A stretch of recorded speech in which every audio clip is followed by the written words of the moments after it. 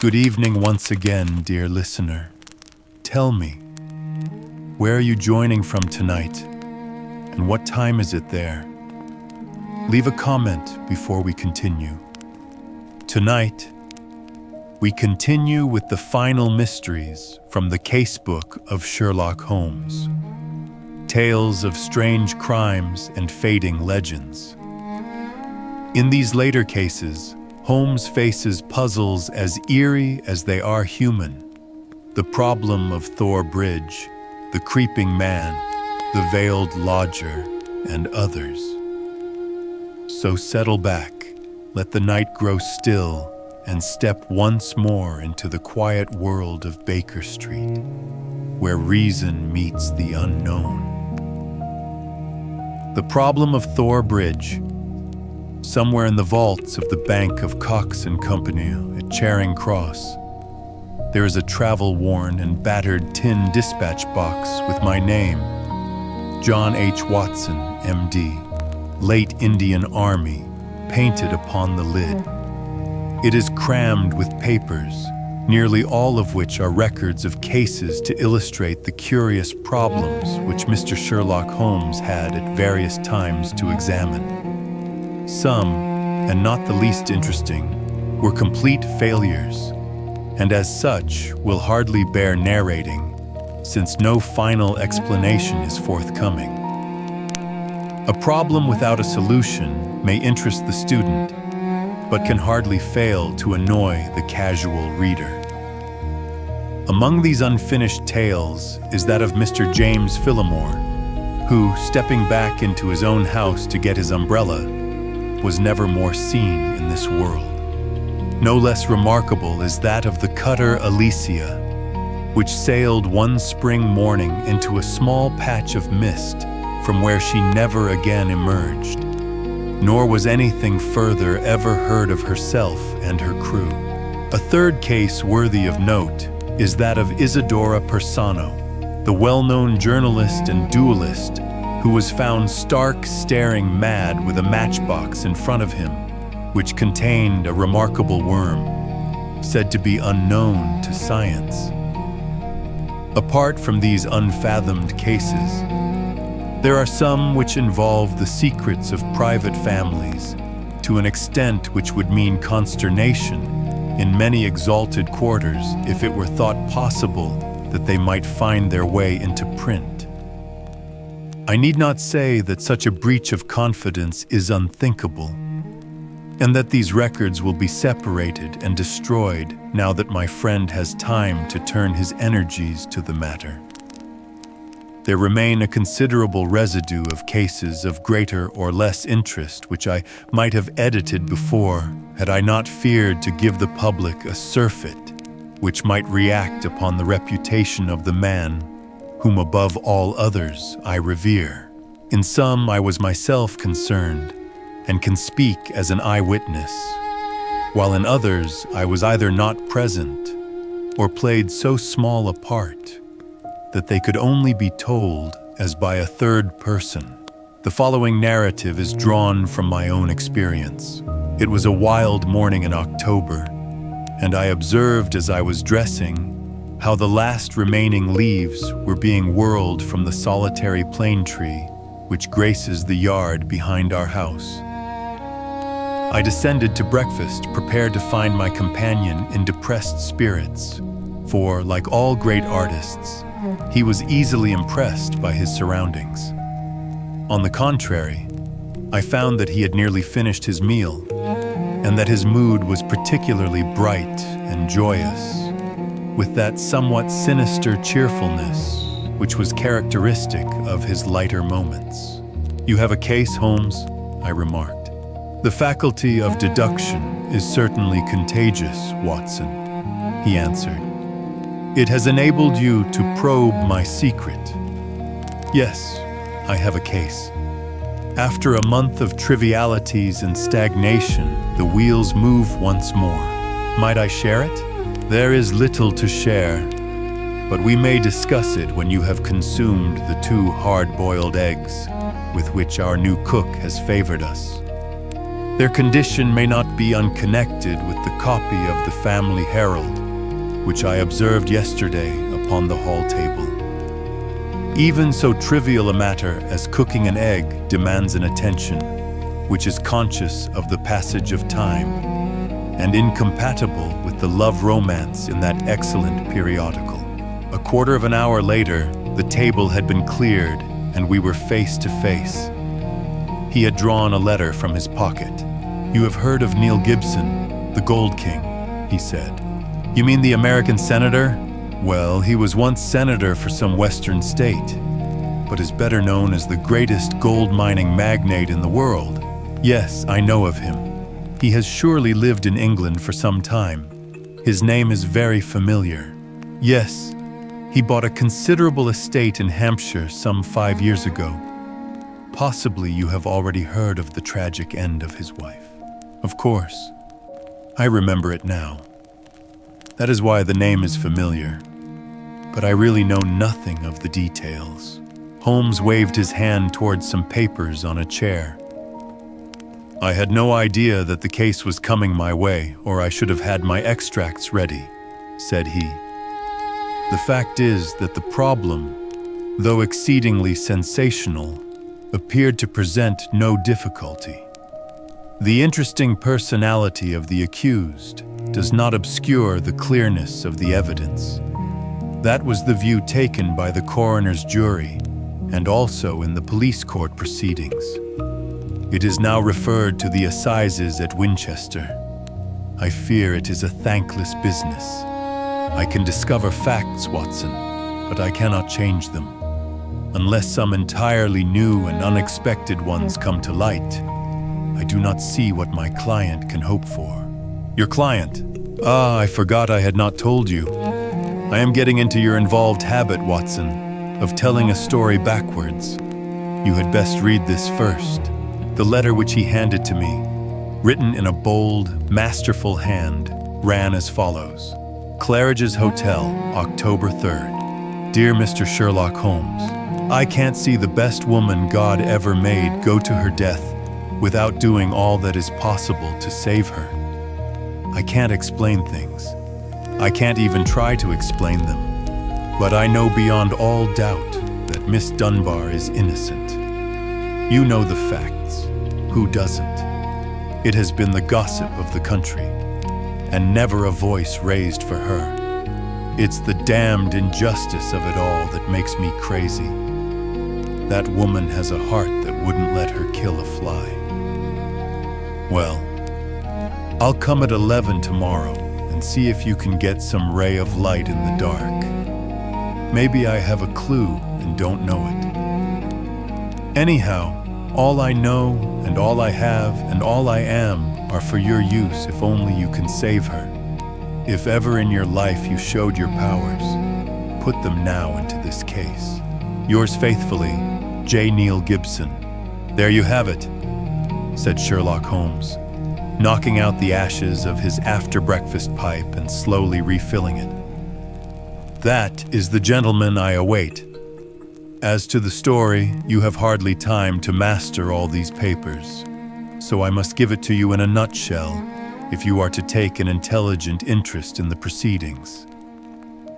This man is the greatest financial power in the world, and a man, as I understand, of most violent and formidable character.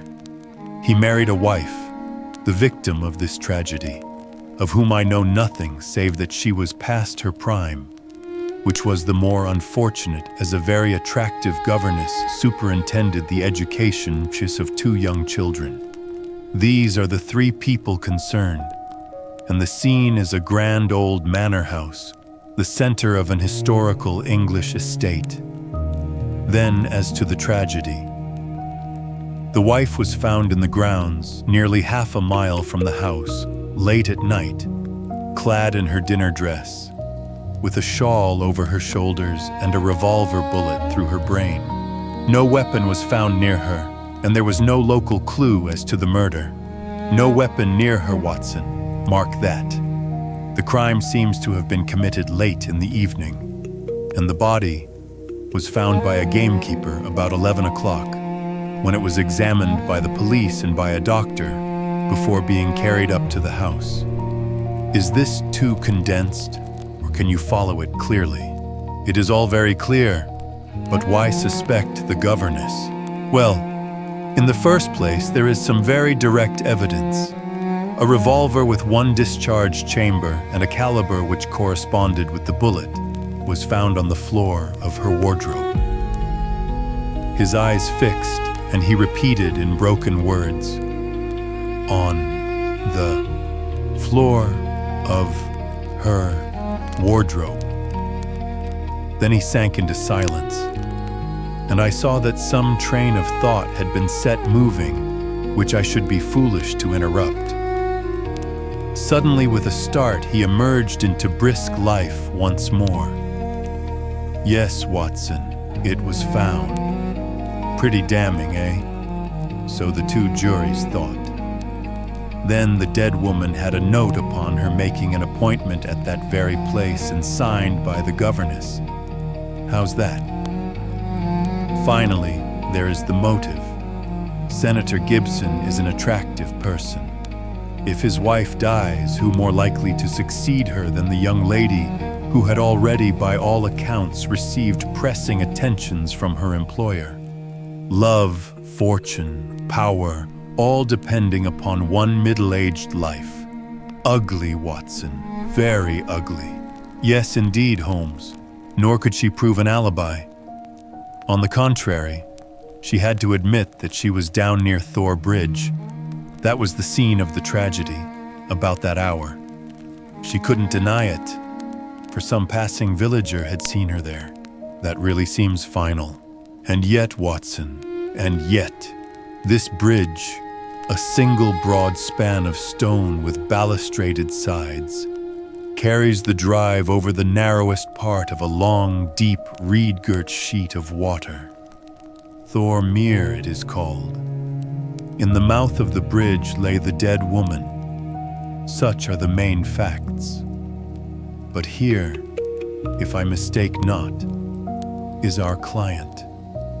Considerably before his time, Billy had opened the door, but the name which he announced was an unexpected one. Mr. Marlowe Bates was a stranger to both of us. He was a thin, nervous wisp of a man with frightened eyes and a twitching, hesitating manner. A man whom my own professional eye would judge to be on the brink of an absolute nervous breakdown. "You seem agitated, Mr. Bates," said Holmes. "Pray sit down. I fear I can only give you a short time, for I have an appointment at 11. "I know you have," our visitor gasped, shooting out short sentences like a man who is out of breath. "Mr. Gibson is coming. Mr. Gibson is my employer. I am manager of his estate. Mr. Holmes, he is a villain, an infernal villain." Strong language, Mr. Bates. I have to be emphatic, Mr. Holmes, for the time is so limited. I would not have him find me here for the world. He is almost due now, but I was so situated that I could not come earlier. His secretary, Mr. Ferguson, only told me this morning of his appointment with you, and you are his manager. I have given him notice. In a couple of weeks I shall have shaken off his accursed slavery. A hard man, Mr. Holmes, hard to all about him. Those public charities are a screen to cover his private iniquities. But his wife was his chief victim. He was brutal to her. Yes, sir, brutal. How she came by her death I do not know, but I am sure that he had made her life a misery to her. She was a creature of the tropics, a Brazilian by birth, as no doubt you know. No, it had escaped me. Tropical by birth and tropical by nature. A child of the sun and of passion.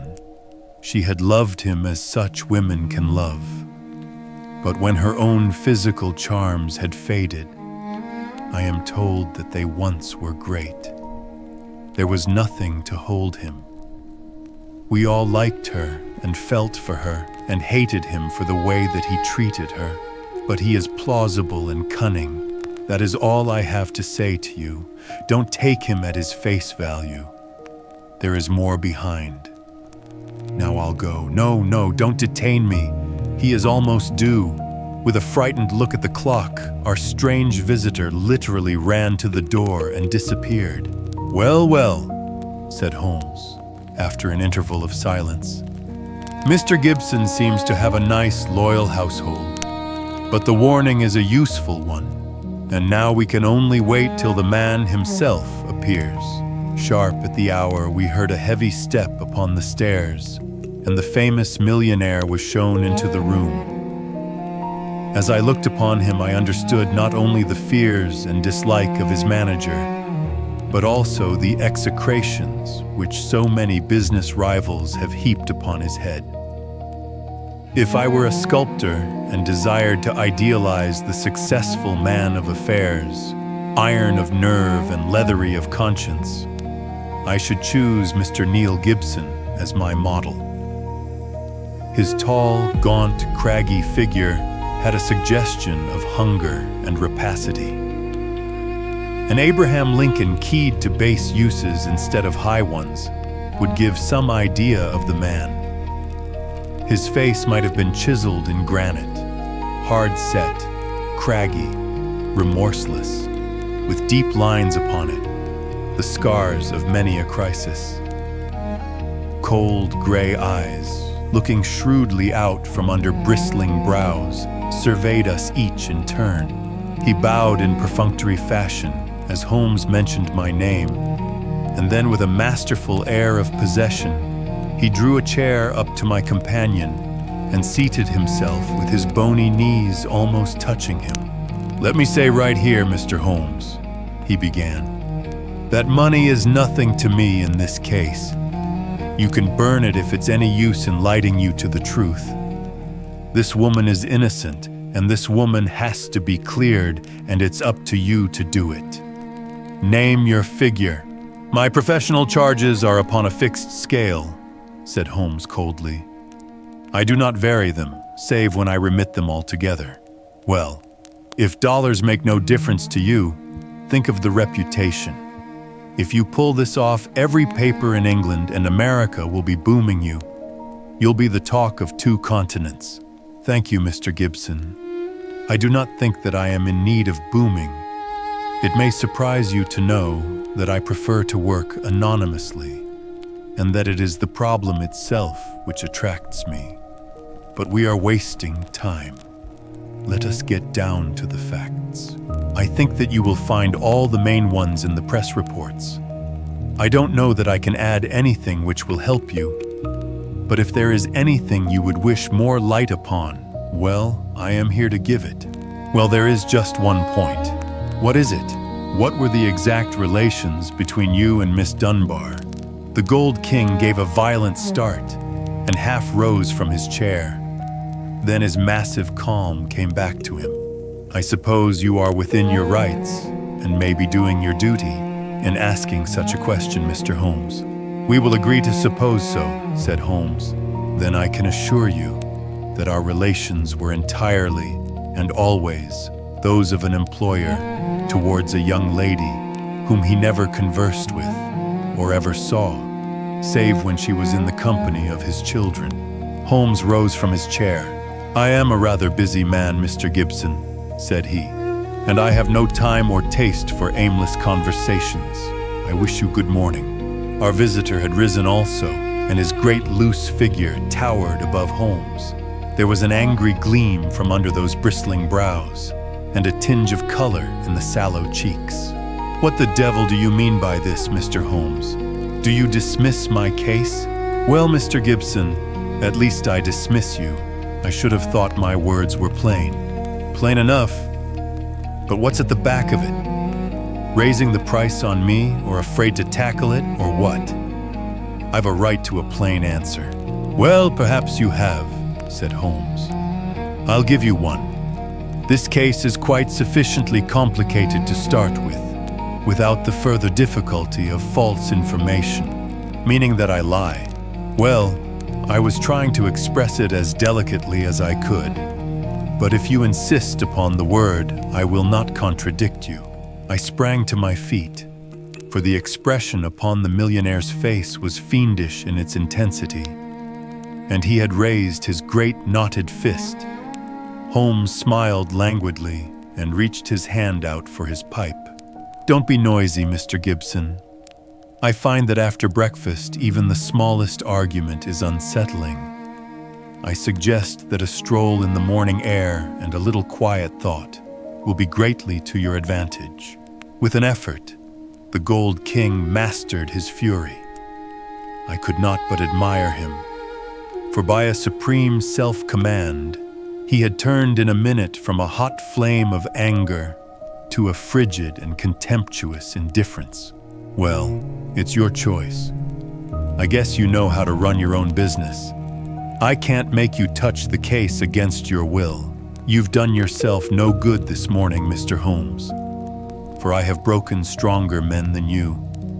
No man ever crossed me and was the better for it. So many have said so, and yet here I am," said Holmes, smiling.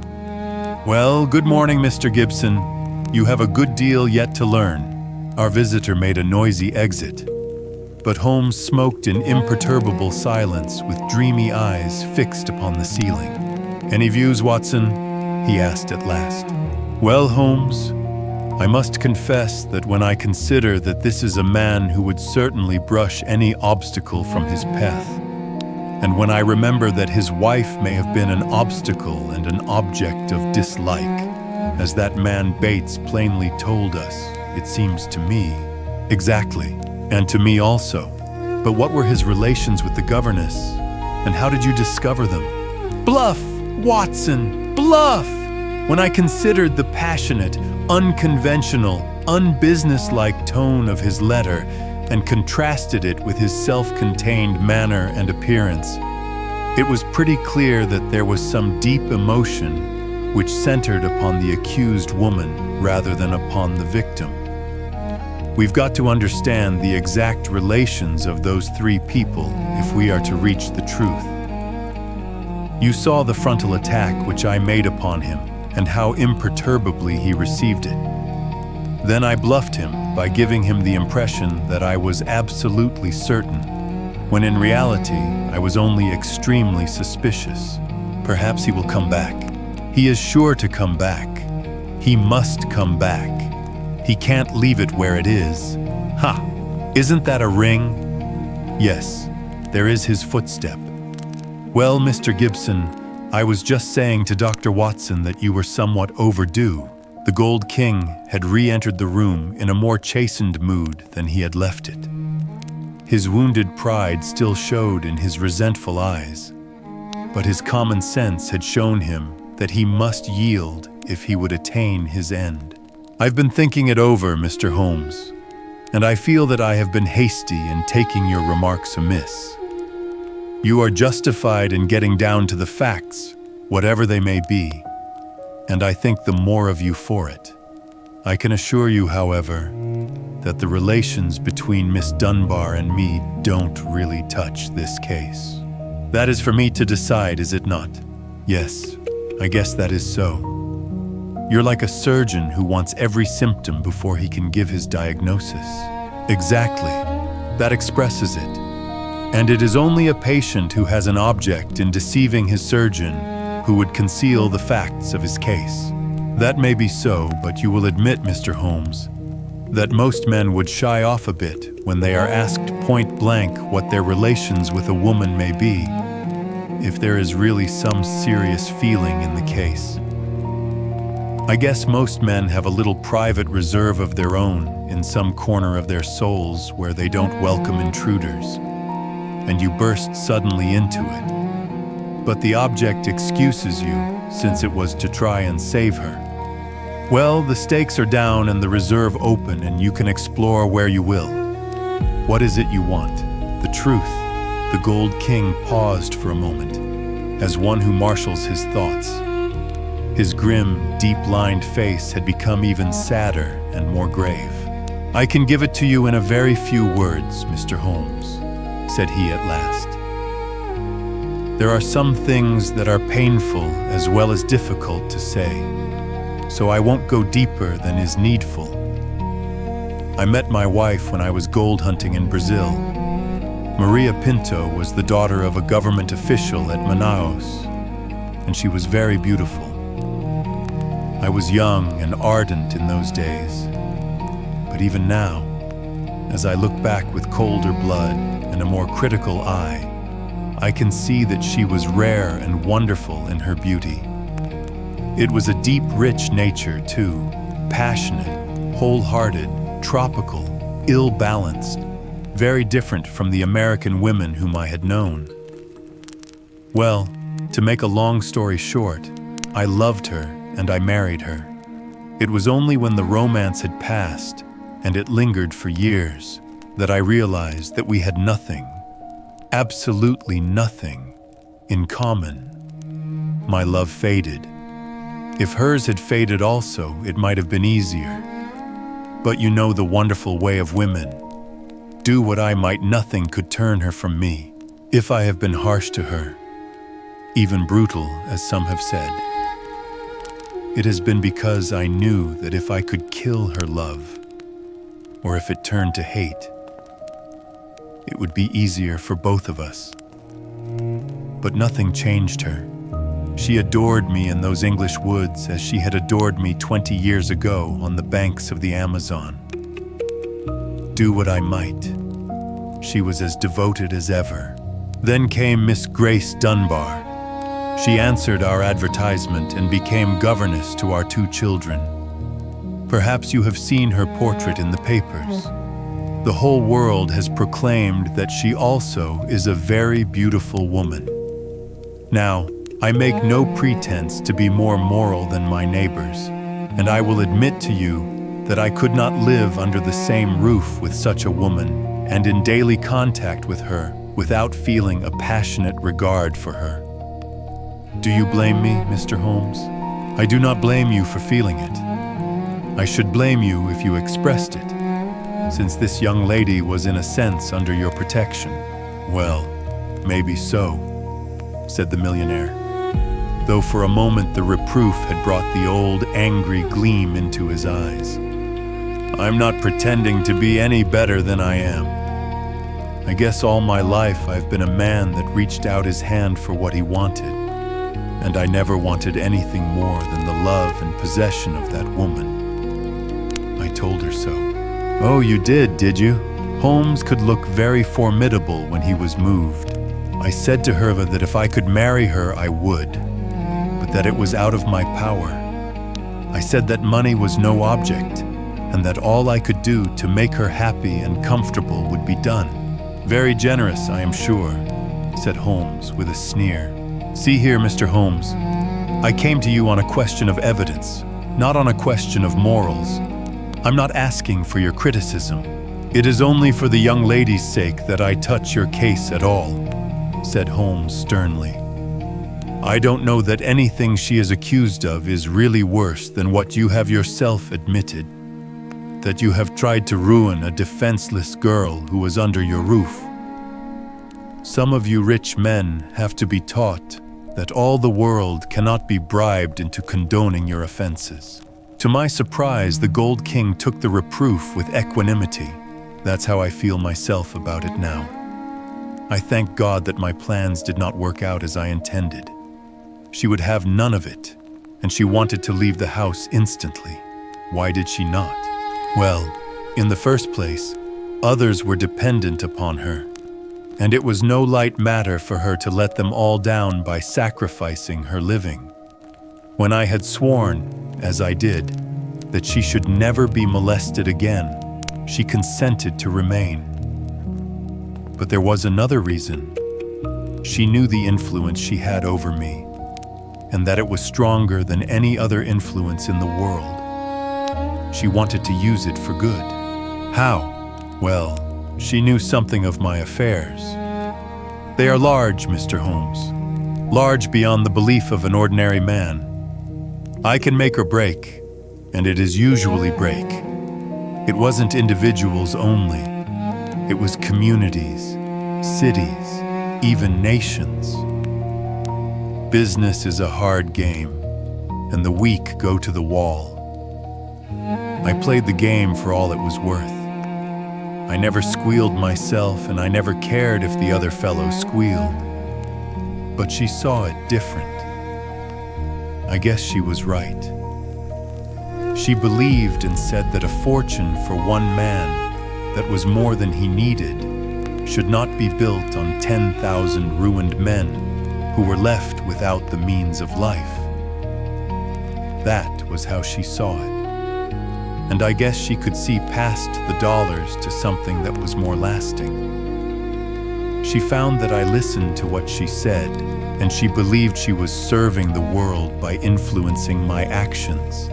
So she stayed, and then this came along. Can you throw any light upon that? The Gold King paused for a minute or more. His head sunk in his hands, lost in deep thought.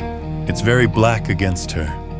I can't deny that. And women lead an inward life and may do things beyond the judgment of a man.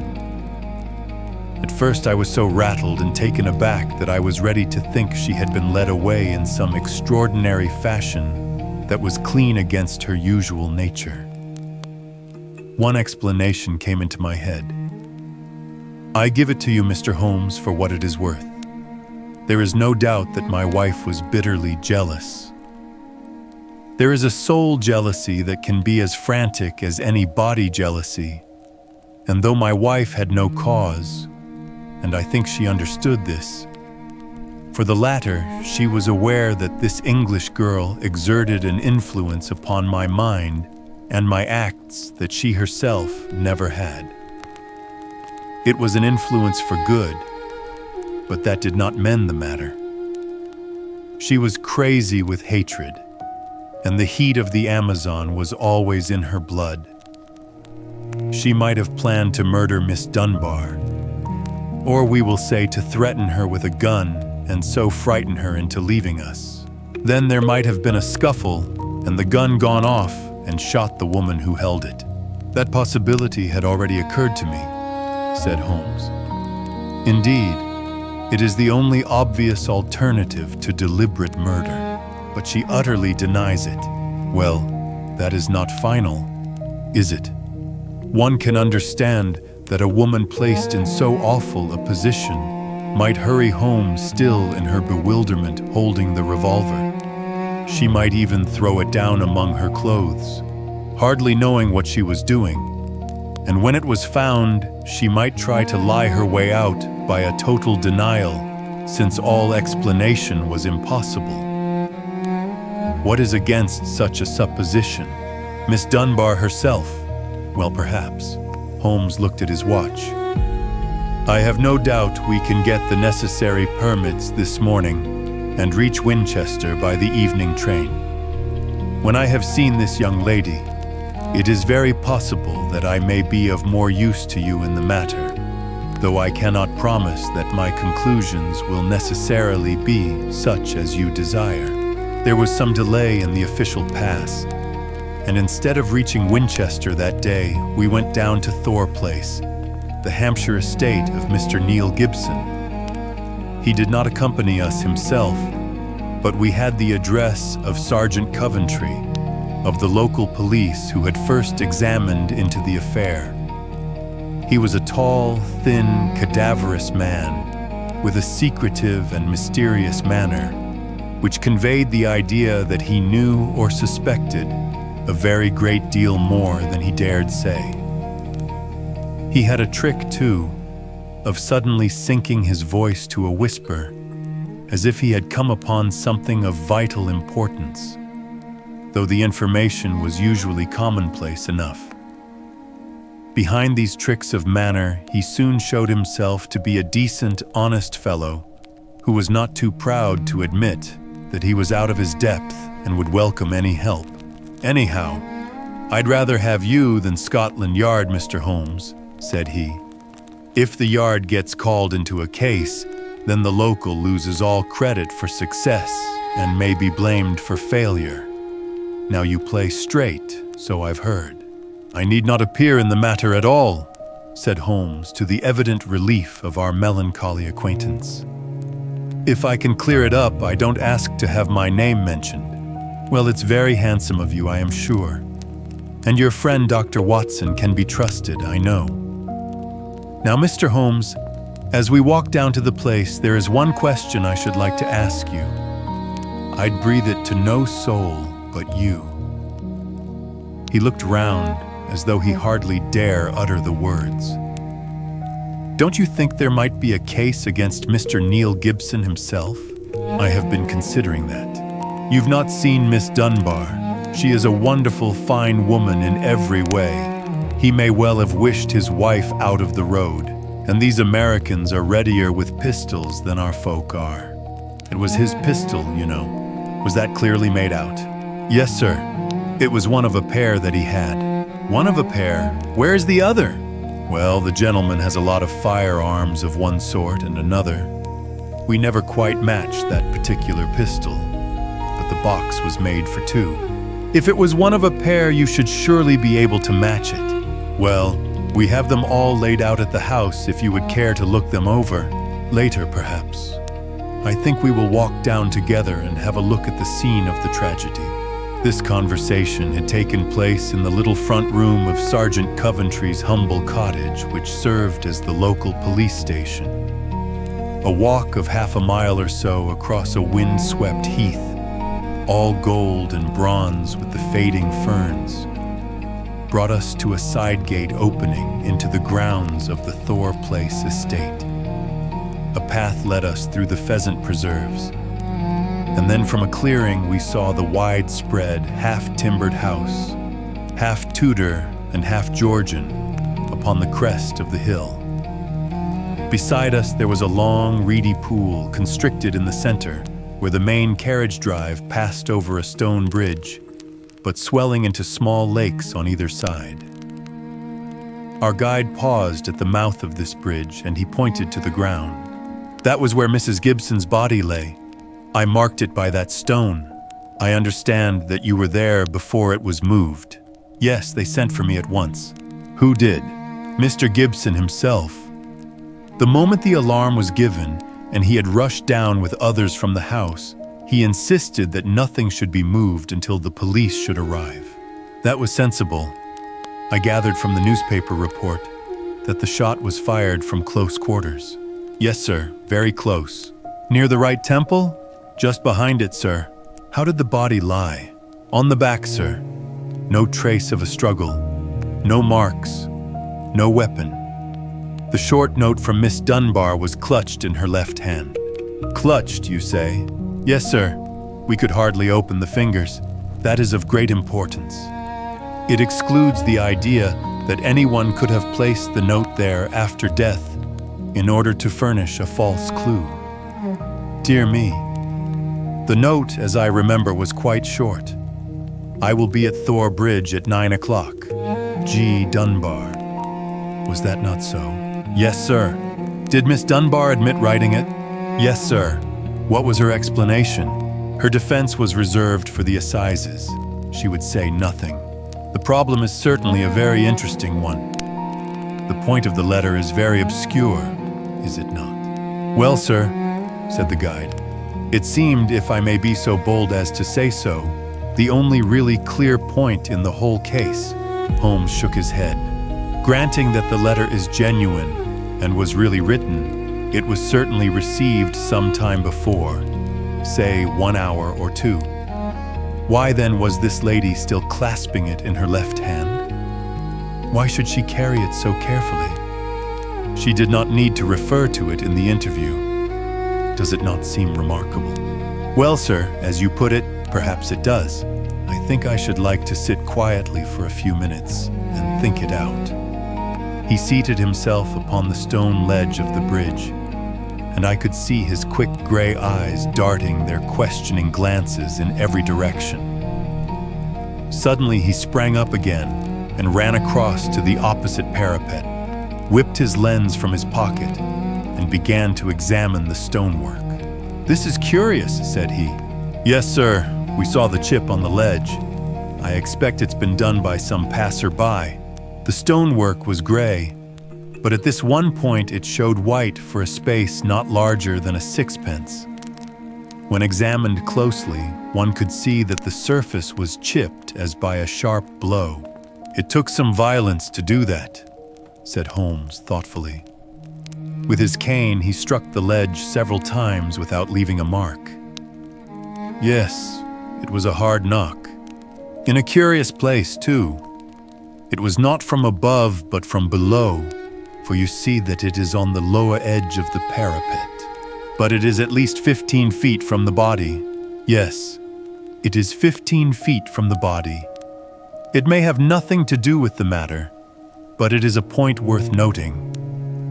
I do not think that we have anything more to learn here. There were no footsteps, you say. The ground was iron hard, sir. There were no traces at all. Then we can go. We will go up to the house first and look over these weapons of which you speak. Then we shall get on to Winchester, for I should desire to see Miss Dunbar before we go farther." Mr. Neil Gibson had not returned from town, but we saw in the house the neurotic Mr. Bates, who had called upon us in the morning. He showed us with a sinister relish the formidable array of firearms of various shapes and sizes, which his employer had accumulated in the course of an adventurous life. "Mr. Gibson has his enemies, as anyone would expect who knew him and his methods," said he. "He sleeps with a loaded revolver in the drawer beside his bed. He is a man of violence, sir, and there are times when all of us are afraid of him. I am sure that the poor lady who has passed was often terrified. Did you ever witness physical violence towards her?" "No, I cannot say that. But I have heard words which were nearly as bad, words of cold, cutting contempt, even before the servants. Our millionaire does not seem to shine in private life," remarked Holmes, as we made our way to the station. "Well, Watson, we have come on a good many facts, some of them new ones, and yet I seem some way from my conclusion. In spite of the very evident dislike which Mr. Bates has to his employer, I gather from him that when the alarm came, he was undoubtedly in his library. Dinner was over at 8:30, and all was normal up to then. It is true that the alarm was somewhat late in the evening, but the tragedy certainly occurred about the hour named in the note. There is no evidence at all that Mr. Gibson had been out of doors since his return from town at 5 o'clock. On the other hand, Miss Dunbar, as I understand it, admits that she had made an appointment to meet Mrs. Gibson at the bridge. Beyond this she would say nothing, as her lawyer had advised her to reserve her defense. We have several very vital questions to ask that young lady, and my mind will not be easy until we have seen her. I must confess that the case would seem to me to be very black against her if it were not for one thing." "And what is that, Holmes?" "The finding of the pistol in her wardrobe." "Dear me, Holmes," I cried. "That seemed to me to be the most damning incident of all." "Not so, Watson. It had struck me even at my first perfunctory reading as very strange, and now that I am in closer touch with the case, it is my only firm ground for hope. We must look for consistency. Where there is a want of it, we must suspect deception." "I hardly follow you." "Well now, Watson, suppose for a moment that we visualize you in the character of a woman who, in a cold, premeditated fashion, is about to get rid of a rival. You have planned it. A note has been written. The victim has come. You have your weapon. The crime is done. It has been workmanlike and complete. Do you tell me that after carrying out so crafty a crime, you would now ruin your reputation as a criminal by forgetting to fling your weapon into those adjacent reed beds which would forever cover it? But you must needs carry it carefully home and put it in your own wardrobe, the very first place that would be searched? Your best friends would hardly call you a schemer, Watson, and yet I could not picture you doing anything so crude as that. In the excitement of the moment, no, Watson, I will not admit that it is possible. Where a crime is coolly premeditated, then the means of covering it are coolly premeditated also. I hope, therefore, that we are in the presence of a serious misconception, but there is so much to explain. Well, we shall set about explaining it. When once your point of view is changed, the very thing which was so damning becomes a clue to the truth. For example, there is this revolver. Miss Dunbar disclaims all knowledge of it. On our new theory, she is speaking truth when she says so. Therefore, it was placed in her wardrobe. Who placed it there? Someone who wished to incriminate her. Was not that person the actual criminal? You see how we come at once upon a most fruitful line of inquiry. We were compelled to spend the night at Winchester, as the formalities had not yet been completed. But next morning, in the company of Mr. Joyce Cummings, the rising barrister who was entrusted with the defense, we were allowed to see the young lady in her cell. I had expected from all that we had heard to see a beautiful woman, but I can never forget the effect which Miss Dunbar produced upon me. It was no wonder that even the masterful millionaire had found in her something more powerful than himself, something which could control and guide him. One felt, too, as one looked at that strong, clear-cut, and yet sensitive face, that even should she be capable of some impetuous deed, nonetheless there was an innate nobility of character which would make her influence always for the good. She was a brunette, tall, with a noble figure and commanding presence, but her dark eyes had in them the appealing, helpless expression of the hunted creature who feels the nets around it, but can see no way out from the toils. Now, as she realized the presence and the help of my famous friend, there came a touch of color in her wan cheeks, and a light of hope began to glimmer in the glance which she turned upon us. "Perhaps Mr. Neil Gibson has told you something of what occurred between us?" she asked, in a low, agitated voice. "Yes," Holmes answered. "You need not pain yourself by entering into that part of the story. After seeing you, I am prepared to accept Mr. Gibson's statement, both as to the influence which you had over him and as to the innocence of your relations with him. But why was the whole situation not brought out in court? It seemed to me incredible that such a charge could be sustained. I thought that if we waited, the whole thing must clear itself up without our being compelled to enter into painful details of the inner life of the family.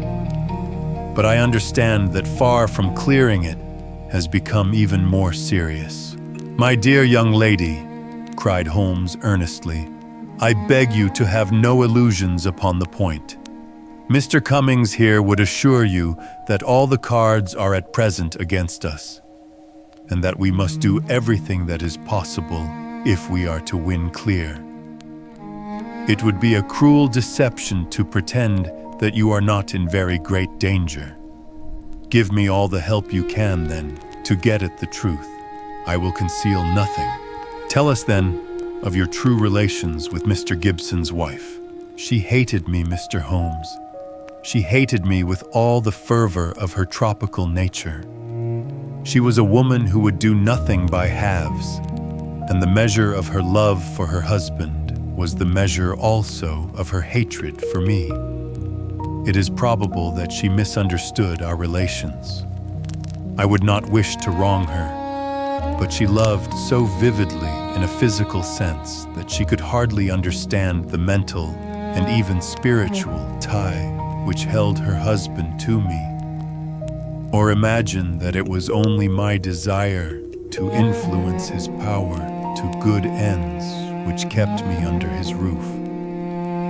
I can see now that I was wrong. Nothing could justify me in remaining where I was a cause of unhappiness, and yet it is certain that the unhappiness would have remained even if I had left the house. "Now, Miss Dunbar," said Holmes, "I beg you to tell us exactly what occurred that evening." "I can tell you the truth so far as I know it, Mr. Holmes. But I am in a position to prove nothing, and there are points, the most vital points, which I can neither explain nor can I imagine any explanation. If you will find the facts, perhaps others may find the explanation.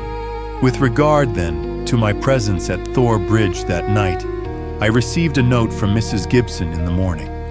It lay on the table of the schoolroom, and it may have been left there by her own hand. It implored me to see her there after dinner, said she had something important to say to me, and asked me to leave an answer on the sundial in the garden, as she desired no one to be in our confidence.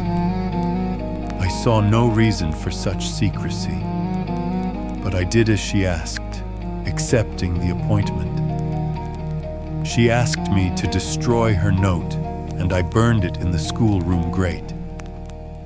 She was very much afraid of her husband, who treated her with a harshness for which I frequently reproached him, and I could only imagine that she acted in this way because she did not wish him to know of our interview.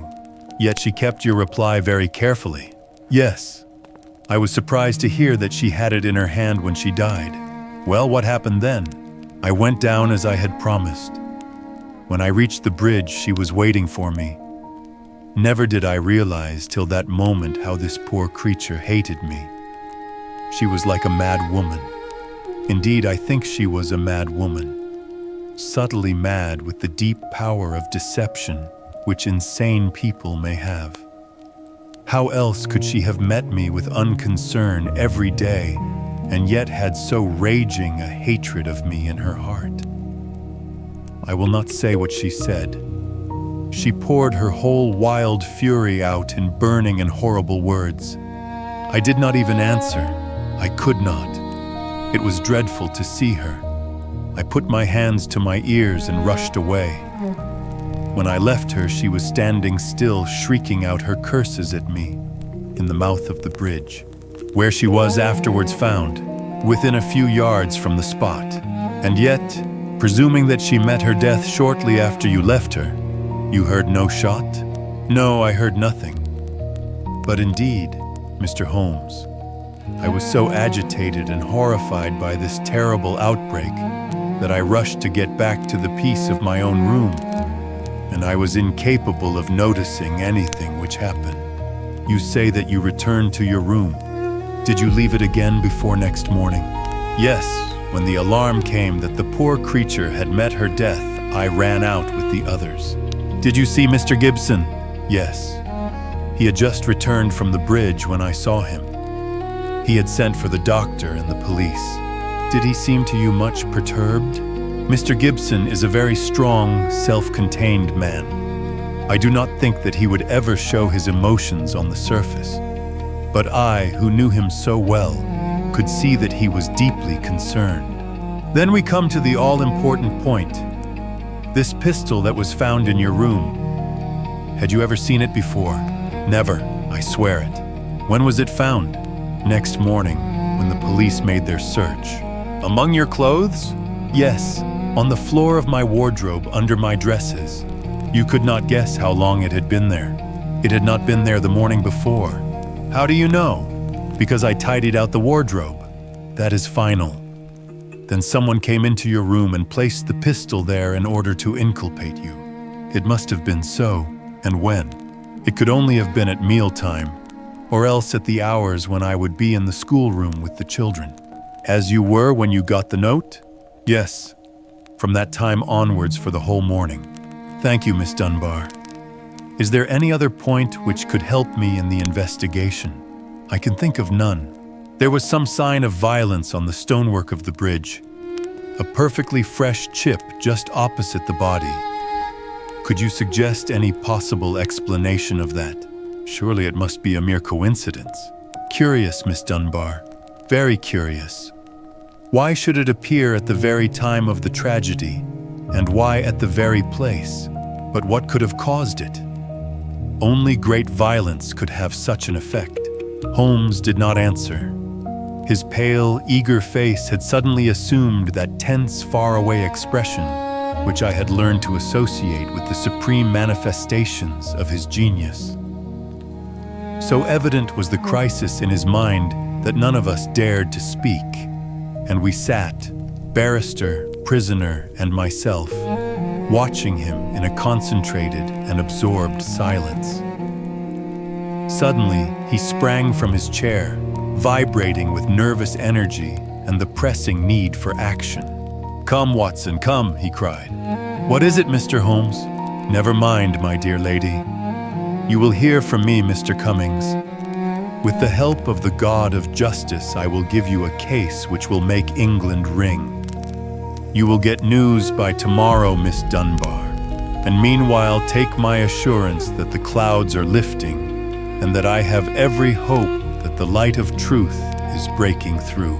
It was not a long journey from Winchester to Thor Place, but it was long to me in my impatience, while for Holmes it was evident that it seemed endless, for in his nervous restlessness, he could not sit still, but paced the carriage or drummed with his long, sensitive fingers upon the cushions beside him.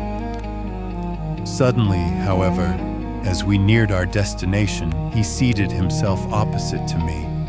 We had a first-class carriage to ourselves, and laying a hand upon each of my knees, he looked into my eyes with the peculiarly mischievous gaze which was characteristic of his more imp-like moods. "Watson," said he, "I have some recollection that you go armed upon these excursions of ours." It was as well for him that I did so, for he took little care for his own safety when his mind was once absorbed by a problem, so that more than once my revolver had been a good friend in need. I reminded him of the fact. Yes, I am a little absent-minded in such matters, but have you your revolver on you?" I produced it from my hip pocket, a short, handy, but very serviceable little weapon. He undid the catch, shook out the cartridges, and examined it with care. "It's heavy, remarkably heavy," said he. "Yes, it is a solid bit of work." He mused over it for a minute. "Do you know, Watson," said he, "I believe your revolver is going to have a very intimate connection with the mystery which we are investigating." "My dear Holmes, you are joking." "No, Watson, I am very serious. There is a test before us. If the test comes off, all will be clear, and the test will depend upon the conduct of this little weapon. One cartridge out. Now we will replace the other 5 and put on the safety catch. So, that increases the weight and makes it a better reproduction." I had no glimmer of what was in his mind, nor did he enlighten me, but sat lost in thought until we pulled up in the little Hampshire station. We secured a ramshackle trap, and in a quarter of an hour were at the house of our confidential friend, the sergeant. "A clue, Mr. Holmes, what is it?" "It all depends upon the behavior of Dr. Watson's revolver," said my friend. "Here it is. Now, officer, can you give me 10 yards of string?" The village shop provided a ball of stout twine. "I think that this is all we will need," said Holmes. "Now, if you please, we will get off on what I hope is the last stage of our journey." The sun was setting and turning the rolling Hampshire moor into a wonderful autumnal panorama. The sergeant, with many critical and incredulous glances, which showed his deep doubts of the sanity of my companion, lurched along beside us. As we approached the scene of the crime, I could see that my friend, under all his habitual coolness, was in truth deeply agitated. "Yes," he said, in answer to my remark. "You have seen me miss my mark before, Watson. I have an instinct for such things, and yet it has sometimes played me false. It seemed a certainty when first it flashed across my mind in the cell at Winchester. But one drawback of an active mind is that one can always conceive alternative explanations which would make our scent a false one. And yet. Well, Watson, we can but try. As he walked, he had firmly tied one end of the string to the handle of the revolver. We had now reached the scene of the tragedy. With great care, he marked out under the guidance of the policeman the exact spot where the body had been stretched. He then hunted among the heather and the ferns until he found a considerable stone. This he secured to the other end of his line of string, and he hung it over the parapet of the bridge so that it swung clear above the water. He then stood on the fatal spot, some distance from the edge of the bridge, with my revolver in his hand, the string being taut between the weapon and the heavy stone on the farther side. "Now for it," he cried. At the words, he raised the pistol to his head, and then let go his grip. In an instant, it had been whisked away by the weight of the stone, had struck with a sharp crack against the parapet, and had vanished over the side into the water. It had hardly gone before Holmes was kneeling beside the stonework, and a joyous cry showed that he had found what he expected. "Was there ever a more exact demonstration?" he cried. "See, Watson, your revolver has solved the problem." As he spoke, he pointed to a second chip of the exact size and shape of the first, which had appeared on the under edge of the stone balustrade. "We'll stay at the inn tonight," he continued, as he rose and faced the astonished sergeant. "You will, of course, get a grappling hook, and you will easily restore my friend's revolver. You will also find beside it the revolver, string, and weight with which this vindictive woman attempted to disguise her own crime and to fasten a charge of murder upon an innocent victim. You can let Mr. Gibson know that I will see him in the morning, when steps can be taken for Miss Dunbar's vindication." Late that evening, as we sat together smoking our pipes in the village inn, Holmes gave me a brief review of what had passed. "I fear, Watson," said he, "that you will not improve any reputation which I may have acquired by adding the case of the Thor Bridge mystery to your annals. I have been sluggish in mind and wanting in that mixture of imagination and reality which is the basis of my art. I confess that the chip in the stonework was a sufficient clue to suggest the true solution, and that I blame myself for not having attained it sooner. It must be admitted that the workings of this unhappy woman's mind were deep and subtle, so that it was no very simple matter to unravel her plot. I do not think that in our adventures we have ever come across a stranger example of what perverted love can bring about.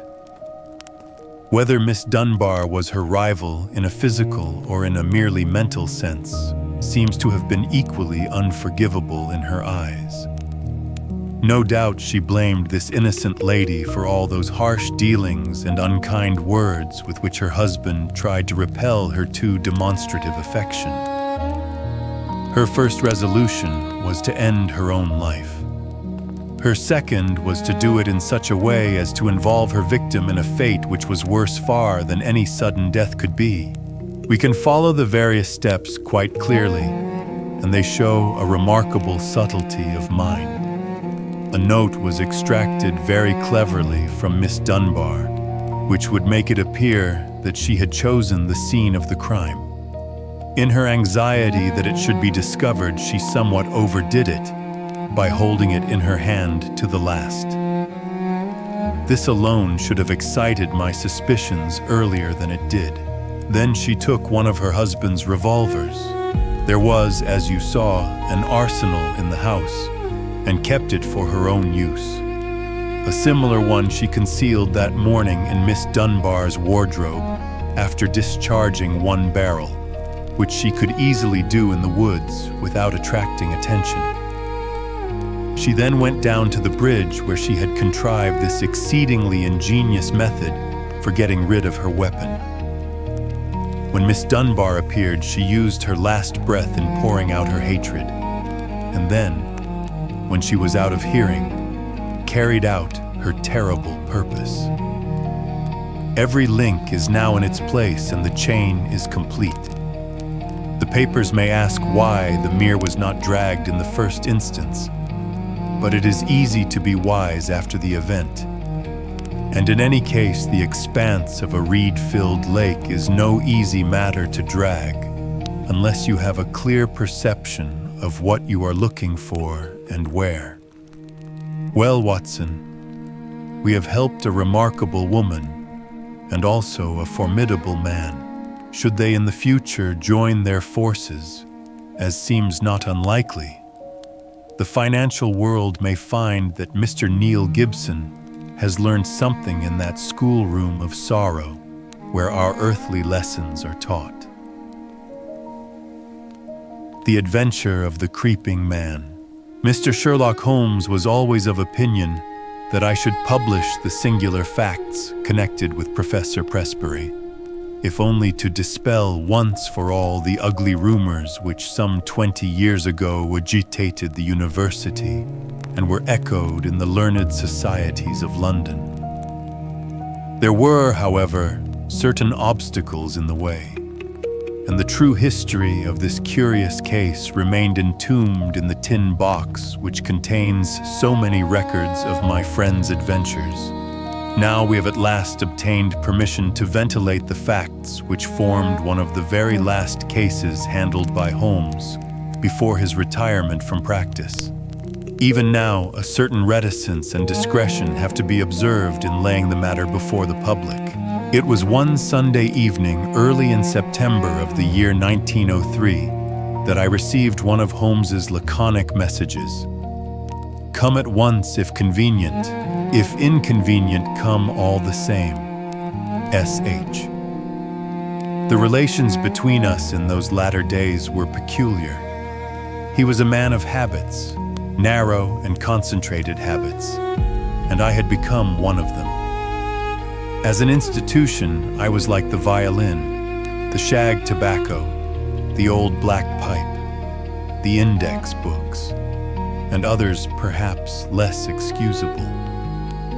When it was a case of active work, and a comrade was needed upon whose nerve he could place some reliance, my role was obvious. But apart from this, I had uses. I was a whetstone for his mind. I stimulated him. He liked to think aloud in my presence. His remarks could hardly be said to be made to me. Many of them would have been as appropriately addressed to his bedstead. But nonetheless, having formed the habit, it had become in some way helpful that I should register and interject. If I irritated him by a certain methodical slowness in my mentality, that irritation served only to make his own flame-like intuitions and impressions flash up the more vividly and swiftly. Such was my humble role in our alliance.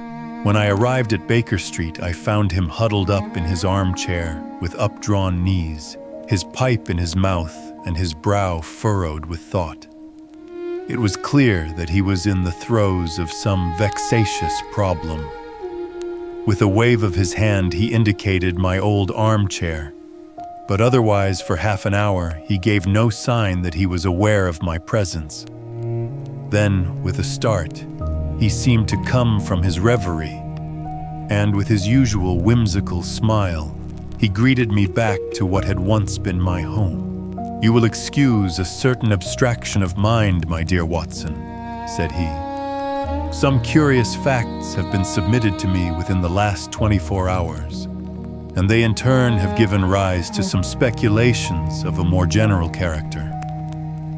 I have serious thoughts of writing a small monograph upon the uses of dogs in the work of the detective." "But surely, Holmes, this has been explored," said I. "Bloodhounds, sleuth hounds—" No, Watson. That side of the matter is, of course, obvious. But there is another which is far more subtle. You may recollect that in the case which you, in your sensational way, coupled with the copper beeches, I was able, by watching the mind of the child, to form a deduction as to the criminal habits of the very smug and respectable father. Yes, I remember it well. My line of thoughts about dogs is analogous. A dog reflects the family life. Whoever saw a frisky dog in a gloomy family, or a sad dog in a happy one? Snarling people have snarling dogs. Dangerous people have dangerous ones.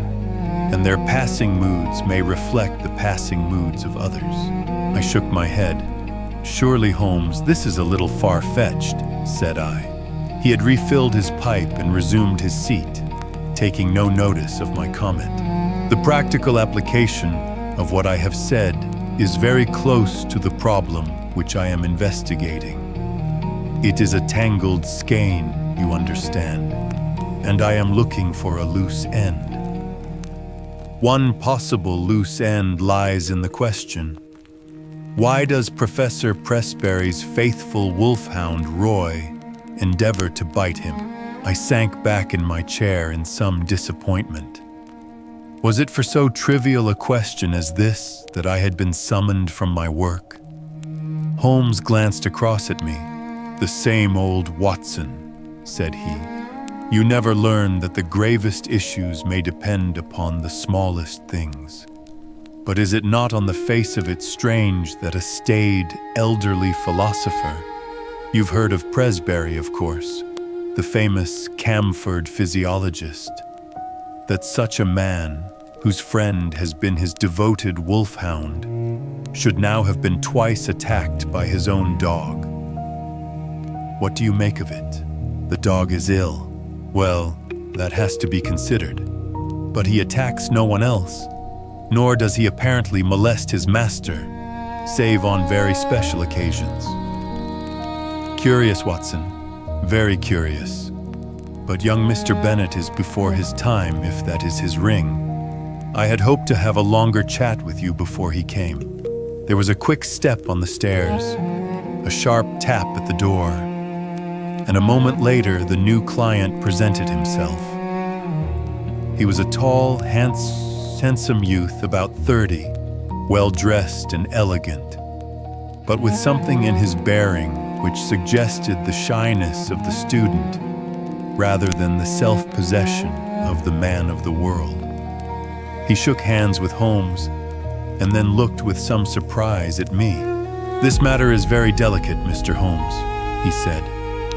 "Consider the relation in which I stand to Professor Pressberry, both privately and publicly. I really can hardly justify myself if I speak before any third person. Have no fear, Mr. Bennet. Dr. Watson is the very soul of discretion, and I can assure you that this is a matter in which I am very likely to need an assistant. As you like, Mr. Holmes. You will, I am sure, understand my having some reserves in the matter. You will appreciate it, Watson, when I tell you that this gentleman, Mr. Trevor Bennet, is professional assistant to the great scientist, lives under his roof, and is engaged to his only daughter. Certainly we must agree that the professor has every claim upon his loyalty and devotion, but it may best be shown by taking the necessary steps to clear up this strange mystery. I hope so, Mr. Holmes. That is my one object. Does Dr. Watson know the situation? I have not had time to explain it. Then perhaps I had better go over the ground again before explaining some fresh developments. I will do so myself, said Holmes, in order to show that I have the events in their due order. The Professor, Watson, is a man of European reputation. His life has been academic. There has never been a breath of scandal. He is a widower with one daughter, Edith. He is, I gather, a man of very virile and positive, one might almost say combative, character. So the matter stood until a very few months ago. Then the current of his life was broken. He is 61 years of age, but he became engaged to the daughter of Professor Morphy, his colleague in the chair of comparative anatomy. It was not, as I understand, the reasoned courting of an elderly man, but rather the passionate frenzy of youth, for no one could have shown himself a more devoted lover. The lady, Alice Morphy, was a very perfect girl, both in mind and body, so that there was every excuse for the professor's infatuation. Nonetheless, it did not meet with full approval in his own family. "We thought it rather excessive," said our visitor. "Exactly. Excessive and a little violent and unnatural." Professor Presbury was rich, however, and there was no objection upon the part of the father. The daughter, however, had other views, and there were already several candidates for her hand, who, if they were less eligible from a worldly point of view, were at least more of an age. The girl seemed to like the professor in spite of his eccentricities. It was only age which stood in the way. About this time, a little mystery suddenly clouded the normal routine of the professor's life. He did what he had never done before. He left home and gave no indication where he was going. He was away a fortnight and returned looking rather travel-worn. He made no allusion to where he had been, although he was usually the frankest of men. It chanced, however, that our client here, Mr. Bennet, received a letter from a fellow student in Prague, who said that he was glad to have seen Professor Presbury there, although he had not been able to talk to him. Only in this way did his own household learn where he had been. Now comes the point. From that time onwards, a curious change came over the professor. He became furtive and sly. Those around him had always the feeling that he was not the man that they had known, but that he was under some shadow which had darkened his higher qualities. His intellect was not affected. His lectures were as brilliant as ever. But always there was something new, something sinister and unexpected. His daughter, who was devoted to him, tried again and again to resume the old relations and to penetrate this mask which her father seemed to have put on. You, sir, as I understand, did the same, but all was in vain. And now, Mr. Bennet, tell in your own words the incident of the letters. You must understand, Dr. Watson, that the professor had no secrets from me. If I were his son or his younger brother, I could not have more completely enjoyed his confidence. As his secretary, I handled every paper which came to him, and I opened and subdivided his letters. Shortly after his return, all this was changed. He told me that certain letters might come to him from London, which would be marked by a cross under the stamp. These were to be set aside for his own eyes only. I may say that several of these did pass through my hands, that they had the EC mark, and were in an illiterate handwriting. If he answered them at all, the answers did not pass through my hands, nor into the letter basket in which our correspondence was collected. "And the box," said Holmes. "Ah, yes, the box." The professor brought back a little wooden box from his travels. It was the one thing which suggested a continental tour, for it was one of those quaint carved things which one associates with Germany. This he placed in his instrument cupboard. One day, in looking for a cannula, I took up the box. To my surprise, he was very angry and reproved me in words which were quite savage for my curiosity.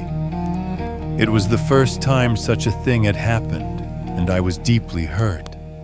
I endeavored to explain that it was a mere accident that I had touched the box, but all the evening I was conscious that he looked at me harshly and that the incident was rankling in his mind. Mr. Bennet drew a little diary book from his pocket. "That was on July 2nd, said he. "You are certainly an admirable witness," said Holmes. "I may need some of these dates which you have noted." I learned method among other things from my great teacher. From the time that I observed abnormality in his behavior, I felt that it was my duty to study his case. Thus, I have it here that it was on that very day, July 2nd, that Roy attacked the professor as he came from his study into the hall. Again, on July 11th, there was a scene of the same sort, and then I have a note of yet another upon July 20th. After that, we had to banish Roy to the stables. He was a dear, affectionate animal, but I fear I weary you. Mr. Bennet spoke in a tone of reproach, for it was very clear that Holmes was not listening. His face was rigid and his eyes gazed abstractedly at the ceiling. With an effort, he recovered himself. Singular. Most singular, he murmured. These details were new to me, Mr. Bennet. I think we have now fairly gone over the old ground, have we not? But you spoke of some fresh developments. The pleasant, open face of our visitor clouded over, shadowed by some grim remembrance. What I speak of occurred the night before last, said he. I was lying awake about 2 a.m. when I was aware of a dull, muffled sound coming from the passage. I opened my door and peeped out. I should explain that the professor sleeps at the end of the passage. The date being, asked Holmes. Our visitor was clearly annoyed at so irrelevant an interruption. I have said, sir, that it was the night before last. That is, September 4th. Holmes nodded and smiled. Pray continue, said he. He sleeps at the end of the passage and would have to pass my door in order to reach the staircase. It was a really terrifying experience, Mr. Holmes. I think that I am as strong-nerved as my neighbors, but I was shaken by what I saw. The passage was dark, save that one window halfway along it threw a patch of light. I could see that something was coming along the passage, something dark and crouching. Then suddenly it emerged into the light, and I saw that it was he. He was crawling, Mr. Holmes, crawling. He was not quite on his hands and knees. I should rather say on his hands and feet, with his face sunk between his hands. Yet he seemed to move with ease. I was so paralyzed by the sight that it was not until he had reached my door that I was able to step forward and ask if I could assist him. His answer was extraordinary. He sprang up, spat out some atrocious word at me, and hurried on past me and down the staircase. I waited about for an hour, but he did not come back. It must have been daylight before he regained his room. Well, Watson, what make you of that? Asked Holmes, with the air of the pathologist who presents a rare specimen. Lumbago, possibly. I have known a severe attack make a man walk in just such a way, and nothing would be more trying to the temper. Good, Watson. You always keep us flat-footed on the ground. But we can hardly accept lumbago, since he was able to stand erect in a moment. He was never better in health, said Bennet. In fact, he is stronger than I have known him for years. But there are the facts, Mr. Holmes. It is not a case in which we can consult the police, and yet we are utterly at our wits' end as to what to do, and we feel in some strange way that we are drifting towards disaster. Edith, Miss Pressbury, feels as I do, that we cannot wait passively any longer.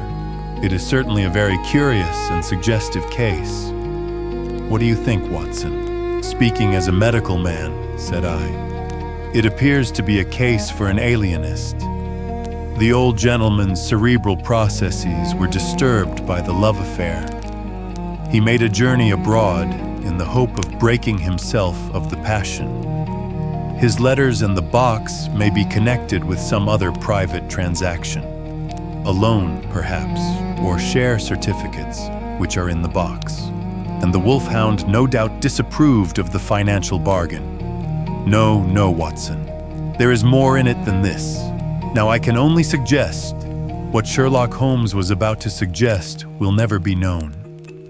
For at this moment, the door opened and a young lady was shown into the room. As she appeared, Mr. Bennet sprang up with a cry and ran forward with his hands out to meet those which she had herself outstretched. "Edith, dear, nothing the matter, I hope. I felt I must follow you. Oh, Jack, I have been so dreadfully frightened. It is awful to be there alone. Mr. Holmes, this is the young lady I spoke of. This is my fiancée." We were gradually coming to that conclusion, were we not, Watson? Holmes answered, with a smile. "I take it, Miss Pressbury, that there is some fresh development in the case and that you thought we should know." Our new visitor, a bright, handsome girl of a conventional English type, smiled back at Holmes as she seated herself beside Mr. Bennet. When I found Mr. Bennet had left his hotel, I thought I should probably find him here. Of course, he had told me that he would consult you. But oh, Mr. Holmes, can you do nothing for my poor father? I have hopes, Miss Pressbury, but the case is still obscure. Perhaps what you have to say may throw some fresh light upon it. It was last night, Mr. Holmes. He had been very strange all day. I am sure that there are times when he has no recollection of what he does. He lives as in a strange dream. Yesterday was such a day. It was not my father with whom I lived. His outward shell was there, but it was not really he. Tell me what happened. I was awakened in the night by the dog barking most furiously. Poor Roy. He is chained now near the stable. I may say that I always sleep with my door locked, for as Mr. Bennet will tell you, we all have a feeling of impending danger. My room is on the second floor. It happened that the blind was up in my window, and there was bright moonlight outside.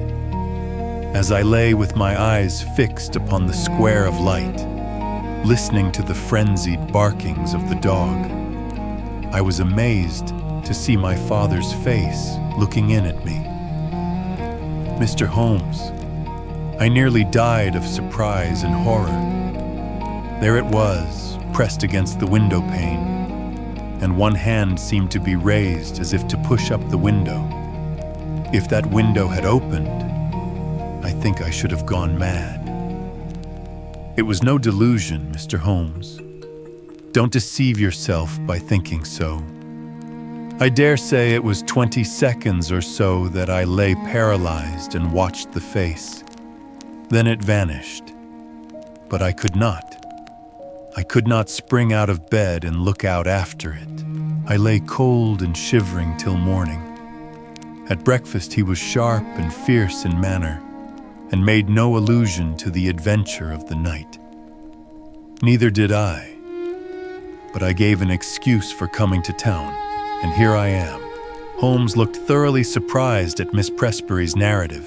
"My dear young lady, you say that your room is on the second floor. Is there a long ladder in the garden?" "No, Mr. Holmes. That is the amazing part of it.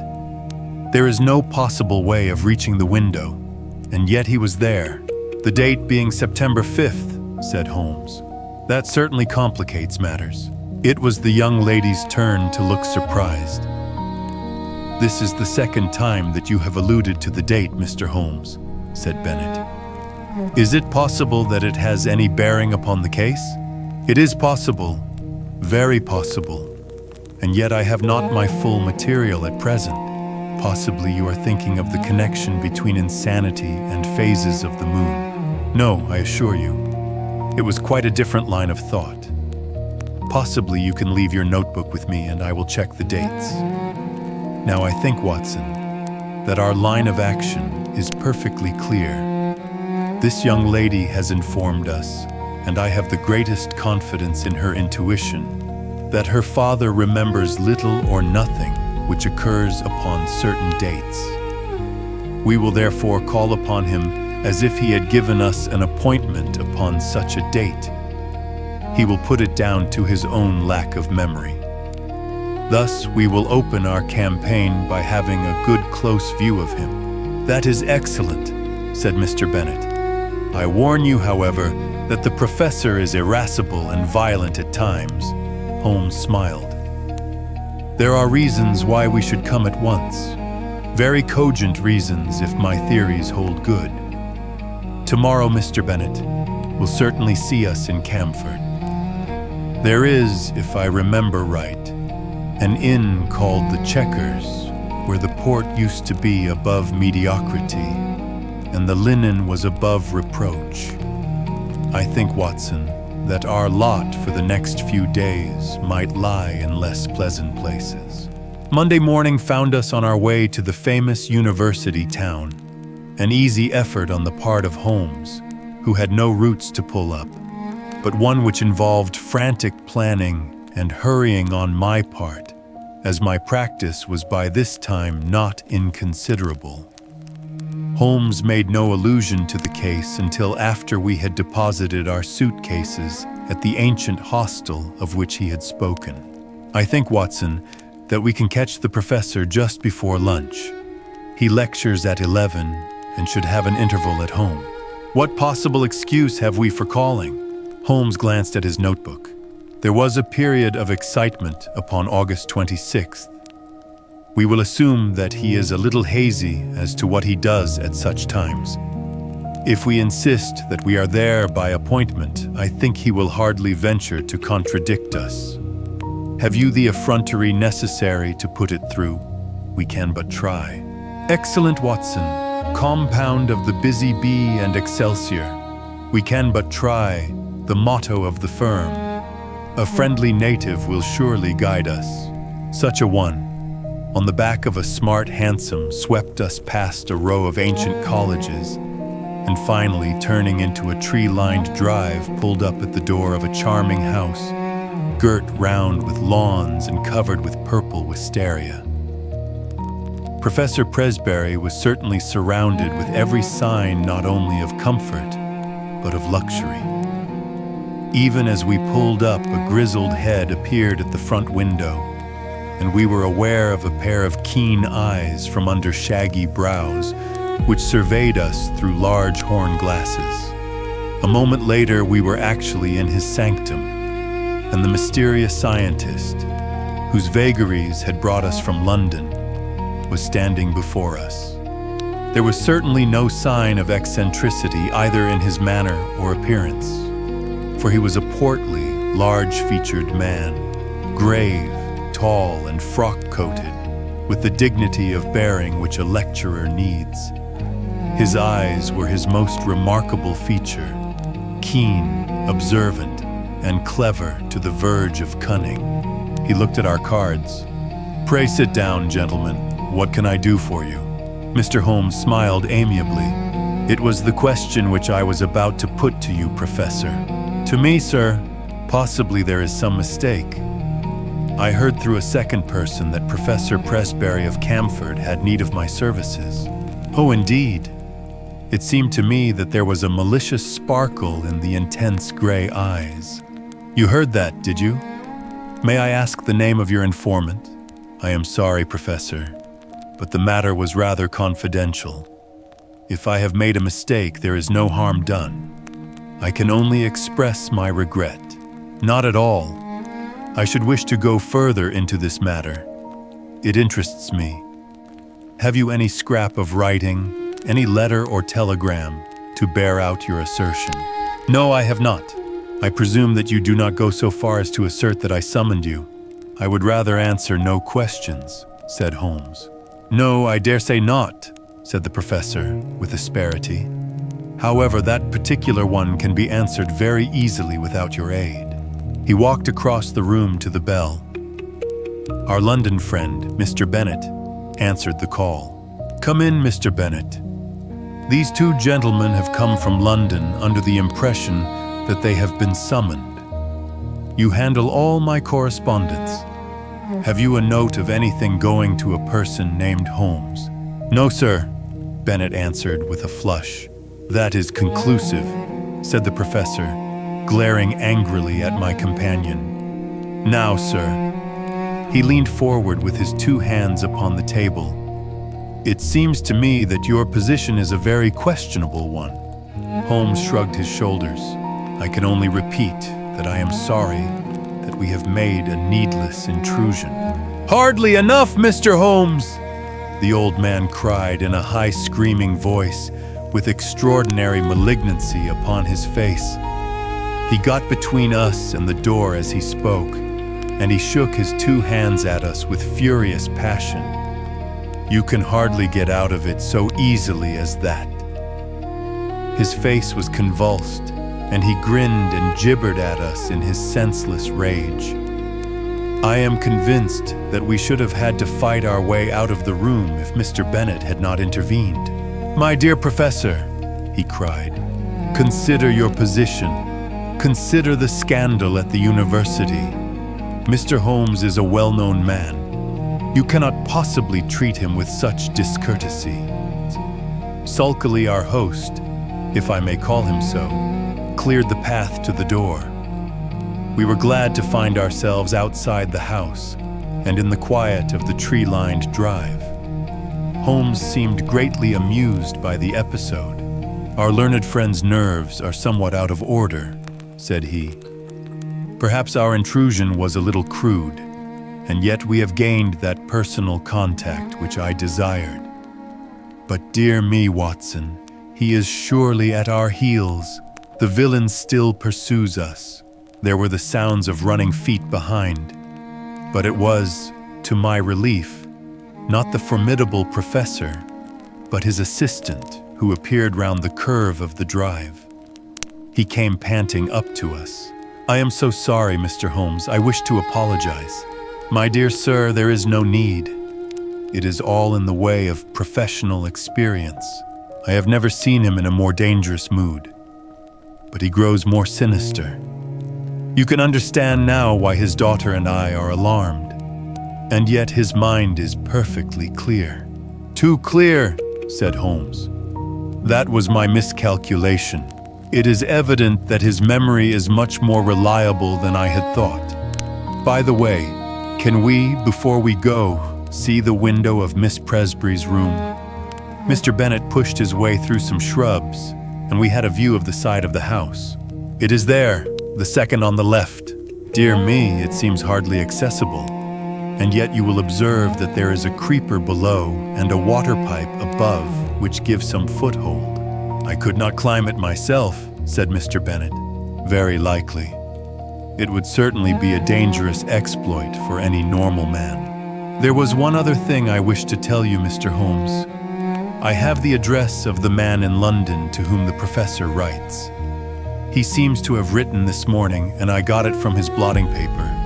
It is an ignoble position for a trusted secretary, but what else can I do?" Holmes glanced at the paper and put it into his pocket. "Dorak, a curious name. Slavonic, I imagine. Well, it is an important link in the chain. We return to London this afternoon, Mr. Bennet. I see no good purpose to be served by our remaining. We cannot arrest the professor because he has done no crime, nor can we place him under constraint, for he cannot be proved to be mad. No action is as yet possible." "Then what on earth are we to do?" "A little patience, Mr. Bennet. Things will soon develop. Unless I am mistaken, next Tuesday may mark a crisis. Certainly we shall be in Camford on that day. Meanwhile, the general position is undeniably unpleasant, and if Miss Presbury can prolong her visit, that is easy. Then let her stay till we can assure her that all danger is past. Meanwhile, let him have his way and do not cross him. So long as he is in a good humor, all is well." "There he is," said Bennet, in a startled whisper. Looking between the branches, we saw the tall, erect figure emerge from the hall door and look around him. He stood leaning forward, his hands swinging straight before him, his head turning from side to side. The secretary, with a last wave, slipped off among the trees, and we saw him presently rejoin his employer, the two entering the house together in what seemed to be animated and even excited conversation. "I expect the old gentleman has been putting two and two together," said Holmes, as we walked hotelwards. "He struck me as having a particularly clear and logical brain from the little I saw of him. Explosive, no doubt. But then from his point of view, he has something to explode about if detectives are put on his track, and he suspects his own household of doing it. I rather fancy that friend Bennett is in for an uncomfortable time." Holmes stopped at a post office and sent off a telegram on our way. The answer reached us in the evening, and he tossed it across to me. "Have visited the Commercial Road and seen Dorak. Suave person, bohemian, elderly, keeps large general store, Mercer." "Mercer is since your time," said Holmes. "He is my general utility man who looks up routine business. It was important to know something of the man with whom our professor was so secretly corresponding. His nationality connects up with the Prague visit." "Thank goodness that something connects with something," said I. "At present, we seem to be faced by a long series of inexplicable incidents with no bearing upon each other. For example, what possible connection can there be between an angry wolfhound and a visit to Bohemia, or either of them with a man crawling down a passage at night? As to your dates, that is the biggest mystification of all." Holmes smiled and rubbed his hands. "We were, I may say, seated in the old sitting room of the ancient hotel, with a bottle of the famous vintage of which Holmes had spoken on the table between us. "Well now, let us take the dates first," said he, his fingertips together and his manner as if he were addressing a class. "This excellent young man's diary shows that there was trouble upon July 2nd, and from then onwards it seems to have been at 9-day intervals, with, so far as I remember, only one exception. Thus, the last outbreak upon Friday was on September 3rd, which also falls into the series, as did August 26th, which preceded it. The thing is beyond coincidence. I was forced to agree. Let us then form the provisional theory that every 9 days the professor takes some strong drug which has a passing but highly poisonous effect. His naturally violent nature is intensified by it. He learned to take this drug while he was in Prague, and is now supplied with it by a Bohemian intermediary in London. This all hangs together, Watson. But the dog, the face at the window, the creeping man in the passage. Well, we have made a beginning. I should not expect any fresh developments until next Tuesday. In the meantime, we can only keep in touch with friend Bennett and enjoy the amenities of this charming town. In the morning, Mr. Bennett slipped round to bring us the latest report. As Holmes had imagined, times had not been easy with him. Without exactly accusing him of being responsible for our presence, the professor had been very rough and rude in his speech, and evidently felt some strong grievance. This morning he was quite himself again, however, and had delivered his usual brilliant lecture to a crowded class. "Apart from his queer fits," said Bennett, "he has actually more energy and vitality than I can ever remember, nor was his brain ever clearer. But it's not he, it's never the man whom we have known." "I don't think you have anything to fear now for a week at least," Holmes answered.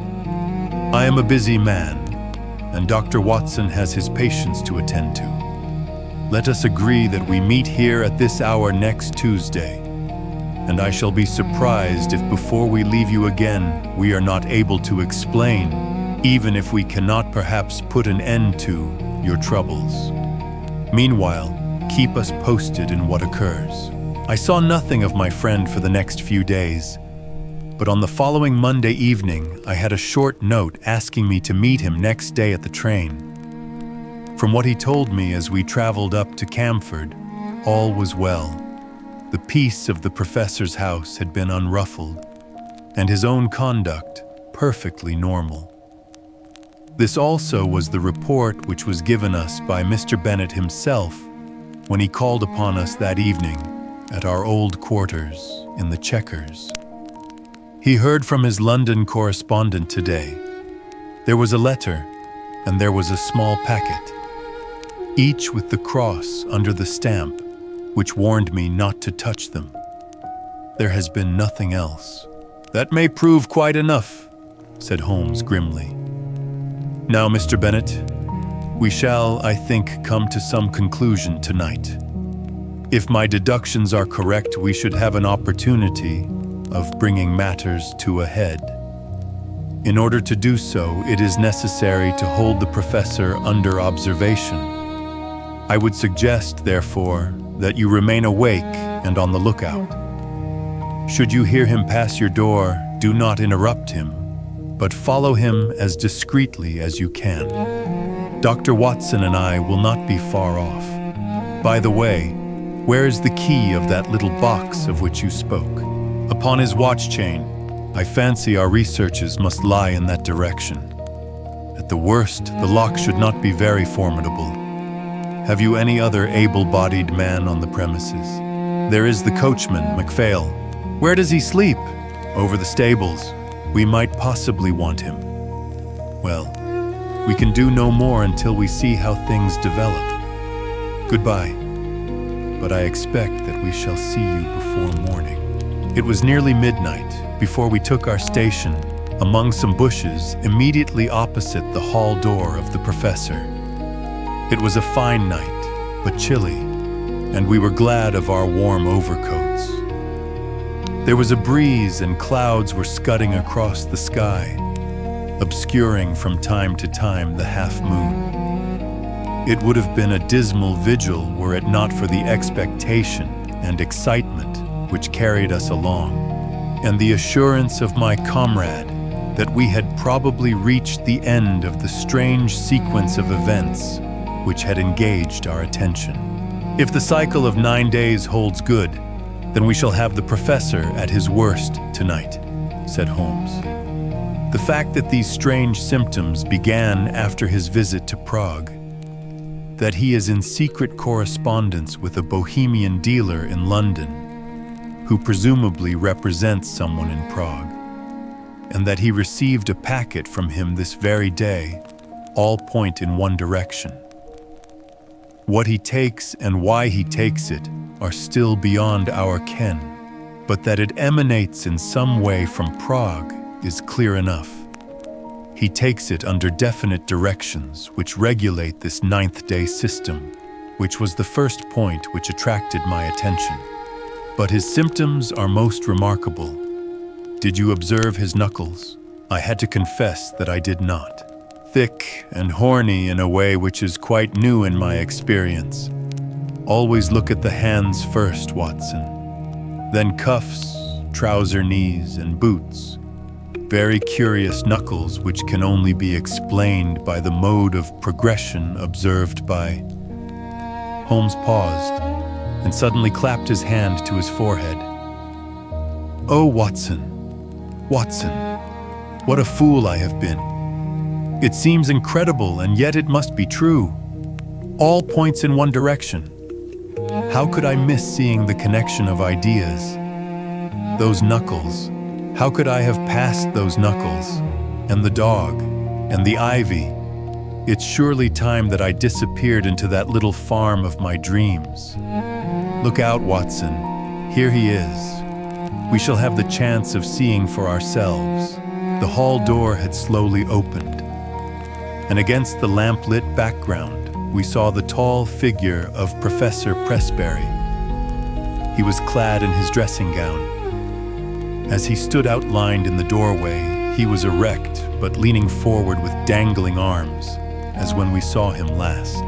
Now he stepped forward into the drive, and an extraordinary change came over him. He sank down into a crouching position and moved along upon his hands and feet, skipping every now and then as if he were overflowing with energy and vitality. He moved along the face of the house and then round the corner. As he disappeared, Bennett slipped through the hall door and softly followed him. "Come, Watson, come!" cried Holmes, and we stole as softly as we could through the bushes until we had gained a spot whence we could see the other side of the house, which was bathed in the light of the half-moon. The professor was clearly visible, crouching at the foot of the ivy-covered wall. As we watched him, he suddenly began with incredible agility to ascend it. From branch to branch he sprang, sure of foot and firm of grasp, climbing apparently in mere joy at his own powers, with no definite object in view. With his dressing gown flapping on each side of him, he looked like some huge bat glued against the side of his own house, a great square dark patch upon the moonlit wall. Presently, tired of this amusement, and dropping from branch to branch, he squatted down into the old attitude and moved towards the stables, creeping along in the same strange way as before. The wolfhound was out now, barking furiously, and more excited than ever when it actually caught sight of its master. It was straining on its chain and quivering with eagerness and rage. The professor squatted down very deliberately just out of reach of the hound, and began to provoke it in every possible way. He took handfuls of pebbles from the drive and threw them in the dog's face, prodded him with a stick which he had picked up, flicked his hands about only a few inches from the gaping mouth, and endeavored in every way to increase the animal's fury, which was already beyond all control. In all our adventures, I do not know that I have ever seen a more strange sight than this impassive and still dignified figure crouching frog-like upon the ground and goading to a wilder exhibition of passion the maddened hound, which ramped and raged in front of him by all manner of ingenious and calculated cruelty. And then, in a moment, it happened. It was not the chain that broke, but it was the collar that slipped, for it had been made for a thick-necked Newfoundland. We heard the rattle of falling metal, and the next instant dog and man were rolling on the ground together, the one roaring in rage, the other screaming in a strange, shrill falsetto of terror. It was a very narrow thing for the professor's life. The savage creature had him fairly by the throat. Its fangs had bitten deep, and he was senseless before we could reach them and drag the two apart. It might have been a dangerous task for us, but Bennett's voice and presence brought the great wolfhound instantly to reason. The uproar had brought the sleepy and astonished coachman from his room above the stables. "I'm not surprised," said he, shaking his head. "I've seen him at it before. I knew the dog would get him sooner or later." The hound was secured, and together we carried the professor up to his room, where Bennett, who had a medical degree, helped me to dress his torn throat. The sharp teeth had passed dangerously near the carotid artery, and the hemorrhage was serious. In half an hour, the danger was past. I had given the patient an injection of morphia, and he had sunk into deep sleep. Then, and only then, were we able to look at each other and to take stock of the situation. "I think a first-class surgeon should see him," said I. "For God's sake, no!" cried Bennett. "At present, the scandal is confined to our own household. It is safe with us. If it gets beyond these walls, it will never stop. Consider his position at the university, his European reputation, the feelings of his daughter." "Quite so," said Holmes. I think it may be quite possible to keep the matter to ourselves, and also to prevent its recurrence now that we have a free hand. The key from the watch chain, Mr. Bennet. MacPhail will guard the patient and let us know if there is any change. Let us see what we can find in the professor's mysterious box. There was not much, but there was enough. An empty phial, another nearly full, a hypodermic syringe, several letters in a crabbed foreign hand. The marks on the envelopes showed that they were those which had disturbed the routine of the secretary, and each was dated from the Commercial Road and signed A. Dorak. They were mere invoices to say that a fresh bottle was being sent to Professor Presbury, or receipts to acknowledge money. There was one other envelope, however, in a more educated hand, and bearing the Austrian stamp with the postmark of Prague. "Here we have our material," cried Holmes, as he tore out the enclosure.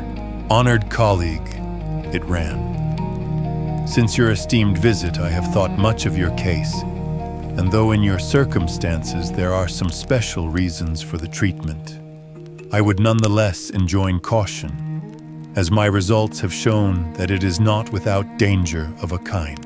It is possible that the serum of anthropoid would have been better. I have, as I explained to you, used black-faced langur because a specimen was accessible.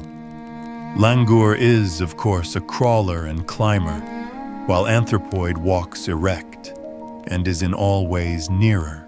I beg you to take every possible precaution that there be no premature revelation of the process. I have one other client in England, and Dorak is my agent for both. Weekly reports will oblige. Yours with high esteem, H. Lowenstein.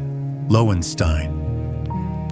The name brought back to me the memory of some snippet from a newspaper which spoke of an obscure scientist who was striving in some unknown way for the secret of rejuvenescence and the elixir of life. Lowenstein of Prague. Lowenstein with the wondrous strength-giving serum, tabooed by the profession because he refused to reveal its source. In a few words, I said what I remembered. Bennet had taken a manual of zoology from the shelves. Langur, he read, the great black-faced monkey of the Himalayan slopes, biggest and most human of climbing monkeys. Many details are added. Well, thanks to you, Mr. Holmes, it is very clear that we have traced the evil to its source. The real source, said Holmes, lies, of course, in that untimely love affair which gave our impetuous professor the idea that he could only gain his wish by turning himself into a younger man. When one tries to rise above nature, one is liable to fall below it. The highest type of man may revert to the animal if he leaves the straight road of destiny. He sat musing for a little with the phial in his hand, looking at the clear liquid within. When I have written to this man and told him that I hold him criminally responsible for the poisons which he circulates, we will have no more trouble. But it may recur. Others may find a better way. There is danger there, a very real danger to humanity. Consider, Watson, that the material, the sensual, the worldly, would all prolong their worthless lives. The spiritual would not avoid the call to something higher. It would be the survival of the least fit. What sort of cesspool may not our poor world become? Suddenly the dreamer disappeared, and Holmes, the man of action, sprang from his chair. I think there is nothing more to be said, Mr. Bennet. The various incidents will now fit themselves easily into the general scheme. The dog, of course, was aware of the change far more quickly than you. His smell would ensure that. It was the monkey, not the professor, whom Roy attacked, just as it was the monkey who teased Roy. Climbing was a joy to the creature, and it was a mere chance, I take it, that the pastime brought him to the young lady's window. There is an early train to town, Watson, but I think we shall just have time for a cup of tea at the Checkers before we catch it. The Adventure of the Lion's Mane. It is a most singular thing that a problem which was certainly as abstruse and unusual as any which I have faced in my long professional career should have come to me after my retirement, and be brought, as it were, to my very door.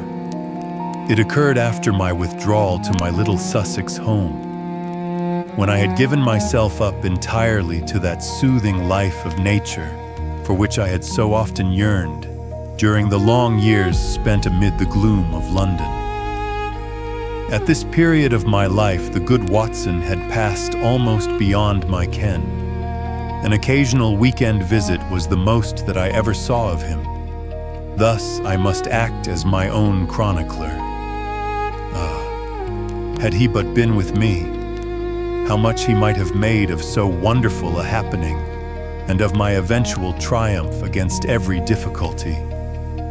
As it is, however, I must needs tell my tale in my own plain way, showing by my words each step upon the difficult road which lay before me as I searched for the mystery of the lion's mane. My villa is situated upon the southern slope of the Downs, commanding a great view of the Channel.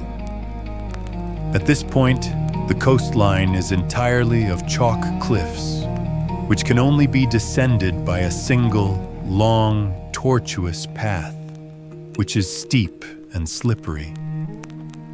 At the bottom of the path lie 100 yards of pebbles and shingle, even when the tide is at full. Here and there, however, there are curves and hollows which make splendid swimming pools filled afresh with each flow. This admirable beach extends for some miles in each direction, save only at one point where the little cove and village of Fulworth break the line. My house is lonely. I, my old housekeeper, and my bees have the estate all to ourselves. Half a mile off, however, is Harold Stackhurst's well-known coaching establishment.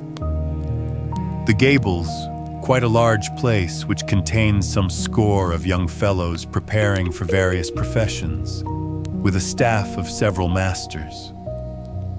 Stackhurst himself was a well-known rowing blue in his day, and an excellent all-round scholar. He and I were always friendly from the day I came to the coast, and he was the one man who was on such terms with me that we could drop in on each other in the evenings without an invitation. Towards the end of July 1907, there was a severe gale, the wind blowing up channel, heaping the seas to the base of the cliffs and leaving a lagoon at the turn of the tide. On the morning of which I speak, the wind had abated, and all nature was newly washed and fresh. It was impossible to work upon so delightful a day, and I strolled out before breakfast to enjoy the exquisite air. I walked along the cliff path which led to the steep descent to the beach. As I walked, I heard a shout behind me, and there was Harold Stackhurst waving his hand in cheery greeting. "What a morning, Mr. Holmes. I thought I should see you out. Going for a swim, I see. At your old tricks again," he laughed, patting his bulging pocket. "Yes, McPherson started early, and I expect I may find him there." Fitzroy McPherson was the science master, a fine, upstanding young fellow whose life had been crippled by heart trouble following rheumatic fever. He was a natural athlete, however, and excelled in every game which did not throw too great a strain upon him. Summer and winter he went for his swim, and as I am a swimmer myself, I have often joined him. At this moment, we saw the man himself, His head showed above the edge of the cliff where the path ends. Then his whole figure appeared at the top, staggering like a drunken man. The next instant he threw up his hands, and with a terrible cry fell upon his face. Stackhurst and I rushed forward, it may have been 50 yards, and turned him on his back. He was obviously dying.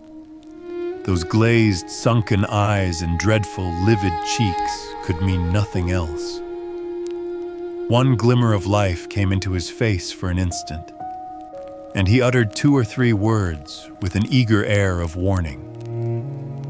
They were slurred and indistinct, but to my ear, the last of them, which burst in a shriek from his lips, were the lion's mane. It was utterly irrelevant and unintelligible, and yet I could twist the sound into no other sense. Then he half raised himself from the ground, threw his arms into the air, and fell forward on his side. He was dead. My companion was paralyzed by the sudden horror of it, but I, as may well be imagined, had every sense on the alert. And I had need, for it was speedily evident that we were in the presence of an extraordinary case. The man was dressed only in his Burberry overcoat, his trousers, and an unlaced pair of canvas shoes. As he fell over, his Burberry, which had been simply thrown round his shoulders, slipped off, exposing his trunk. We stared at it in amazement.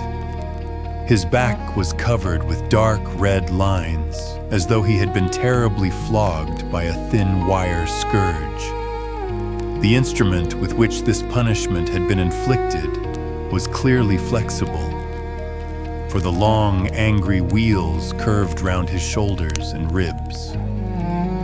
There was blood dripping down his chin, for he had bitten through his lower lip in the paroxysm of his agony.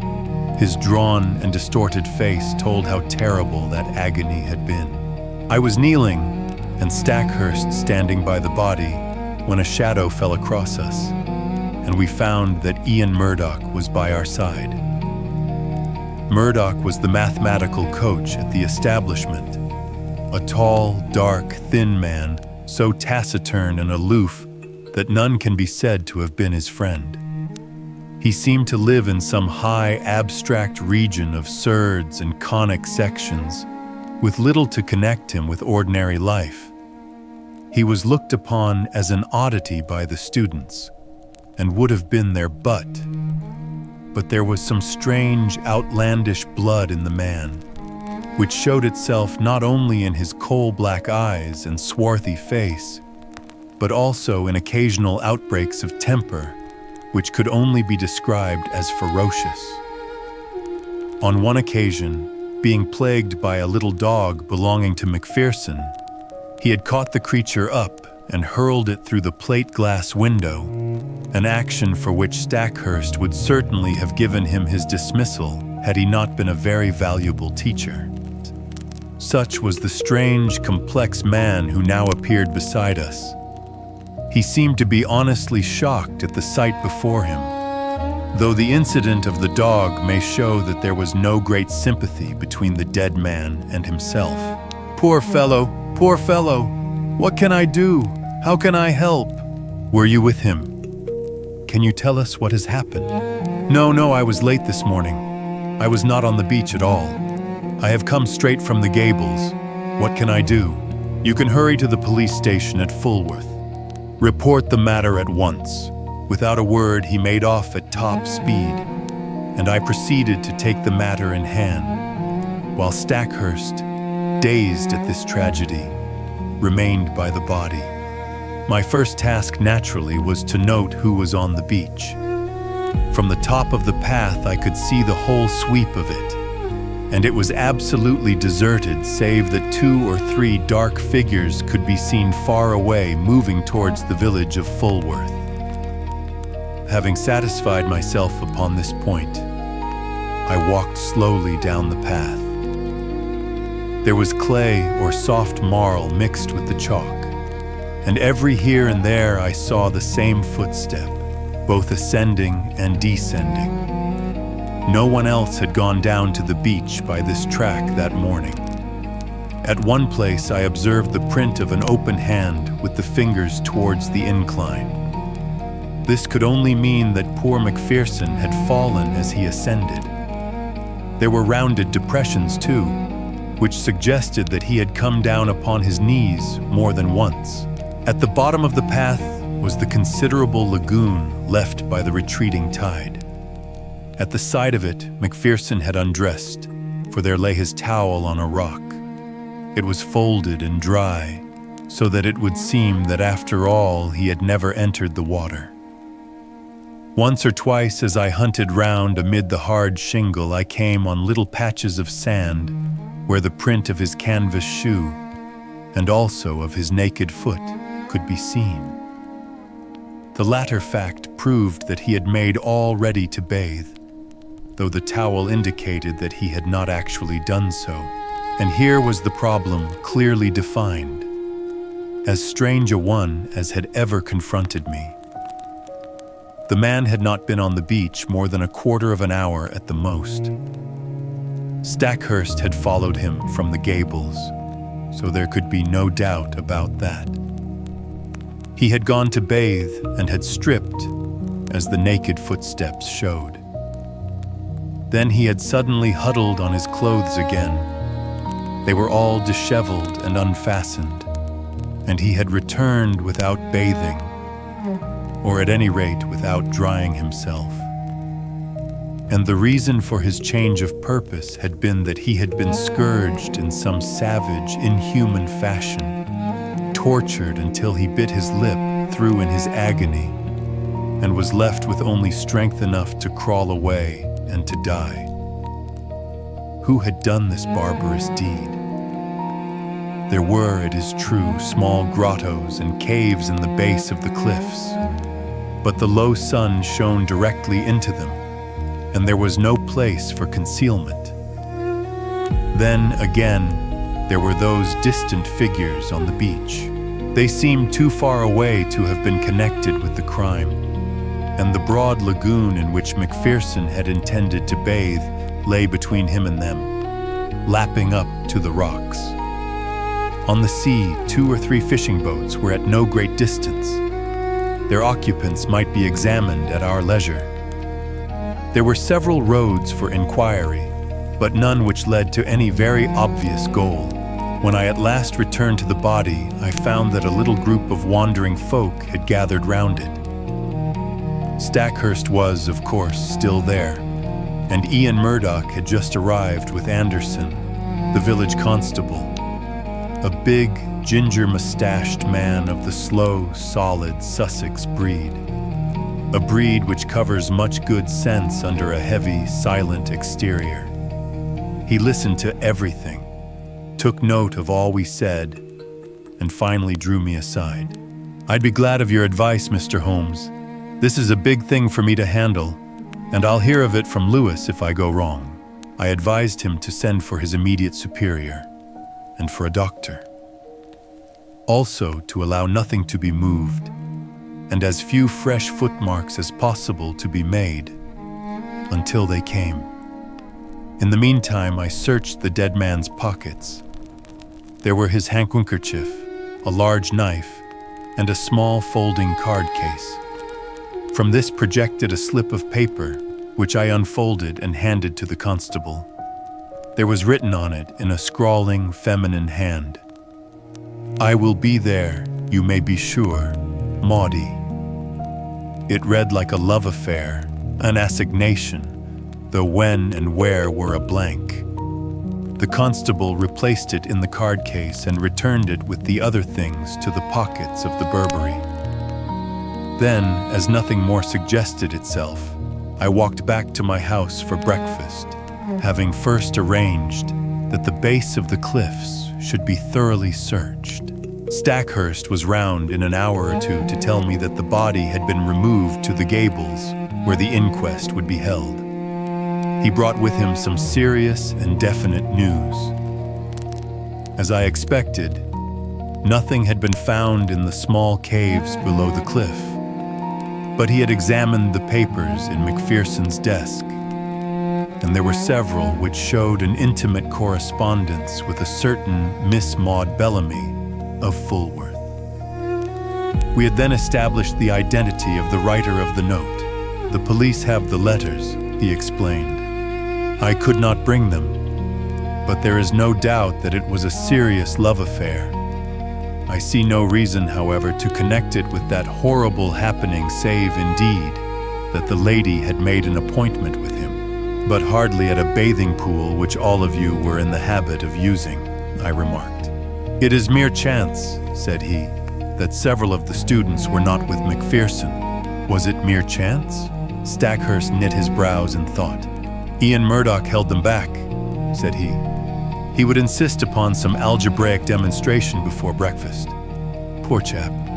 He is dreadfully cut up about it all. And yet I gather that they were not friends. At one time they were not. But for a year or more, Murdoch has been as near to McPherson as he ever could be to anyone. He is not of a very sympathetic disposition by nature, so I understand. I seem to remember your telling me once about a quarrel over the ill usage of a dog. That blew over all right, but left some vindictive feeling, perhaps. No, I am sure they were real friends. Well then, we must explore the matter of the girl. Do you know her? Everyone knows her. She is the beauty of the neighborhood, a real beauty, Holmes, who would draw attention everywhere. I knew that McPherson was attracted by her, but I had no notion that it had gone so far as these letters would seem to indicate. But who is she? She is the daughter of old Tom Bellamy, who owns all the boats and bathing cots at Fulworth. He was a fisherman to start with, but is now a man of some substance. He and his son William run the business. Son, shall we walk into Fulworth and see them? On what pretext? Oh, we can easily find a pretext. After all, this poor man did not ill-use himself in this outrageous way. Some human hand was on the handle of that scourge, if indeed it was a scourge which inflicted the injuries. His circle of acquaintances in this lonely place was surely limited. Let us follow it up in every direction, and we can hardly fail to come upon the motive, which in turn should lead us to the criminal. It would have been a pleasant walk across the time-scented downs, had our minds not been poisoned by the tragedy we had witnessed. The village of Fulworth lies in a hollow curving in a semicircle round the bay. Behind the old-fashioned hamlet, several modern houses have been built upon the rising ground. It was to one of these that Stackhurst guided me. That's the Haven, as Bellamy called it. The one with the corner tower and slate roof.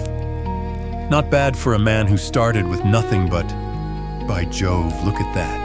The garden gate of the Haven had opened, and a man had emerged. There was no mistaking that tall, angular, straggling figure.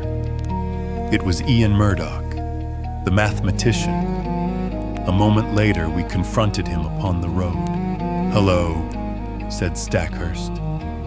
The man nodded, gave us a sideways glance from his curious dark eyes, and would have passed us, but his principal pulled him up. "What were you doing there?" he asked. Murdoch's face flushed with anger. "I am your subordinate, sir, under your roof. I am not aware that I owe you any account of my private actions." Stackhurst's nerves were near the surface after all he had endured. Otherwise, perhaps he would have waited. Now he lost his temper completely. "In the circumstances, your answer is pure impertinence, Mr. Murdoch. Your own question might perhaps come under the same heading. This is not the first time that I have had to overlook your insubordinate ways. It will certainly be the last.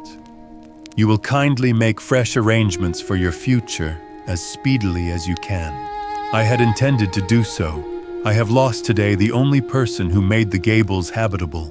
He strode off upon his way, while Stackhurst, with angry eyes, stood glaring after him. "Is he not an impossible, intolerable man?" he cried.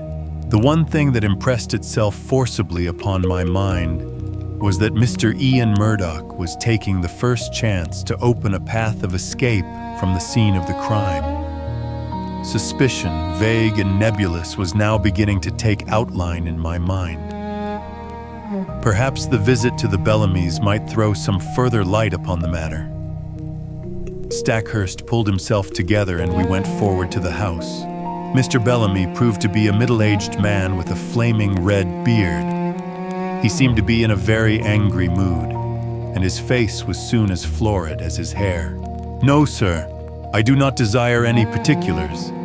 My son here," indicating a powerful young man with a heavy, sullen face in the corner of the sitting room, "is of one mind with me that Mr. Macpherson's attentions to Maud were insulting." Yes, sir, the word marriage was never mentioned, and yet there were letters and meetings, and a great deal more of which neither of us could approve. She has no mother, and we are her only guardians.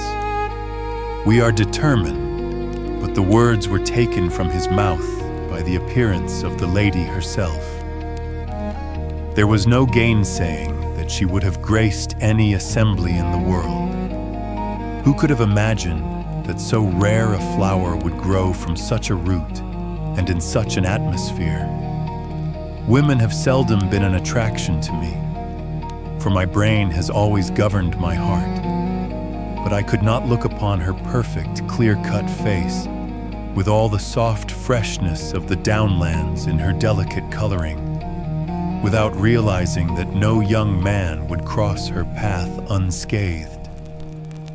Such was the girl who had pushed open the door and stood now, wide-eyed and intense, in front of Harold Stackhurst. "I know already that Fitzroy is dead," she said. "Do not be afraid to tell me the particulars." "This other gentleman of yours let us know the news," explained the father. "There is no reason why my sister should be brought into the matter," growled the younger man. The sister turned a sharp, fierce look upon him. "This is my business, William. Kindly leave me to manage it in my own way. By all accounts, there has been a crime committed. If I can help to show who did it, it is the least I can do for him who is gone." She listened to a short account from my companion, with a composed concentration, which showed me that she possessed strong character as well as great beauty. Maud Bellamy will always remain in my memory as a most complete and remarkable woman. It seems that she already knew me by sight, for she turned to me at the end. "Bring them to justice, Mr. Holmes.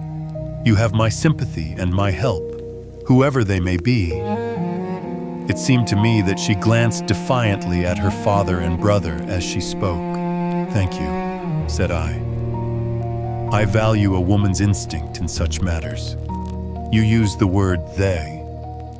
You think that more than one was concerned?"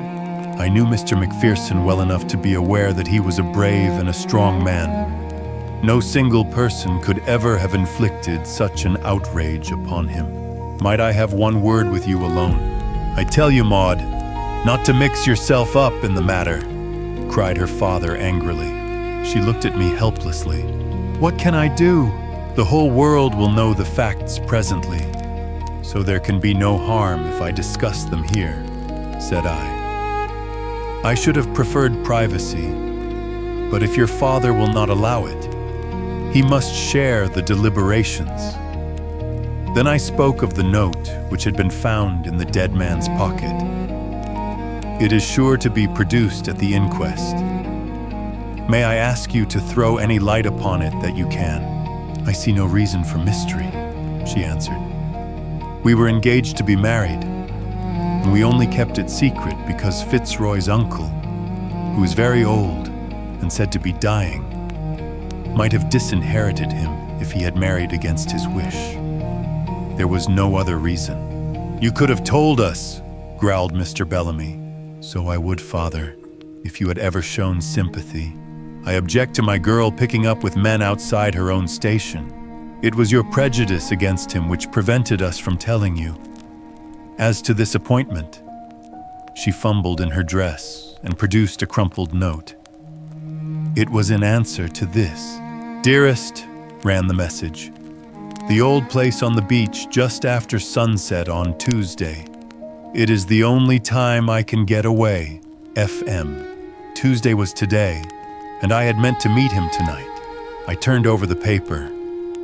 "This never came by post. How did you get it?" I would rather not answer that question. It has really nothing to do with the matter which you are investigating. But anything which bears upon that, I will most freely answer. She was as good as her word. But there was nothing which was helpful in our investigation. She had no reason to think that her fiancé had any hidden enemy, but she admitted that she had had several warm admirers. "May I ask if Mr. Ian Murdoch was one of them?" She blushed and seemed confused. "There was a time when I thought he was, but that was all changed when he understood the relations between Fitzroy and myself."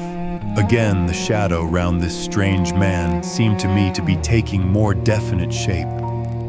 His record must be examined. His rooms must be privately searched. Stackhurst was a willing collaborator, for in his mind also suspicions were forming. We returned from our visit to the Haven with the hope that one free end of this tangled skein was already in our hands. A week passed. The inquest had thrown no light upon the matter and had been adjourned for further evidence. Stackhurst had made discreet inquiry about his subordinate, and there had been a superficial search of his room, but without result. Personally, I had gone over the whole ground again, both physically and mentally, but with no new conclusions. In all my chronicles, the reader will find no case which brought me so completely to the limit of my powers. Even my imagination could conceive no solution to the mystery. And then there came the incident of the dog. It was my old housekeeper who heard of it first by that strange wireless by which such people collect the news of the countryside. "Sad story this, sir, about Mr. Macpherson's dog," said she one evening. I do not encourage such conversations, but the words arrested my attention. "What of Mr. Macpherson's dog?" "Dead, sir. Died of grief for its master." "Who told you this?" "Why, sir, everyone is talking of it. It took on terrible and has eaten nothing for a week. Then today, 2 of the young gentlemen from the Gables found it dead. Down on the beach, sir, at the very place where its master met his end. At the very place." The words stood out clear in my memory. Some dim perception that the matter was vital rose in my mind. That the dog should die was after the beautiful, faithful nature of dogs. But in the very place, why should this lonely beach be fatal to it? Was it possible that it also had been sacrificed to some revengeful feud? Was it possible? Yes, the perception was dim, but already something was building up in my mind. In a few minutes, I was on my way to the Gables, where I found Stackhurst in his study. At my request, he sent for Sudbury and Blount, the 2 students who had found the dog. "Yes, it lay on the very edge of the pool," said one of them. "It must have followed the trail of its dead master." I saw the faithful little creature, an Airedale terrier, laid out upon the mat in the hall. The body was stiff and rigid, the eyes projecting, and the limbs contorted. There was agony in every line of it. From the Gables, I walked down to the bathing pool. The sun had sunk, and the shadow of the great cliff lay black across the water, which glimmered dully like a sheet of lead. The place was deserted, and there was no sign of life save for 2 seabirds circling and screaming overhead. In the fading light, I could dimly make out the little dog's spoor upon the sand, round the very rock on which his master's towel had been laid. For a long time, I stood in deep meditation while the shadows grew darker around me. My mind was filled with racing thoughts. You have known what it was to be in a nightmare in which you feel that there is some all-important thing for which you search and which you know is there, though it remains forever just beyond your reach. That was how I felt that evening as I stood alone by that place of death. Then at last I turned and walked slowly homewards. I had just reached the top of the path when it came to me, like a flash. I remembered the thing for which I had so eagerly and vainly grasped.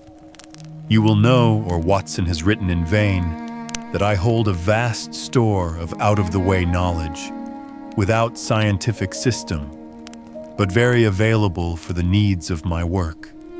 My mind is like a crowded box room with packets of all sorts stowed away therein. So many that I may well have but a vague perception of what was there. I had known that there was something which might bear upon this matter. It was still vague, but at least I knew how I could make it clear. It was monstrous, incredible, and yet it was always a possibility. I would test it to the full. There is a great garret in my little house which is stuffed with books. It was into this that I plunged and rummaged for an hour. At the end of that time, I emerged with a little chocolate and silver volume. Eagerly, I turned up the chapter of which I had a dim remembrance. Yes, it was indeed a far-fetched and unlikely proposition, and yet I could not be at rest until I had made sure if it might, indeed, be so. It was late when I retired, with my mind eagerly awaiting the work of the morrow. But that work met with an annoying interruption. I had hardly swallowed my early cup of tea and was starting for the beach when I had a call from Inspector Bardi of the Sussex Constabulary, a steady, solid, bovine man with thoughtful eyes, which looked at me now with a very troubled expression. "I know your immense experience, sir," said he. "This is quite unofficial, of course, and need go no farther. But I am fairly up against it in this Macpherson case. The question is, shall I make an arrest, or shall I not?" "Meaning Mr. Ian Murdoch?" "Yes, sir. There is really no one else when you come to think of it. That's the advantage of this solitude. We narrow it down to a very small compass. If he did not do it, then who did? What have you against him?" He had gleaned along the same furrows as I had. There was Murdoch's character and the mystery which seemed to hang round the man, his furious bursts of temper as shown in the incident of the dog. The fact that he had quarreled with Macpherson in the past, and that there was some reason to think that he might have resented his attentions to Miss Bellamy. He had all my points, but no fresh ones, save that Murdoch seemed to be making every preparation for departure. What would my position be if I let him slip away with all this evidence against him? The burly, phlegmatic man was sorely troubled in his mind. "Consider," I said, "all the essential gaps in your case. On the morning of the crime, he can surely prove an alibi. He had been with his scholars till the last moment, and within a few minutes of Macpherson's appearance, he came upon us from behind. Then bear in mind the absolute impossibility that he could single-handed have inflicted this outrage upon a man quite as strong as himself. Finally, there is this question of the instrument with which these injuries were inflicted. What could it be but a scourge or flexible whip of some sort? Have you examined the marks?" I asked. "I have seen them, so has the doctor, but I have examined them very carefully with a lens. They have peculiarities." "What are they, Mr. Holmes?" I stepped to my bureau and brought out an enlarged photograph. "This is my method in such cases," I explained. "You certainly do things thoroughly, Mr. Holmes. I should hardly be what I am if I did not. Now let us consider this wheel which extends round the right shoulder. Do you observe nothing remarkable? I can't say I do. Surely it is evident that it is unequal in its intensity.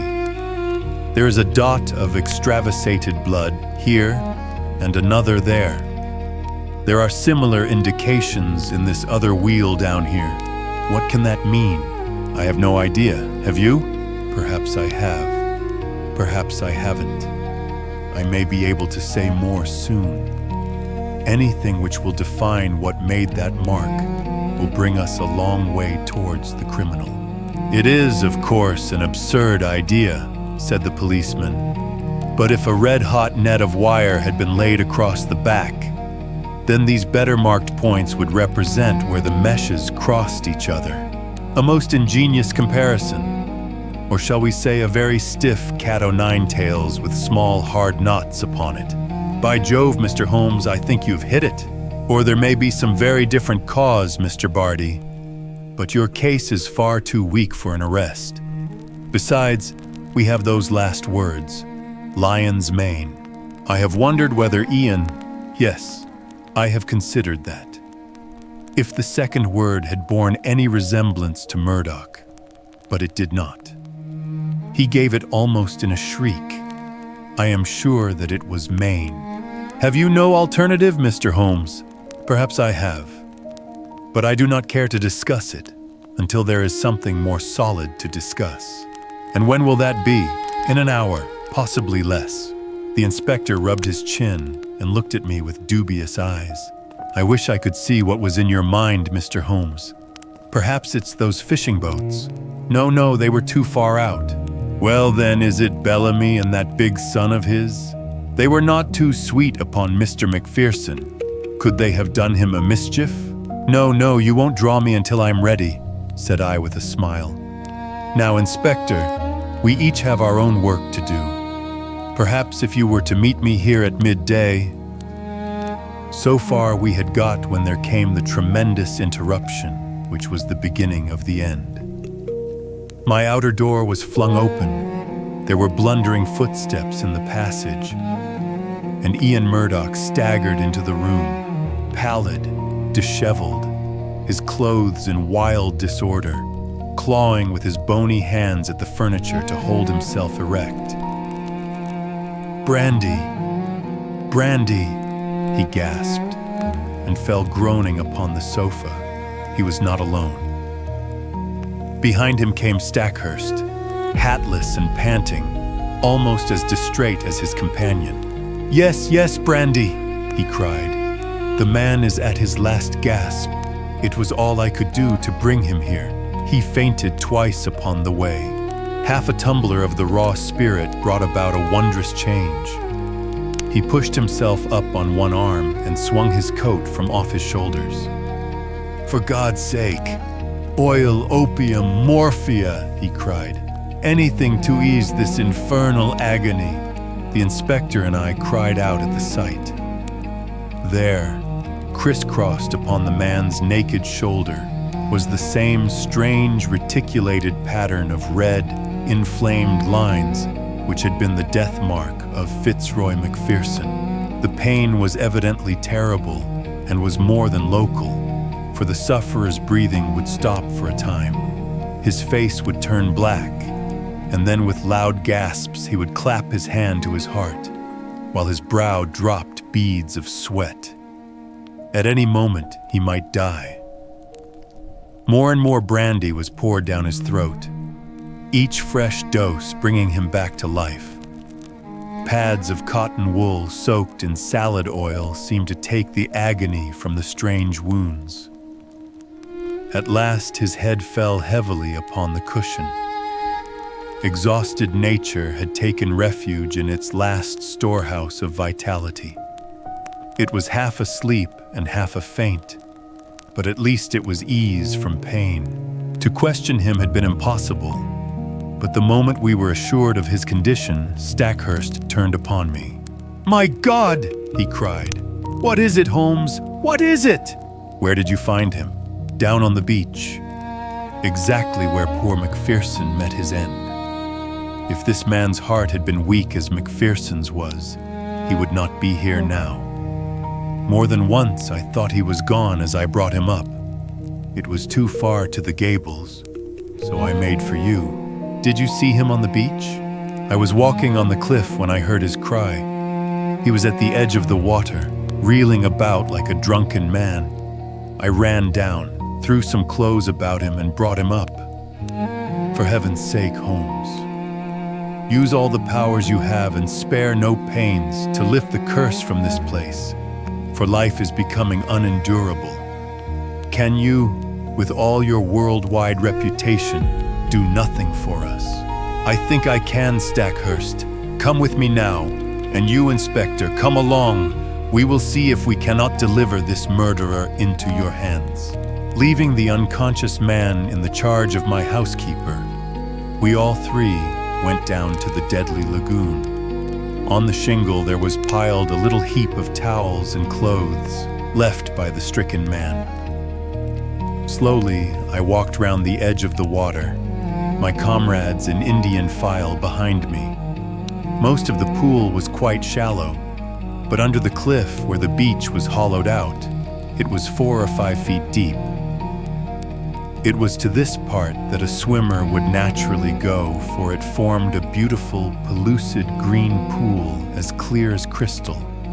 A line of rocks lay above it at the base of the cliff, and along this I led the way, peering eagerly into the depths beneath me. I had reached the deepest and stillest pool when my eyes caught that for which they were searching, and I burst into a shout of triumph. "Cyanea!" I cried. "Cyanea! Behold the lion's mane!" The strange object at which I pointed did indeed look like a tangled mass torn from the mane of a lion. It lay upon a rocky shelf some 3 feet under the water. A curious, waving, vibrating, hairy creature with streaks of silver among its yellow tresses. It pulsated with a slow, heavy dilation and contraction. "It has done mischief enough! Its day is over!" I cried. "Help me, Stackhurst! Let us end the murderer forever!" There was a big boulder just above the ledge, and we pushed it until it fell with a tremendous splash into the water. When the ripples had cleared, we saw that it had settled upon the ledge below. One flapping edge of yellow membrane showed that our victim was beneath it. A thick, oily scum oozed out from below the stone and stained the water round, rising slowly to the surface. "Well, this gets me!" cried the inspector. "What was it, Mr. Holmes? I'm born and bred in these parts, but I never saw such a thing. It don't belong to Sussex." "Just as well for Sussex," I remarked. "It may have been the southwest gale that brought it up. Come back to my house, both of you, and I will give you the terrible experience of one who has good reason to remember his own meeting with the same peril of the seas." When we reached my study, we found that Murdoch was so far recovered that he could sit up. He was dazed in mind, and every now and then was shaken by a paroxysm of pain. In broken words, he explained that he had no notion what had occurred to him, save that terrific pangs had suddenly shot through him, and that it had taken all his fortitude to reach the bank. "Here is a book," I said, taking up the little volume, which first brought light into what might have been forever dark. "It is Out of Doors, by the famous observer J.G. Wood. Wood himself very nearly perished from contact with this vile creature, so he wrote with a very full knowledge. Cyanea capillata is the miscreant's full name, and he can be as dangerous to life as, and far more painful than, the bite of the cobra. Let me briefly give this extract. If the bather should see a loose roundish mass of tawny membranes and fibers, something like very large handfuls of lion's mane and silver paper, let him beware, for this is the fearful stinger Cyanea capillata. Could our sinister acquaintance be more clearly described? He goes on to tell his own encounter with one when swimming off the coast of Kent. He found that the creature radiated almost invisible filaments to the distance of 50 feet, and that anyone within that circumference from the deadly center was in danger of death. Even at a distance, the effect upon wood was almost fatal. The multitudinous threads caused light scarlet lines upon the skin, which on closer examination resolved into minute dots or pustules, each dot charged, as it were, with a red-hot needle making its way through the nerves. The local pain was, as he explains, the least part of the exquisite torment. Pangs shot through the chest, causing me to fall as if struck by a bullet. The pulsation would cease, and then the heart would give 6 or 7 leaps, as if it would force its way through the chest. It nearly killed him, although he had only been exposed to it in the disturbed ocean and not in the narrow, calm waters of a bathing pool. He says that he could hardly recognize himself afterwards. So white, wrinkled and shriveled was his face. He gulped down brandy, a whole bottleful, and it seems to have saved his life. There is the book, Inspector. I leave it with you, and you cannot doubt that it contains a full explanation of the tragedy of poor Macpherson, and incidentally exonerates me, remarked Ian Murdoch with a wry smile. I do not blame you, Inspector, nor you, Mr. Holmes, for your suspicions were natural. I feel that on the very eve of my arrest, I have only cleared myself by sharing the fate of my poor friend. No, Mr. Murdoch, I was already upon the track, and had I been out as early as I intended, I might well have saved you from this terrific experience. But how did you know, Mr. Holmes? I am an omnivorous reader with a strangely retentive memory for trifles. That phrase, lion's mane, haunted my mind. I knew that I had seen it somewhere in an unexpected context. You have seen that it does describe the creature. I have no doubt that it was floating on the water when Macpherson saw it, and that this fray was the only one by which he could convey to us a warning as to the creature which had been his death. Then I, at least, am cleared, said Murdoch, rising slowly to his feet. There are 1 or 2 words of explanation which I should give, for I know the direction in which your inquiries have run. It is true that I loved this lady, but from the day when she chose my friend Macpherson, my one desire was to help her to happiness. I was well content to stand aside and act as their go-between. Often I carried their messages, and it was because I was in their confidence and because she was so dear to me that I hastened to tell her of my friend's death, lest someone should forestall me in a more sudden and heartless manner. She would not tell you, sir, of our relations lest you should disapprove and I might suffer.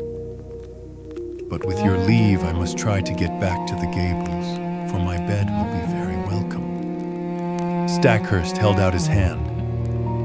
Our nerves have all been at concert pitch, said he. Forgive what is past, Murdoch. We shall understand each other better in the future. They passed out together with their arms linked in friendly fashion. The inspector remained, staring at me in silence with his ox-like eyes. Well, you've done it, he cried at last. I had read of you, but I never believed it. It's wonderful. I was forced to shake my head. To accept such praise was to lower one's own standards. I was slow at the outset, culpably slow. Had the body been found in the water, I could hardly have missed it. It was the towel which misled me. The poor fellow had never thought to dry himself, and so I, in turn, was led to believe that he had never been in the water. Why, then, should the attack of any water creature suggest itself to me? That was where I went astray. Well, well, Inspector. I often ventured to chaff you gentlemen of the police force, but Kyanea Kapalata very nearly avenged Scotland Yard.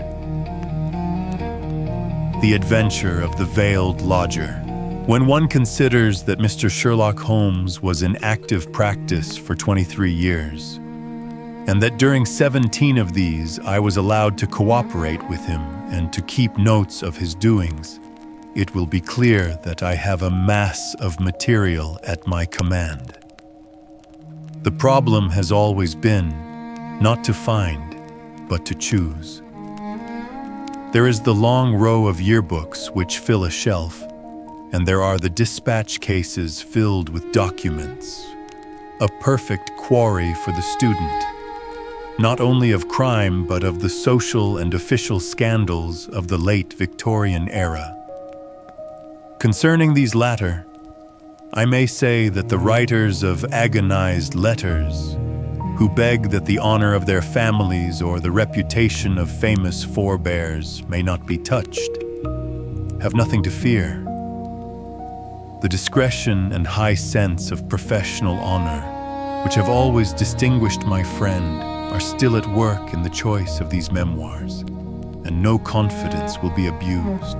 I deprecate, however, in the strongest way the attempts which have been wont lately to get at and to destroy these papers. The source of these outrages is known, and if they are repeated, I have Mr. Holmes's authority for saying that the whole story concerning the politician, the lighthouse, and the trained cormorant will be given to the public. There is at least one reader who will understand.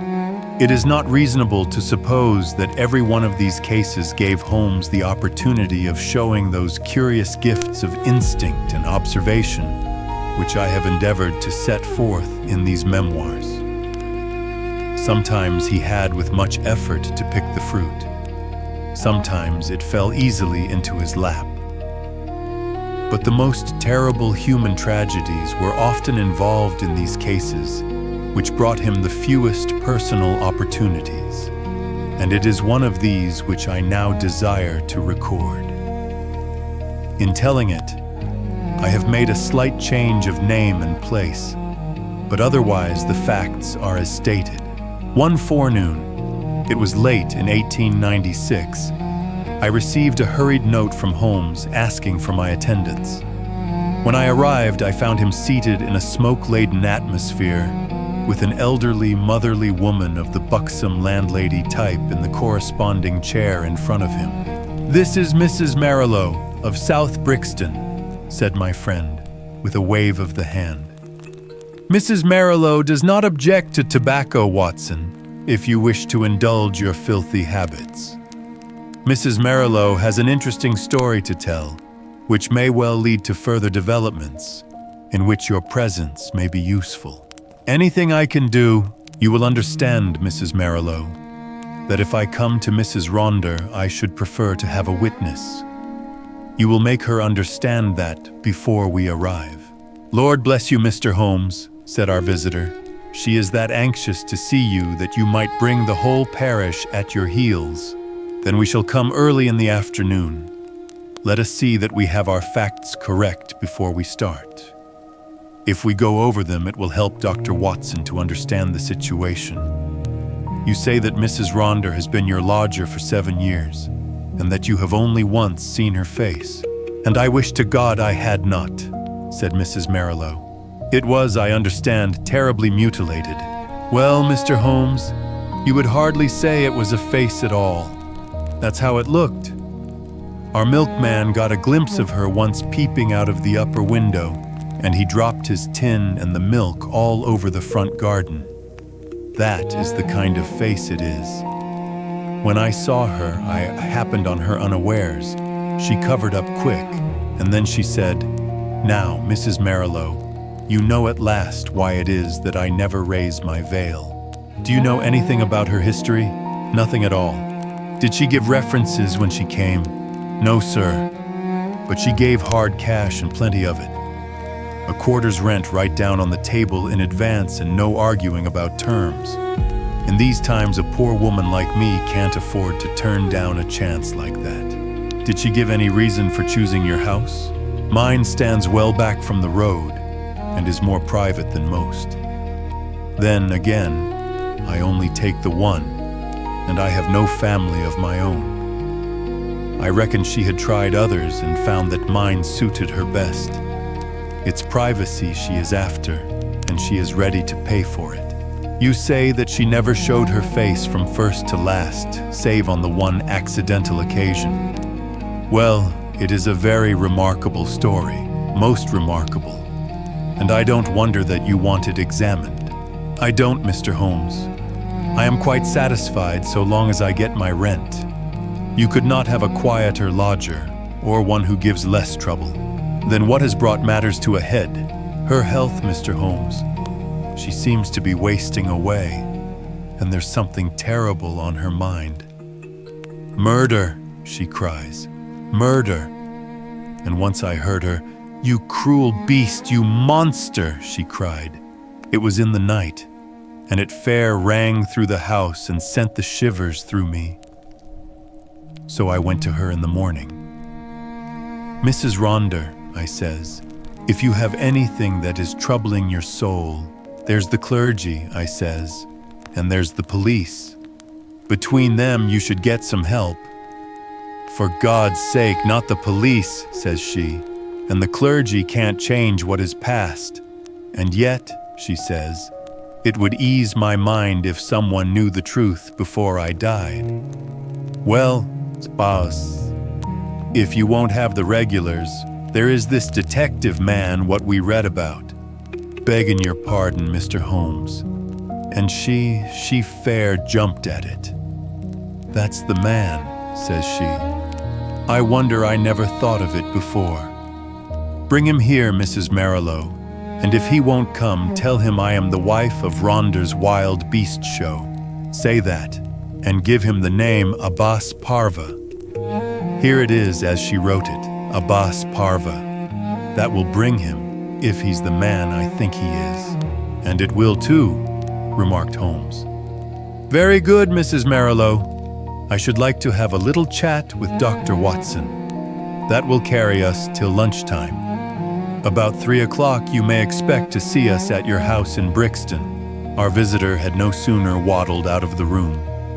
No other verb can describe Mrs. Marilow's method of progression. Then Sherlock Holmes threw himself with fierce energy upon the pile of commonplace books in the corner. For a few minutes there was a constant swish of the leaves, and then with a grunt of satisfaction, he came upon what he sought. So excited was he that he did not rise, but sat upon the floor like some strange Buddha, with crossed legs, the huge books all round him, and one open upon his knees. The case worried me at the time, Watson. Here are my marginal notes to prove it. I confess that I could make nothing of it, and yet I was convinced that the coroner was wrong. Have you no recollection of the Abbas Parva tragedy? None, Holmes. And yet you were with me then. But certainly my own impression was very superficial, for there was nothing to go by, and none of the parties had engaged my services. Perhaps you would care to read the papers. Could you not give me the points? That is very easily done. It will probably come back to your memory as I talk. Ronder, of course, was a household word. He was the rival of Wombwell and of Sanger, one of the greatest showmen of his day. There is evidence, however, that he took to drink, and that both he and his show were on the downgrade at the time of the great tragedy. The caravan had halted for the night at Abbas Parva, which is a small village in Berkshire, when this horror occurred. They were on their way to Wimbledon, traveling by road, and they were simply camping and not exhibiting, as the place is so small a one that it would not have paid them to open. They had among their exhibits a very fine North African lion. Sahara King was its name, and it was the habit, both of Ronder and his wife, to give exhibitions inside its cage. Here, you see, is a photograph of the performance, by which you will perceive that Rondeur was a huge porcine person, and that his wife was a very magnificent woman. It was deposed at the inquest that there had been some signs that the lion was dangerous. But, as usual, familiarity begat contempt, and no notice was taken of the fact. It was usual for either Rondeur or his wife to feed the lion at night. Sometimes one went, sometimes both, but they never allowed anyone else to do it, for they believed that so long as they were the food carriers, he would regard them as benefactors and would never molest them. On this particular night, 7 years ago, they both went, and a very terrible happening followed, the details of which have never been made clear. It seems that the whole camp was roused near midnight by the roars of the animal and the screams of the woman. The different grooms and employees rushed from their tents, carrying lanterns, and by their light, an awful sight was revealed. Rondeur lay with the back of his head crushed in and deep claw marks across his scalp, some 10 yards from the cage, which was open. Close to the door of the cage lay Mrs. Rondeur, upon her back, with the creature squatting and snarling above her. It had torn her face in such a fashion that it was never thought that she could live. Several of the circus men, headed by Leonardo, the strong man, and Griggs, the clown, drove the creature off with poles, upon which it sprang back into the cage and was at once locked in. How it had got loose was a mystery. It was conjectured that the pair intended to enter the cage, but that when the door was loosed, the creature bounded out upon them. There was no other point of interest in the evidence, save that the woman in a delirium of agony kept screaming, "Coward! Coward!" as she was carried back to the van in which they lived. It was 6 months before she was fit to give evidence, but the inquest was duly held, with the obvious verdict of death from misadventure. "What alternative could be conceived?" said I. "You may well say so." And yet there were 1 or 2 points which worried young Edmonds of the Berkshire Constabulary. A smart lad that. He was sent later to Allahabad. That was how I came into the matter, for he dropped in and smoked a pipe or two over it. A thin, yellow-haired man? Exactly. I was sure you would pick up the trail presently. But what worried him? Well, we were both worried. It was so deucedly difficult to reconstruct the affair. Look at it from the lion's point of view. He is liberated. What does he do? He takes half a dozen bounds forward, which brings him to Rondeur. Rondeur turns to fly. The claw marks were on the back of his head, but the lion strikes him down. Then, instead of bounding on and escaping, he returns to the woman who was close to the cage, and he knocks her over and chews her face up. Then again, those cries of hers would seem to imply that her husband had in some way failed her. What could the poor devil have done to help her? You see the difficulty? Quite. And then there was another thing. It comes back to me now as I think it over. There was some evidence that just at the time the lion roared and the woman screamed, a man began shouting in terror. This man Rondeur, no doubt. Well, if his skull was smashed in, you would hardly expect to hear from him again. There were at least 2 witnesses who spoke of the cries of a man being mingled with those of a woman. I should think the whole camp was crying out by then. As to the other points, I think I could suggest a solution. I should be glad to consider it. The 2 were together, 10 yards from the cage, when the lion got loose. The man turned and was struck down. The woman conceived the idea of getting into the cage and shutting the door. It was her only refuge. She made for it. And just as she reached it, the beast bounded after her and knocked her over. She was angry with her husband for having encouraged the beast's rage by turning. If they had faced it, they might have cowed it. Hence her cries of "Coward! Brilliant, Watson! Only one flaw in your diamond." What is the flaw, Holmes? If they were both 10 paces from the cage, how came the beast to get loose? Is it possible that they had some enemy who loosed it? And why should it attack them savagely when it was in the habit of playing with them and doing tricks with them inside the cage? Possibly the same enemy had done something to enrage it. Holmes looked thoughtful and remained in silence for some moments. "Well, Watson, there is this to be said for your theory. Ronder was a man of many enemies. Edmonds told me that in his cups he was horrible. A huge bully of a man, he cursed and slashed at everyone who came in his way. I expect those cries about a monster, of which our visitor has spoken, were nocturnal reminiscences of the dear departed. However, our speculations are futile until we have all the facts. There is a cold partridge on the sideboard, Watson, and a bottle of Montrachet. Let us renew our energies before we make a fresh call upon them.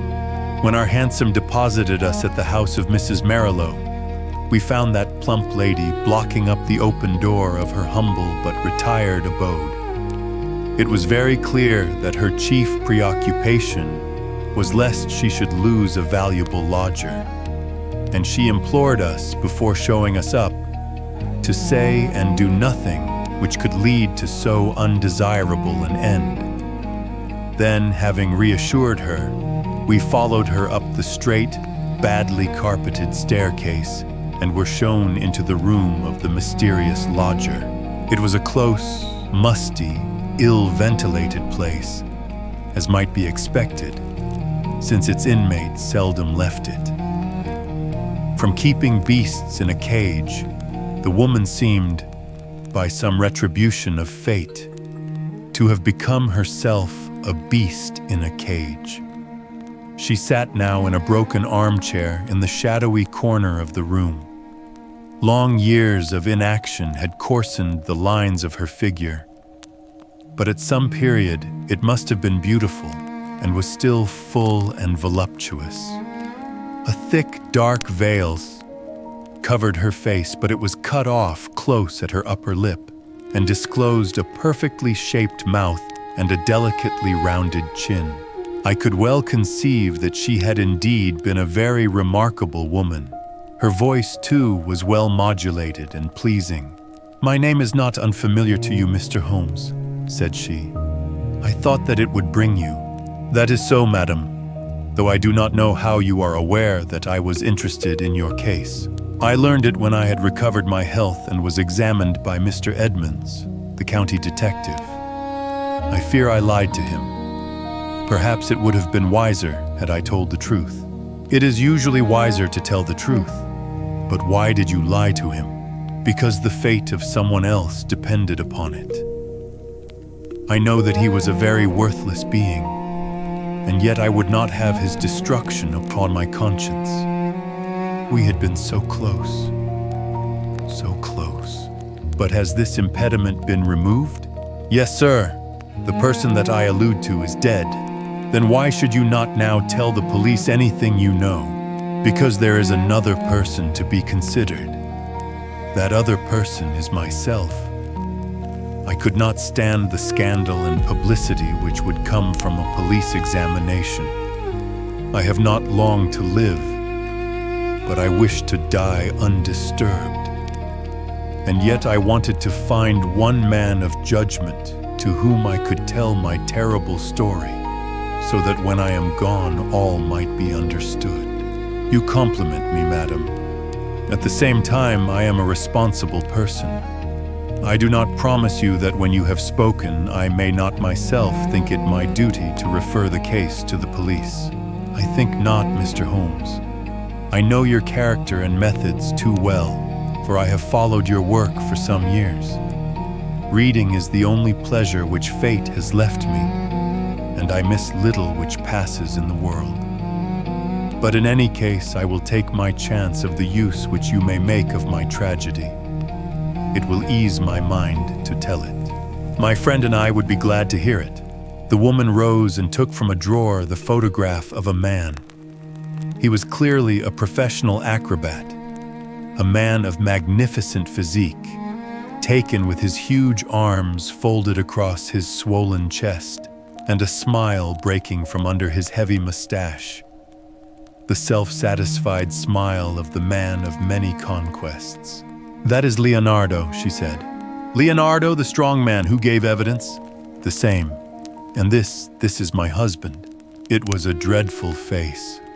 A human pig, or rather a human wild boar, for it was formidable in its bestiality. One could imagine that vile mouth champing and foaming in its rage, and one could conceive those small, vicious eyes darting pure malignancy as they looked forth upon the world. Ruffian, bully, beast, it was all written on that heavy-jowled face. Those two pictures will help you, gentlemen, to understand the story. I was a poor circus girl brought up on the sawdust and doing springs through the hoop before I was 10. When I became a woman, this man loved me, if such lust as his can be called love, and in an evil moment I became his wife. From that day I was in hell, and he the devil who tormented me. There was no one in the show who did not know of his treatment. He deserted me for others. He tied me down and lashed me with his riding whip when I complained. They all pitied me, and they all loathed him, but what could they do? They feared him, one and all, for he was terrible at all times, and murderous when he was drunk. Again and again he was had for assault, and for cruelty to the beasts, but he had plenty of money, and the fines were nothing to him. The best men all left us, and the show began to go downhill. It was only Leonardo and I who kept it up, with little Jimmy Griggs, the clown. Poor devil. He had not much to be funny about, but he did what he could to hold things together. Then Leonardo came more and more into my life. You see what he was like. I know now the poor spirit that was hidden in that splendid body. But compared to my husband, he seemed like the angel Gabriel. He pitied me and helped me till at last our intimacy turned to love. Deep, deep, passionate love. Such love as I had dreamed of but never hoped to feel. My husband suspected it, but I think that he was a coward as well as a bully, and that Leonardo was the one man that he was afraid of. He took revenge in his own way by torturing me more than ever. One night my cries brought Leonardo to the door of our van. We were near tragedy that night, and soon my lover and I understood that it could not be avoided. My husband was not fit to live. We planned that he should die. Leonardo had a clever, scheming brain. It was he who planned it. I do not say that to blame him, for I was ready to go with him every inch of the way. But I should never have had the wit to think of such a plan. We made a club. Leonardo made it. And in the leaden head, he fastened 5 long steel nails, the points outwards, with just such a spread as the lion's paw. This was to give my husband his death blow, and yet to leave the evidence that it was the lion which we would loose who had done the deed. It was a pitch-dark night when my husband and I went down, as was our custom, to feed the beast. We carried with us the raw meat in a zinc pail. Leonardo was waiting at the corner of the big van, which we should have to pass before we reached the cage. He was too slow, and we walked past him before he could strike. But he followed us on tiptoe, and I heard the crash as the club smashed my husband's skull. My heart leaped with joy at the sound. I sprang forward, and I undid the catch which held the door of the great lion's cage, and then the terrible thing happened. You may have heard how quick these creatures are to scent human blood, and how it excites them. Some strange instinct had told the creature in one instant that a human being had been slain. As I slipped the bars, it bounded out, and was on me in an instant. Leonardo could have saved me. If he had rushed forward and struck the beast with his club, he might have cowed it. But the man lost his nerve. I heard him shout in his terror, and then I saw him turn and fly. At the same instant, the teeth of the lion met in my face. Its hot, filthy breath had already poisoned me, and I was hardly conscious of pain. With the palms of my hands, I tried to push the great steaming, blood-stained jaws away from me, and I screamed for help. I was conscious that the camp was stirring, and then dimly I remember a group of men, Leonardo, Griggs, and others, dragging me from under the creature's paws. That was my last memory, Mr. Holmes, for many a weary month. When I came to myself and saw myself in the mirror, I cursed that lion. Oh, how I cursed him. Not because he had torn away my beauty, but because he had not torn away my life. I had but one desire, Mr. Holmes, and I had enough money to gratify it. It was that I should cover myself so that my poor face should be seen by none, and that I should dwell where none whom I had ever known should find me. That was all that was left to me to do, and that is what I have done. A poor wounded beast that has crawled into its hole to die. That is the end of Eugenia Ronder. We sat in silence for some time after the unhappy woman had told her story. Then Holmes stretched out his long arm and patted her hand with such a show of sympathy as I had seldom known him to exhibit. "Poor girl," he said. "Poor girl. The ways of fate are indeed hard to understand. If there is not some compensation hereafter, then the world is a cruel jest. But what of this man Leonardo? I never saw him or heard from him again. Perhaps I have been wrong to feel so bitterly against him. He might as soon have loved one of the freaks whom we carried round the country as the thing which the lion had left. But a woman's love is not so easily set aside. He had left me under the beast's claws. He had deserted me in my need, and yet I could not bring myself to give him to the gallows. For myself, I cared nothing what became of me. What could be more dreadful than my actual life?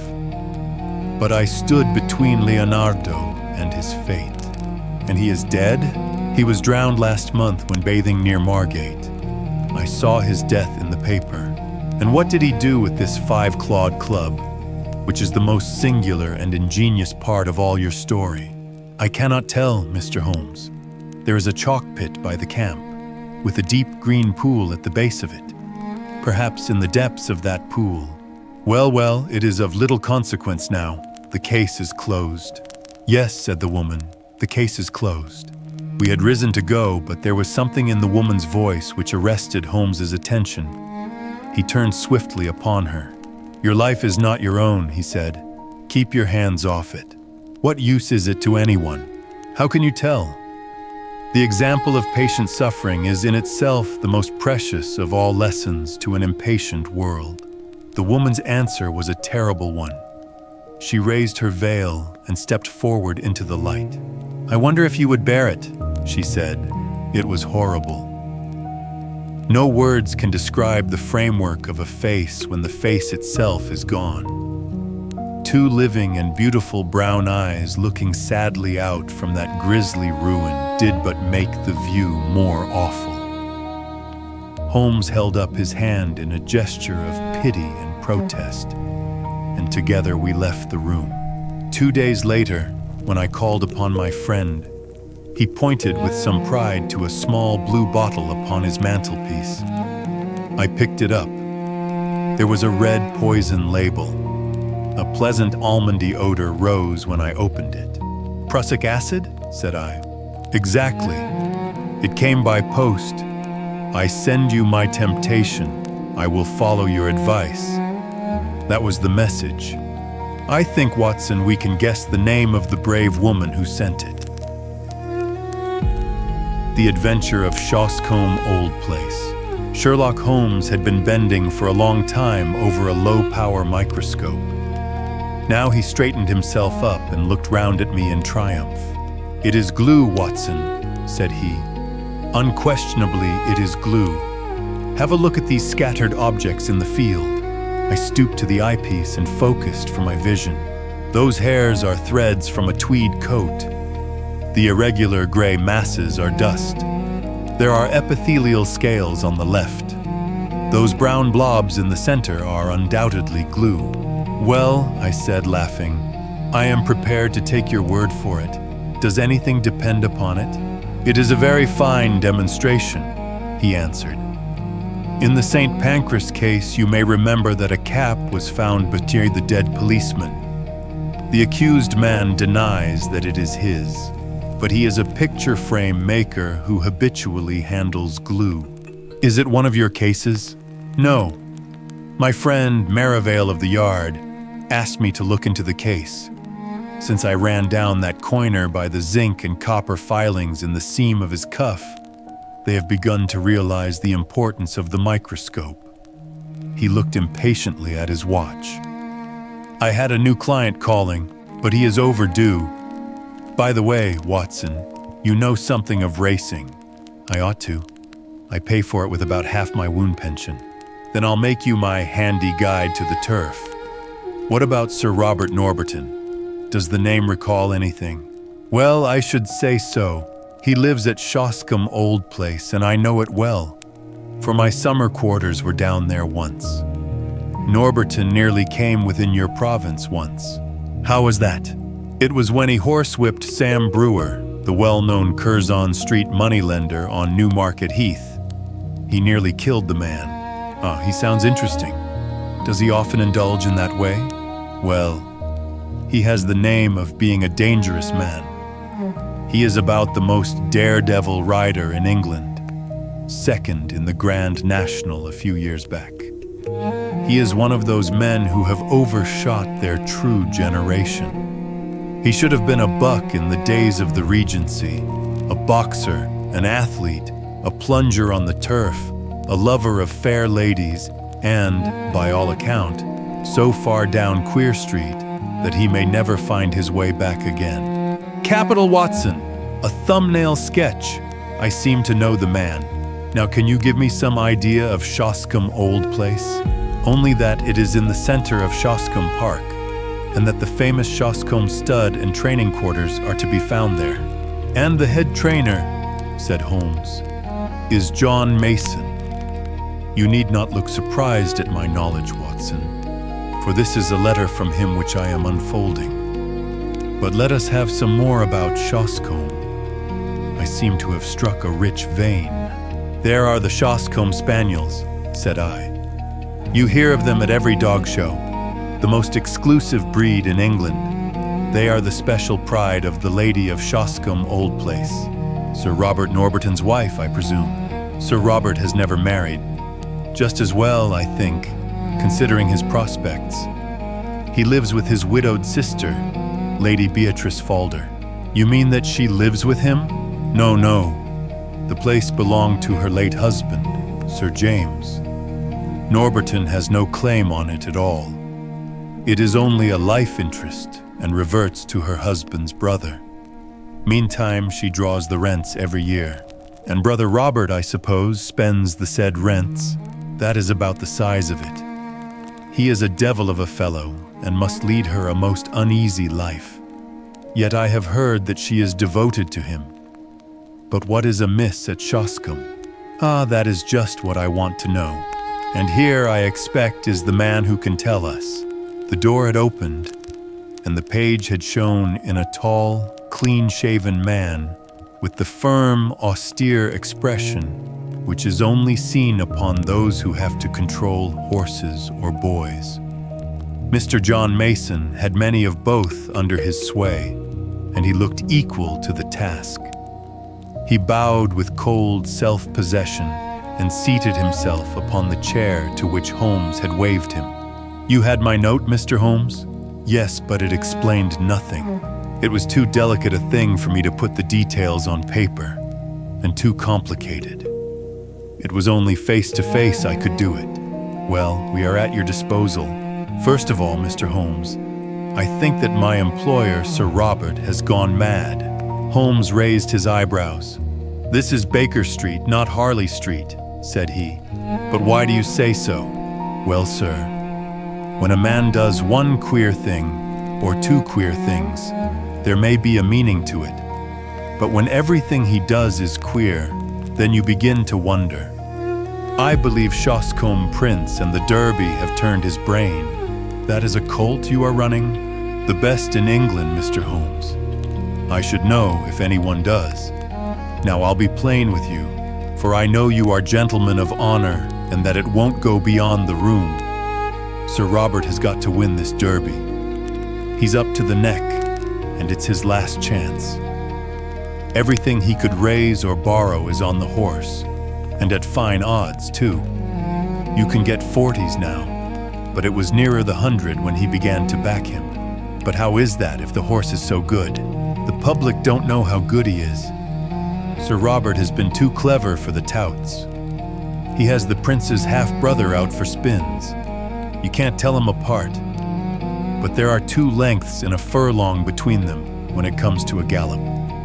He thinks of nothing but the horse and the race. His whole life is on it. He's holding off the Jews till then. If the prince fails him, he is done. It seems a rather desperate gamble, but where does the madness come in? Well, first of all, you have only to look at him. I don't believe he sleeps at night. He is down at the stables at all hours. His eyes are wild. It has all been too much for his nerves. Then there is his conduct to Lady Beatrice. Ah, what is that? They have always been the best of friends. They had the same tastes, the 2 of them, and she loved the horses as much as he did. Every day at the same hour she would drive down to see them, and above all, she loved the prince. He would prick up his ears when he heard the wheels on the gravel, and he would trot out each morning to the carriage to get his lump of sugar. But that's all over now. Why? Well, she seems to have lost all interest in the horses. For a week now she has driven past the stables with never so much as good morning.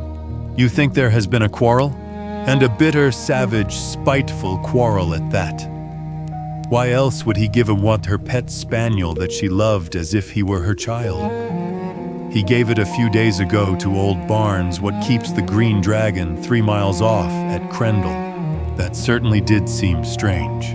Of course, with her weak heart and dropsy, one couldn't expect that she could get about with him. But he spent 2 hours every evening in her room. He might well do what he could, for she has been a rare good friend to him. But that's all over too. He never goes near her, and she takes it to heart. She is brooding and sulky and drinking, Mr. Holmes. Drinking like a fish. Did she drink before this estrangement?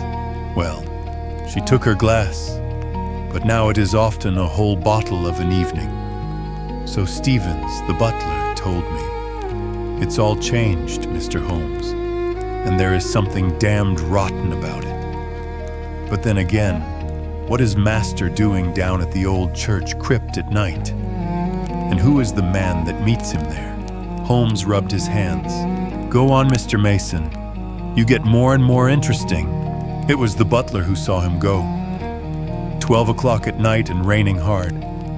So next night I was up at the house, and sure enough, Master was off again. Stevens and I went after him, but it was jumpy work, for it would have been a bad job if he had seen us. He's a terrible man with his fists if he gets started. and no respecter of persons. So we were shy of getting too near, but we marked him down all right. It was the haunted crypt that he was making for, and there was a man waiting for him there. "What is this haunted crypt?" "Well, sir, there is an old ruined chapel in the park. It is so old that nobody could fix its date, and under it there's a crypt which has a bad name among us. It's a dark, damp, lonely place by day, but there are few in that county that would have the nerve to go near it at night. But master's not afraid. He never feared anything in his life. But what is he doing there in the nighttime?" "Wait a bit," said Holmes. "You say there is another man there. It must be one of your own stablemen, or someone from the house. Surely you have only to spot who it is and question him." "It's no one I know." "How can you say that?" "Because I have seen him, Mr. Holmes. It was on that second night. Sir Robert turned and passed us, me and Stevens quaking in the bushes like two bunny rabbits, for there was a bit of moon that night, but we could hear the other moving about behind. We were not afraid of him, so we up when Sir Robert was gone and pretended we were just having a walk like in the moonlight, and so we came right on him as casual and innocent as you please. 'Hello, mate. Who may you be?' says I. I guess he had not heard us coming, so he looked over his shoulder with a face as if he had seen the devil coming out of hell. He let out a yell, and away he went as hard as he could lick it in the darkness. He could run. I'll give him that. In a minute he was out of sight and hearing, and who he was, or what he was, we never found. But you saw him clearly in the moonlight?" "Yes, I would swear to his yellow face. A mean dog, I should say." "What could he have in common with Sir Robert?" Holmes sat for some time lost in thought. "Who keeps Lady Beatrice Falder company?"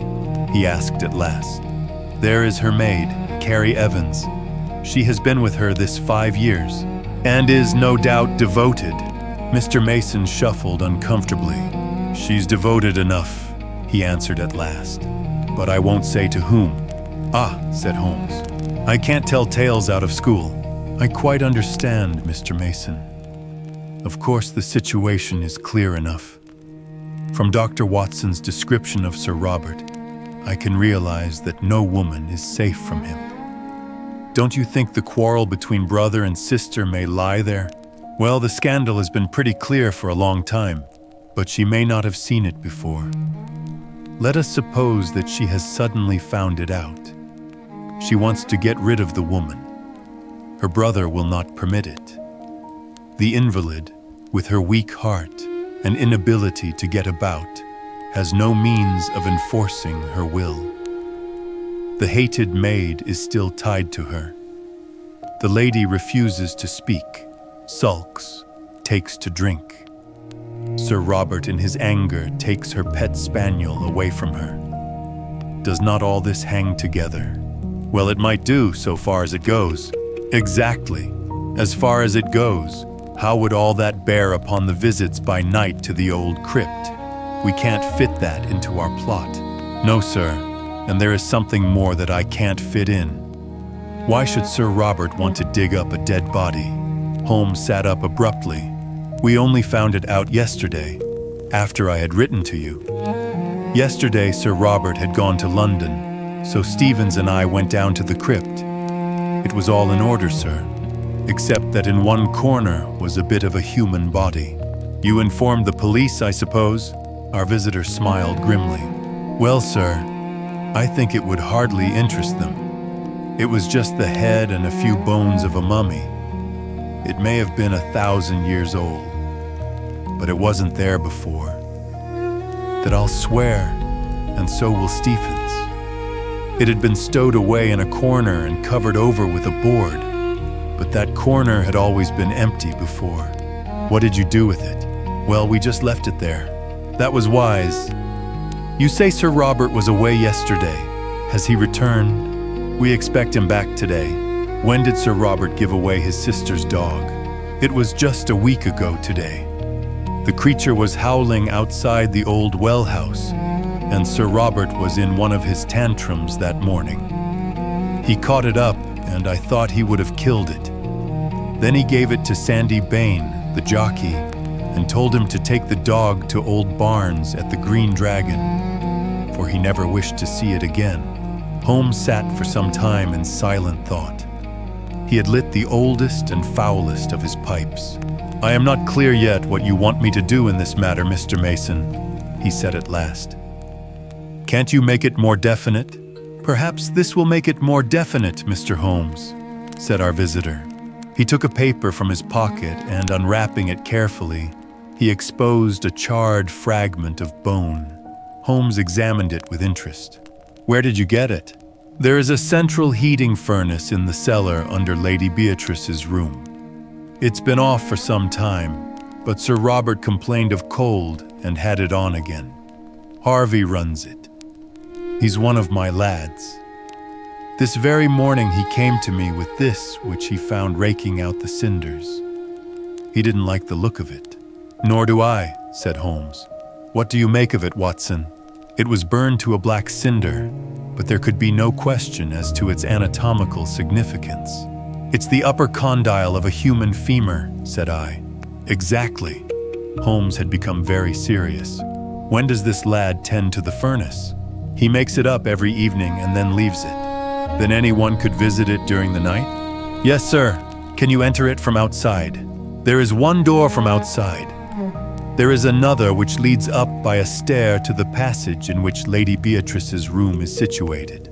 These are deep waters, Mr. Mason. Deep and rather dirty. You say that Sir Robert was not at home last night?" "No, sir." "Then, whoever was burning bones, it was not he." "That's true, sir. What is the name of that inn you spoke of?" "The Green Dragon." "Is there good fishing in that part of Berkshire?" The honest trainer showed very clearly upon his face that he was convinced that yet another lunatic had come into his harassed life. "Well, sir, I've heard there are trout in the mill stream and pike in the Hall Lake." "That's good enough. Watson and I are famous fishermen, are we not, Watson? You may address us in future at the Green Dragon. We should reach it tonight. I need not say that we don't want to see you, Mr. Mason, but a note will reach us, and no doubt I could find you if I want you. When we have gone a little farther into the matter, I will let you have a considered opinion." Thus it was that on a bright May evening, Holmes and I found ourselves alone in a first-class carriage and bound for the little halt-on-demand station of Shoscombe. The rack above us was covered with a formidable litter of rods, reels, and baskets. On reaching our destination, a short drive took us to an old-fashioned tavern where a sporting host, Josiah Barnes, entered eagerly into our plans for the extirpation of the fish of the neighborhood. "What about the Hall Lake and the chance of a pike?" said Holmes. The face of the innkeeper clouded. "That wouldn't do, sir. You might chance to find yourself in the lake before you were through." "How's that, then?" "It's Sir Robert, sir. He's terrible jealous of touts. If you two strangers were as near his training quarters as that, he'd be after you as sure as fate. He ain't taking no chances, Sir Robert ain't. I've heard he has a horse entered for the Derby."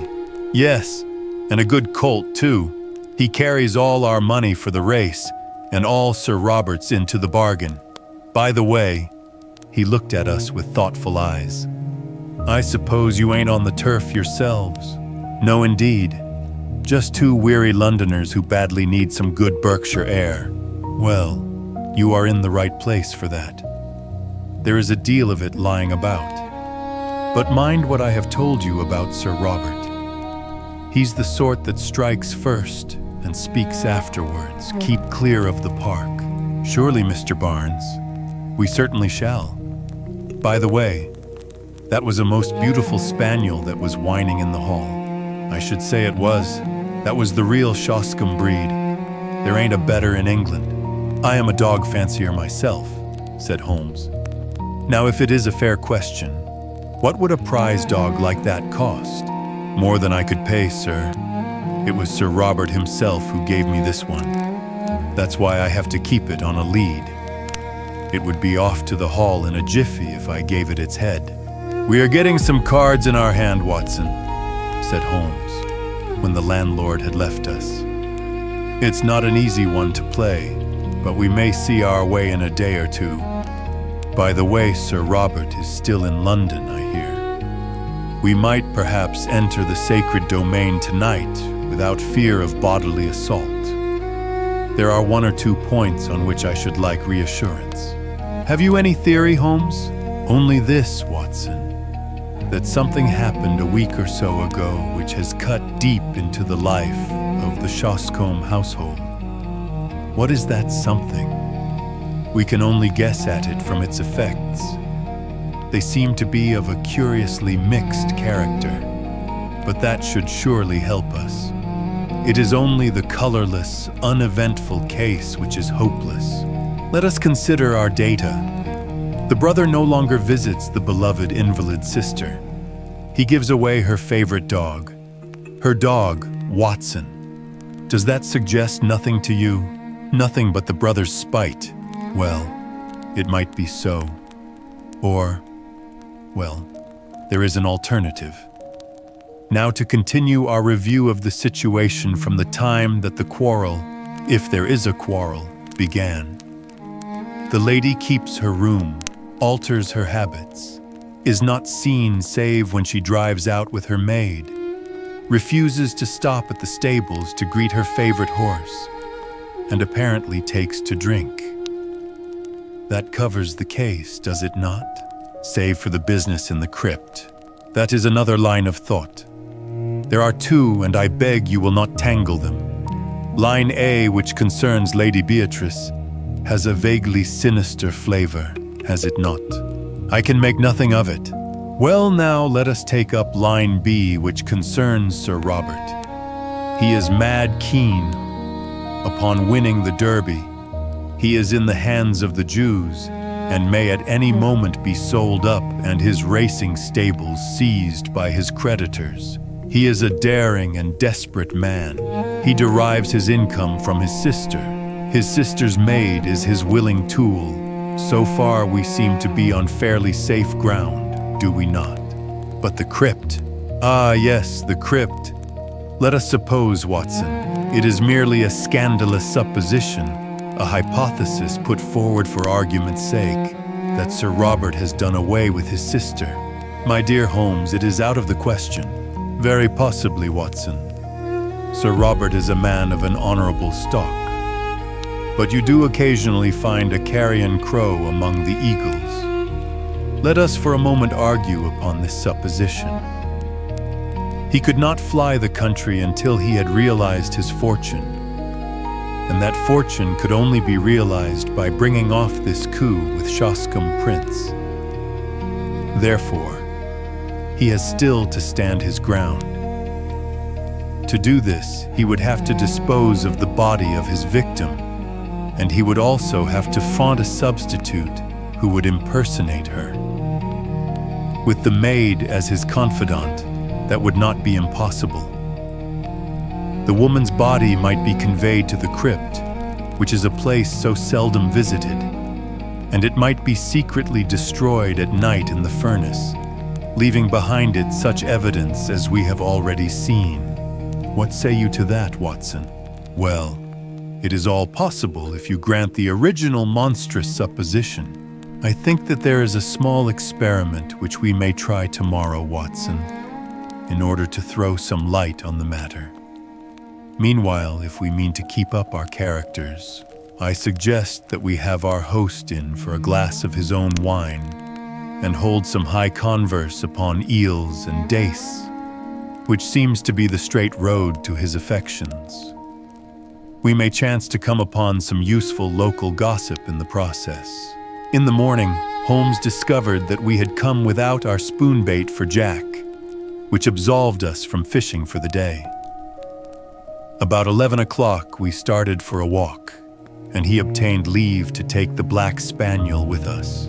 "This is the place," said he, as we came to two high park gates with heraldic griffins towering above them. About midday, Mr. Barnes informs me, the old lady takes a drive, and the carriage must slow down while the gates are opened.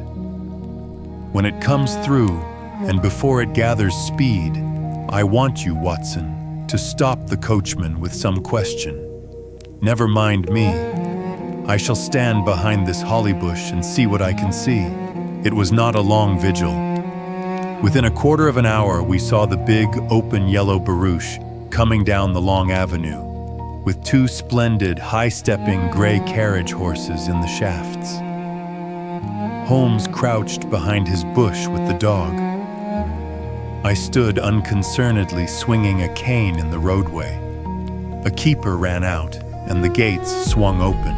The carriage had slowed to a walk, and I was able to get a good look at the occupants. A highly colored young woman with flaxen hair and impudent eyes sat on the left. At her right was an elderly person with rounded back and a huddle of shawls about her face and shoulders, which proclaimed the invalid. When the horses reached the high road, I held up my hand with an authoritative gesture, and as the coachman pulled up, I inquired if Sir Robert was at Shoscombe Old Place. At the same moment, Holmes stepped out and released the spaniel. With a joyous cry, it dashed forward to the carriage and sprang upon the step. Then, in a moment, its eager greeting changed to furious rage, and it snapped at the black skirt above it. "Drive on! Drive on!" shrieked a harsh voice.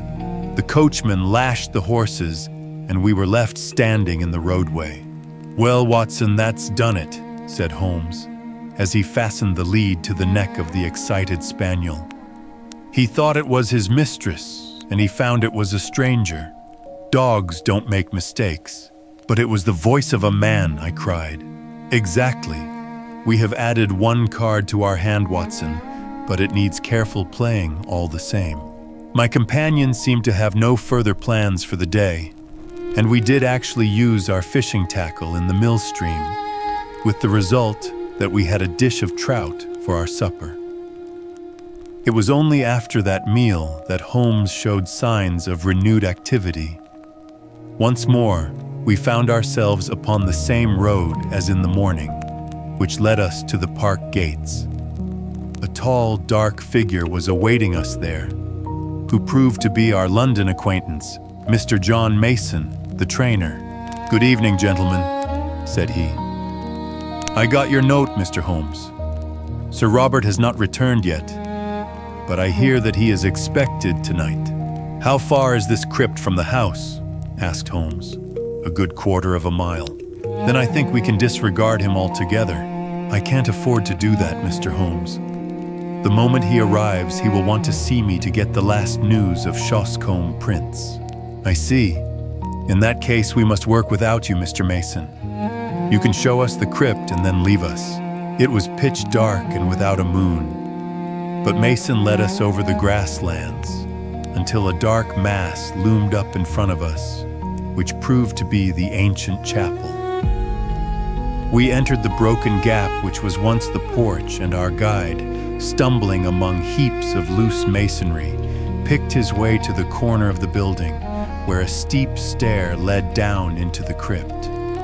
Striking a match, he illuminated the melancholy place, dismal and evil-smelling, with ancient crumbling walls of rough-hewn stone and piles of coffins, some of lead and some of stone, extending upon one side right up to the arched and groined roof which lost itself in the shadows above our heads.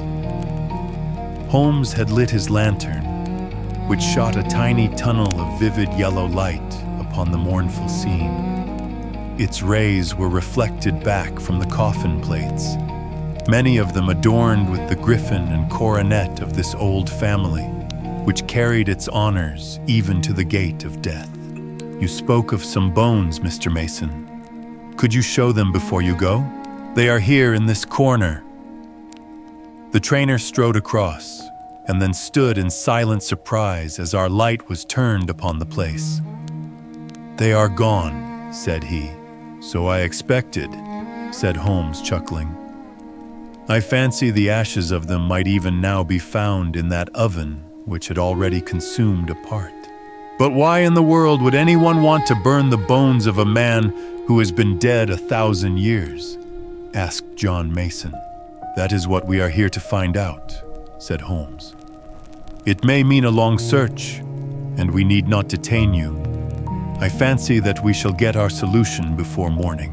When John Mason had left us, Holmes set to work making a very careful examination of the graves, ranging from a very ancient one, which appeared to be Saxon, in the center, through a long line of Norman Hugos and Odos, until we reached the Sir William and Sir Denis Falder of the 18th century. It was an hour or more before Holmes came to a leaden coffin standing on end before the entrance to the vault. I heard his little cry of satisfaction and was aware from his hurried but purposeful movements that he had reached a goal. With his lens, he was eagerly examining the edges of the heavy lid. Then he drew from his pocket a short jemmy, a box opener, which he thrust into a chink, levering back the whole front, which seemed to be secured by only a couple of clamps. There was a rending, tearing sound as it gave way, but it had hardly hinged back and partly revealed the contents before we had an unforeseen interruption. Someone was walking in the chapel above. It was the firm, rapid step of one who came with a definite purpose and knew well the ground upon which he walked. A light streamed down the stairs, and an instant later the man who bore it was framed in the Gothic archway. He was a terrible figure, huge in stature and fierce in manner. A large stable lantern which he held in front of him shone upwards upon a strong, heavily mustached face and angry eyes, which glared round him into every recess of the vault, finally fixing themselves with a deadly stare upon my companion and myself. "Who the devil are you?" he thundered. "And what are you doing upon my property?"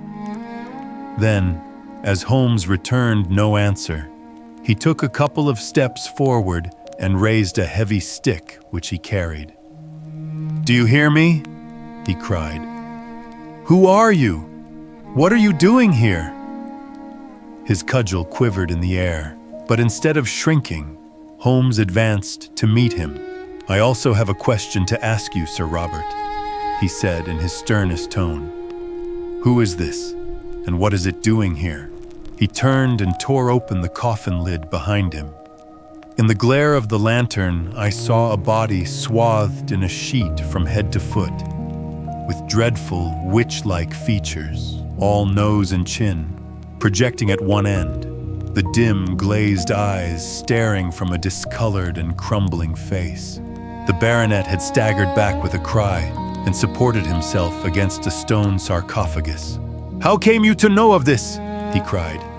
And then, with some return of his truculent manner, "What business is it of yours?" "My name is Sherlock Holmes," said my companion. "Possibly it is familiar to you.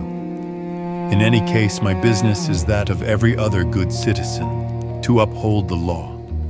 It seems to me that you have much to answer for." Sir Robert glared for a moment, but Holmes's quiet voice and cool, assured manner had their effect. "For God, Mr. Holmes, it's all right," said he. "Appearances are against me, I'll admit, but I could act no otherwise.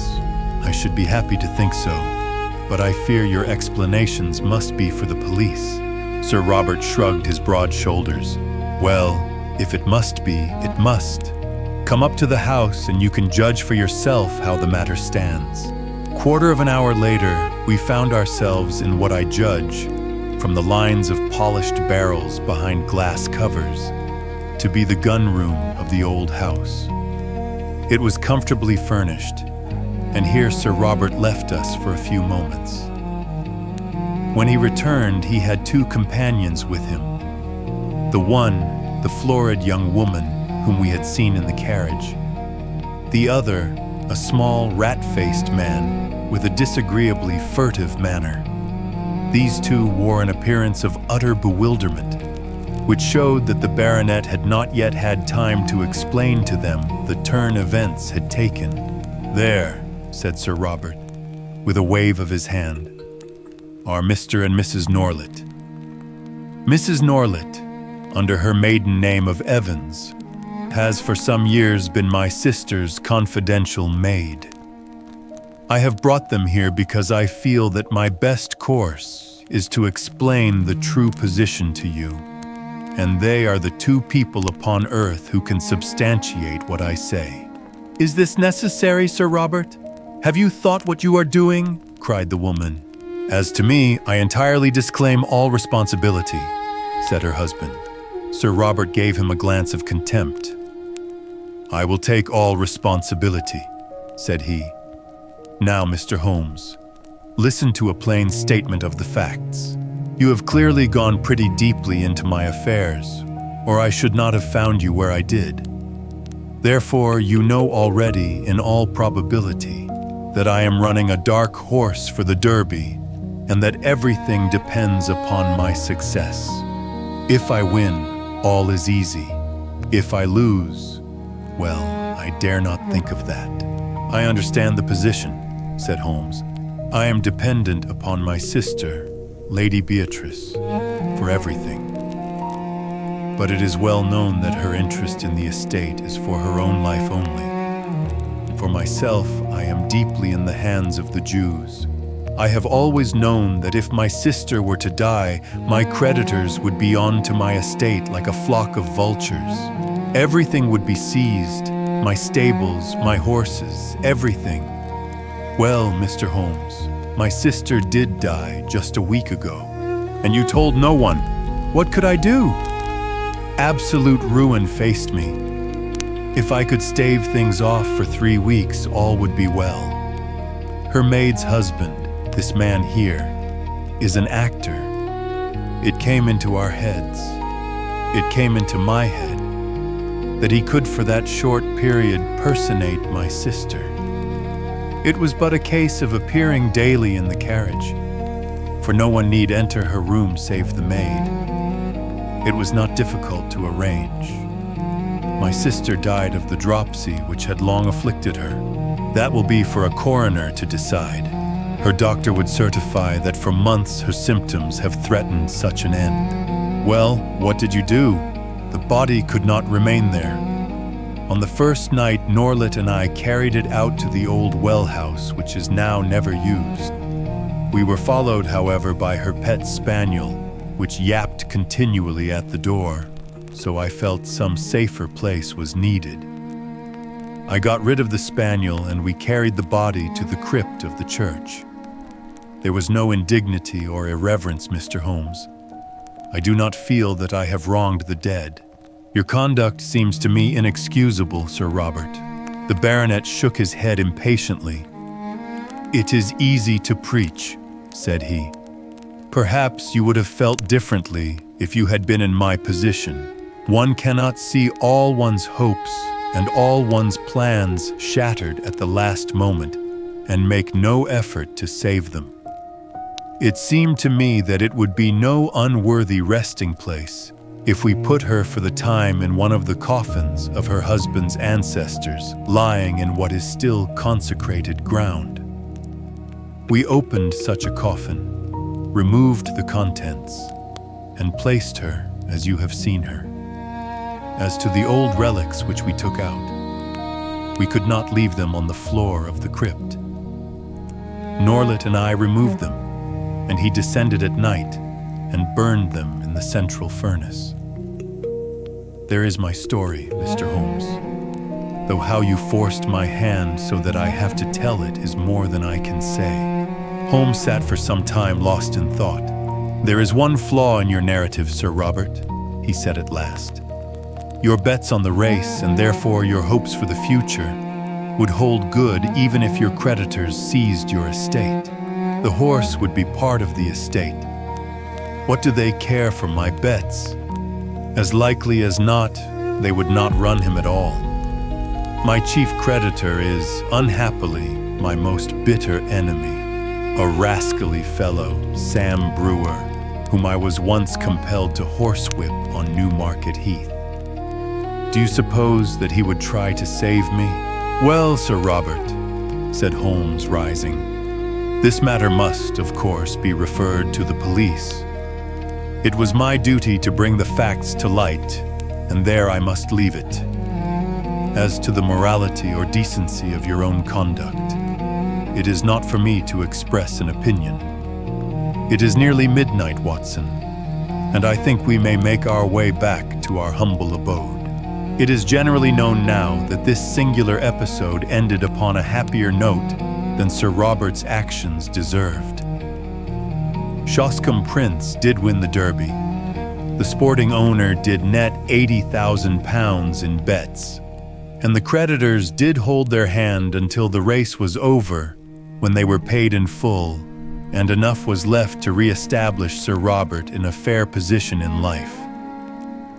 Both police and coroner took a lenient view of the transaction, and beyond a mild censure for the delay in registering the lady's decease, the lucky owner got away scatheless from this strange incident in a career which has now outlived its shadows and promises to end in an honored old age. The Adventure of the Retired Colourman. Sherlock Holmes was in a melancholy and philosophic mood that morning.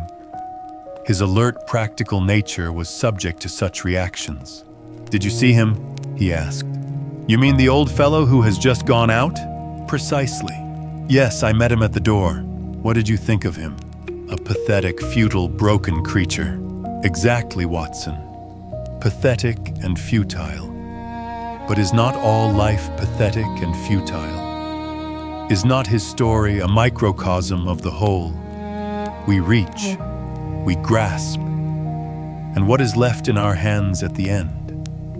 A shadow, or worse than a shadow, misery. Is he one of your clients?" "Well, I suppose I may call him so. He has been sent on by the yard, just as medical men occasionally send their incurables to a quack. They argue that they can do nothing more, and that whatever happens, the patient can be no worse than he is." "What is the matter?" Holmes took a rather soiled card from the table. "Josiah Amberley. He says he was junior partner of Brickfall and Amberley, who are manufacturers of artistic materials. You will see their names upon paint boxes. He made his little pile, retired from business at the age of 61, bought a house at Lewisham, and settled down to rest after a life of ceaseless grind. One would think his future was tolerably assured. Yes, indeed." Holmes glanced over some notes which he had scribbled upon the back of an envelope. "Retired in 1896, Watson.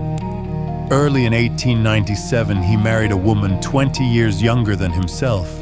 A good-looking woman, too, if the photograph does not flatter. A competence, a wife, leisure. It seemed a straight road which lay before him. And yet within 2 years he is, as you have seen, as broken and miserable a creature as crawls beneath the sun. But what has happened? The old story, Watson. A treacherous friend and a fickle wife. It would appear that Amberley has one hobby in life, and it is chess. Not far from him at Lewisham, there lives a young doctor who is also a chess player. I have noted his name as Dr. Ray Ernest.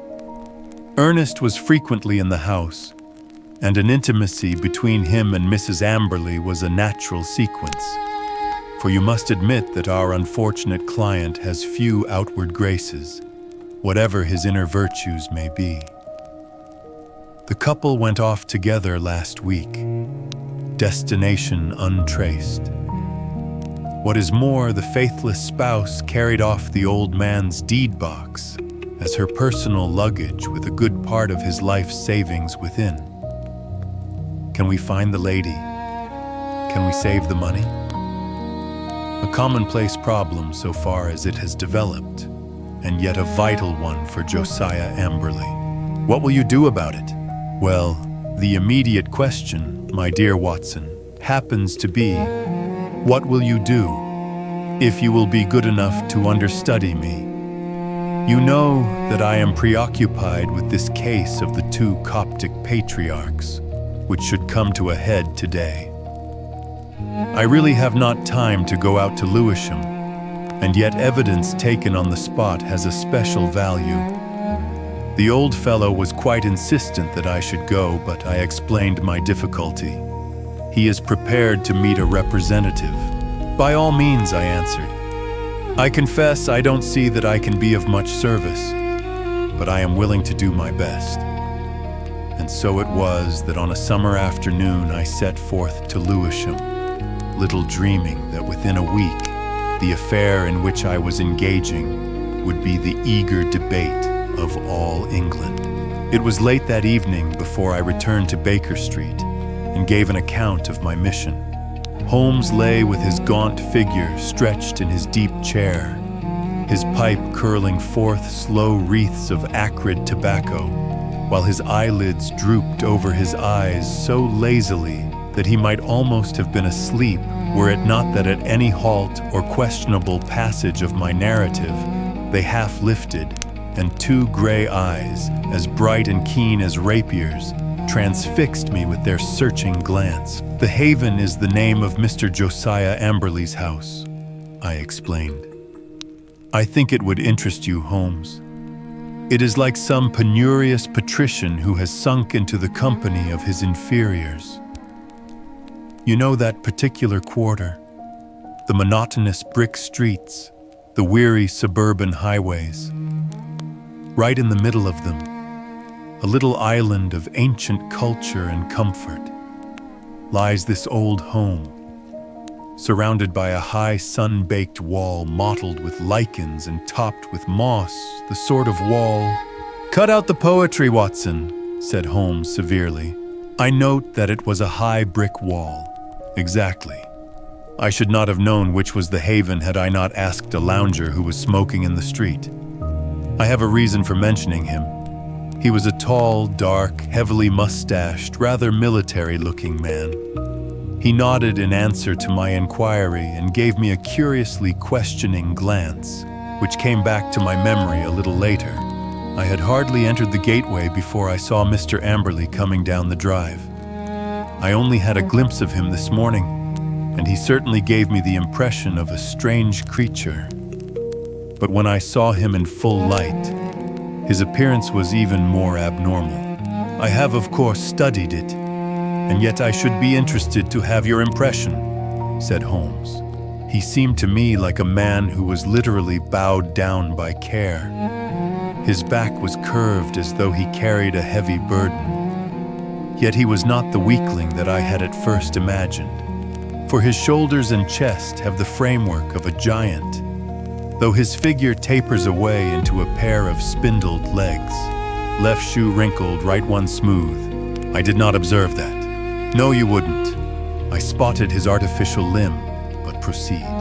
I was struck by the snaky locks of grizzled hair which curled from under his old straw hat, and his face with its fierce, eager expression and the deeply lined features.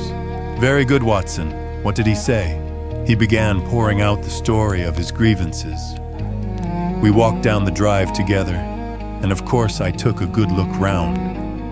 I have never seen a worse-kept place. The garden was all running to seed, giving me an impression of wild neglect, in which the plants had been allowed to find the way of nature rather than of art. How any decent woman could have tolerated such a state of things, I don't know. The house, too, was slatternly to the last degree, but the poor man seemed himself to be aware of it and to be trying to remedy it. For a great pot of green paint stood in the center of the hall, and he was carrying a thick brush in his left hand. He had been working on the woodwork. He took me into his dingy sanctum, and we had a long chat. Of course, he was disappointed that you had not come yourself. I hardly expected, he said, that so humble an individual as myself, especially after my heavy financial loss, could obtain the complete attention of so famous a man as Mr. Sherlock Holmes. I assured him that the financial question did not arise. No, of course, it is art for art's sake with him, said he.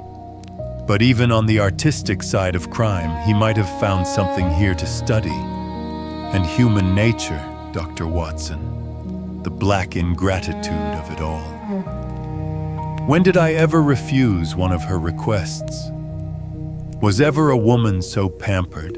And that young man, he might have been my own son. He had the run of my house, and yet see how they have treated me.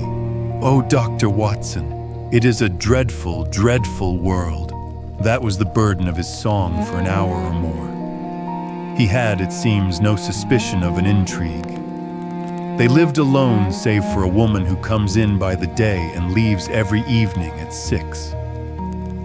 On that particular evening, old Amberley, wishing to give his wife a treat, had taken 2 upper circle seats at the Haymarket Theatre. At the last moment she had complained of a headache and had refused to go. He had gone alone. There seemed to be no doubt about the fact, for he produced the unused ticket which he had taken for his wife. That is remarkable, most remarkable, said Holmes, whose interest in the case seemed to be rising. Pray continue, Watson. I find your narrative most arresting. Did you personally examine this ticket? You did not, perchance, take the number. It so happens that I did, I answered with some pride. It chanced to be my old school number, 31, and so it stuck in my head. Excellent, Watson. His seat then was either 30 or 32. Quite so, I answered, with some mystification. And on B row. That is most satisfactory. What else did he tell you? He showed me his strong room, as he called it.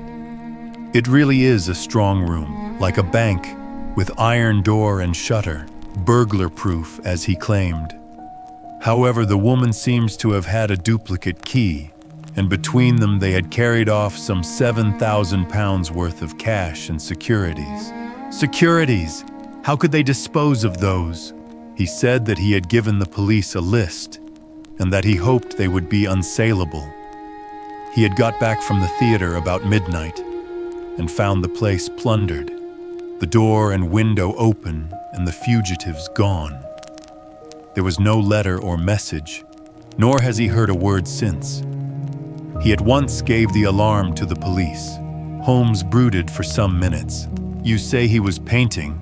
What was he painting? Well, he was painting the passage, but he had already painted the door and woodwork of this room I spoke of. Does it not strike you as a strange occupation in the circumstances? One must do something to ease an aching heart. That was his own explanation. It was eccentric, no doubt, but he is clearly an eccentric man. He tore up one of his wife's photographs in my presence, tore it up furiously in a tempest of passion. I never wish to see her damned face again, he shrieked. Anything more, Watson? Yes. One thing which struck me more than anything else. I had driven to the Blackheath station and had caught my train there, when just as it was starting, I saw a man dart into the carriage next to my own. You know that I have a quick eye for faces, Holmes. It was undoubtedly the tall, dark man whom I had addressed in the street. I saw him once more at London Bridge, and then I lost him in the crowd. But I am convinced that he was following me. No doubt, said Holmes. A tall, dark, heavily mustached man, you say, with gray-tinted sunglasses. Holmes, you are a wizard. I did not say so, but he had gray-tinted sunglasses. And a Masonic tie-pin? Holmes, quite simple, my dear Watson. But let us get down to what is practical. I must admit to you that the case, which seemed to me to be so absurdly simple as to be hardly worth my notice, is rapidly assuming a very different aspect. It is true that though in your mission you have missed everything of importance, yet even those things which have obtruded themselves upon your notice give rise to serious thought. What have I missed? Don't be hurt, my dear fellow. You know that I am quite impersonal. No one else would have done better. Some possibly not so well. But clearly, you have missed some vital points. What is the opinion of the neighbors about this man Amberley and his wife? That surely is of importance. What of Dr. Ernest? Was he the gay Lothario one would expect? With your natural advantages, Watson, every lady is your helper and accomplice. What about the girl at the post office? Or the wife of the greengrocer? I can picture you whispering soft nothings with the young lady at the Blue Anchor and receiving hard somethings in exchange. All this you have left undone. It can still be done. It has been done. Thanks to the telephone and the help of the yard, I can usually get my essentials without leaving this room. As a matter of fact, my information confirms the man's story. He has the local repute of being a miser as well as a harsh and exacting husband. That he had a large sum of money in that strong room of his is certain. So also is it that young Dr. Ernest, an unmarried man, played chess with Amberley and probably played the fool with his wife. All this seems plain sailing, and one would think that there was no more to be said. And yet, where lies the difficulty? In my imagination, perhaps. Well, leave it there, Watson. Let us escape from this weary workaday world by the side door of music. Karina sings tonight at the Albert Hall, and we still have time to dress, dine, and enjoy. In the morning I was up betimes, but some toast crumbs and 2 empty eggshells told me that my companion was earlier still. I found a scribbled note upon the table. Dear Watson, there are 1 or 2 points of contact which I should wish to establish with Mr. Josiah Amberley. When I have done so, we can dismiss the case, or not. I would only ask you to be on hand about 3 o'clock, as I conceive it possible that I may want you. S.H. I saw nothing of Holmes all day, but at the hour named he returned, grave, preoccupied, and aloof. At such times, it was wiser to leave him to himself. Has Amberley been here yet? No. I am expecting him. He was not disappointed, for presently the old fellow arrived with a very worried and puzzled expression upon his austere face. I've had a telegram, Mr. Holmes. I can make nothing of it. He handed it over, and Holmes read it aloud. Come at once without fail. Can give you information as to your recent loss. Elman. The vicarage. Dispatched at 2:10 from Little Turlington, said Holmes. Little Turlington is in Essex, I believe, not far from Frinton. Well, of course you will start at once. This is evidently from a responsible person, the vicar of the place. Where is my Crockford? Yes, here we have him. J.C. Elman, M.A., living of Mossmore come Little Purlington. Look up the trains, Watson. There is one at 5:20 from Liverpool Street. Excellent. You had best go with him, Watson. He may need help or advice. Clearly we have come to a crisis in this affair, but our client seemed by no means eager to start. It's perfectly absurd, Mr. Holmes, he said. What can this man possibly know of what has occurred? It is waste of time and money. He would not have telegraphed to you if he did not know something. Wire at once that you are coming. I don't think I shall go. Holmes assumed his sternest aspect, It would make the worst possible impression both on the police and upon myself, Mr. Amberley, if, when so obvious a clue arose, you should refuse to follow it up. We should feel that you were not really in earnest in this investigation. Our client seemed horrified at the suggestion. "Why, of course I shall go if you look at it in that way," said he. "On the face of it, it seems absurd to suppose that this parson knows anything. But if you think—" "I do think," said Holmes with emphasis. And so we were launched upon our journey. Holmes took me aside before we left the room and gave me one word of counsel which showed that he considered the matter to be of importance. "Whatever you do, see that he really does go," said he. "Should he break away or return, get to the nearest telephone exchange and send the single word, 'bolted.' I will arrange here that it shall reach me wherever I am." Little Purlington is not an easy place to reach, for it is on a branch line. My remembrance of the journey is not a pleasant one, for the weather was hot, the train slow, and my companions sullen and silent, hardly talking at all, save to make an occasional sardonic remark as to the futility of our proceedings. When we at last reached the little station, it was a 2-mile drive before we came to the vicarage, where a big, solemn, rather pompous clergyman received us in his study. Our telegram lay before him. "Well, gentlemen," he asked, "what can I do for you?" "We came," I explained, "in answer to your wire." "My wire? I sent no wire. I mean the wire which you sent to Mr. Josiah Amberley about his wife and his money." "If this is a joke, sir, it is a very questionable one," said the vicar angrily. "I have never heard of the gentleman you name, and I have not sent a wire to anyone." Our client and I looked at each other in amazement. "Perhaps there is some mistake," said I. "Are there perhaps 2 vicarages?" "Here is the wire itself, signed Elman, and dated from the vicarage." "There is only one vicarage, sir, and only one vicar, and this wire is a scandalous forgery, the origin of which shall certainly be investigated by the police. Meanwhile, I can see no possible object in prolonging this interview." So Mr. Amberley and I found ourselves on the roadside in what seemed to me to be the most primitive village in England. We made for the telegraph office, but it was already closed. There was a telephone, however, at the little railway arms, and by it I got into touch with Holmes, who shared in our amazement at the result of our journey.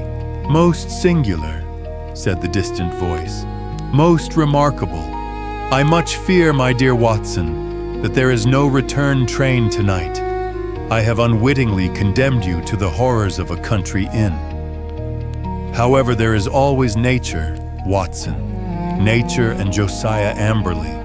You can be in close commune with both."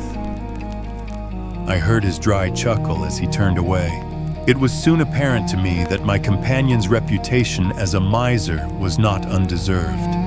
He had grumbled at the expense of the journey, had insisted upon traveling 3rd class, and was now clamorous in his objections to the hotel bill.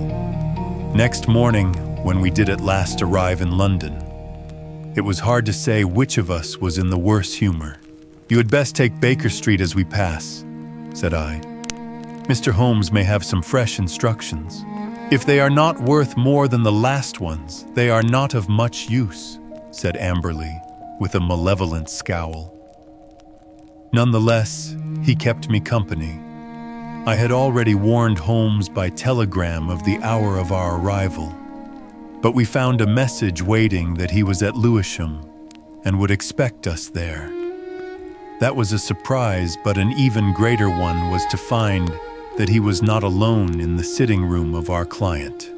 A stern-looking, impassive man sat beside him, a dark man with gray-tinted glasses and a large Masonic pin projecting from his tie.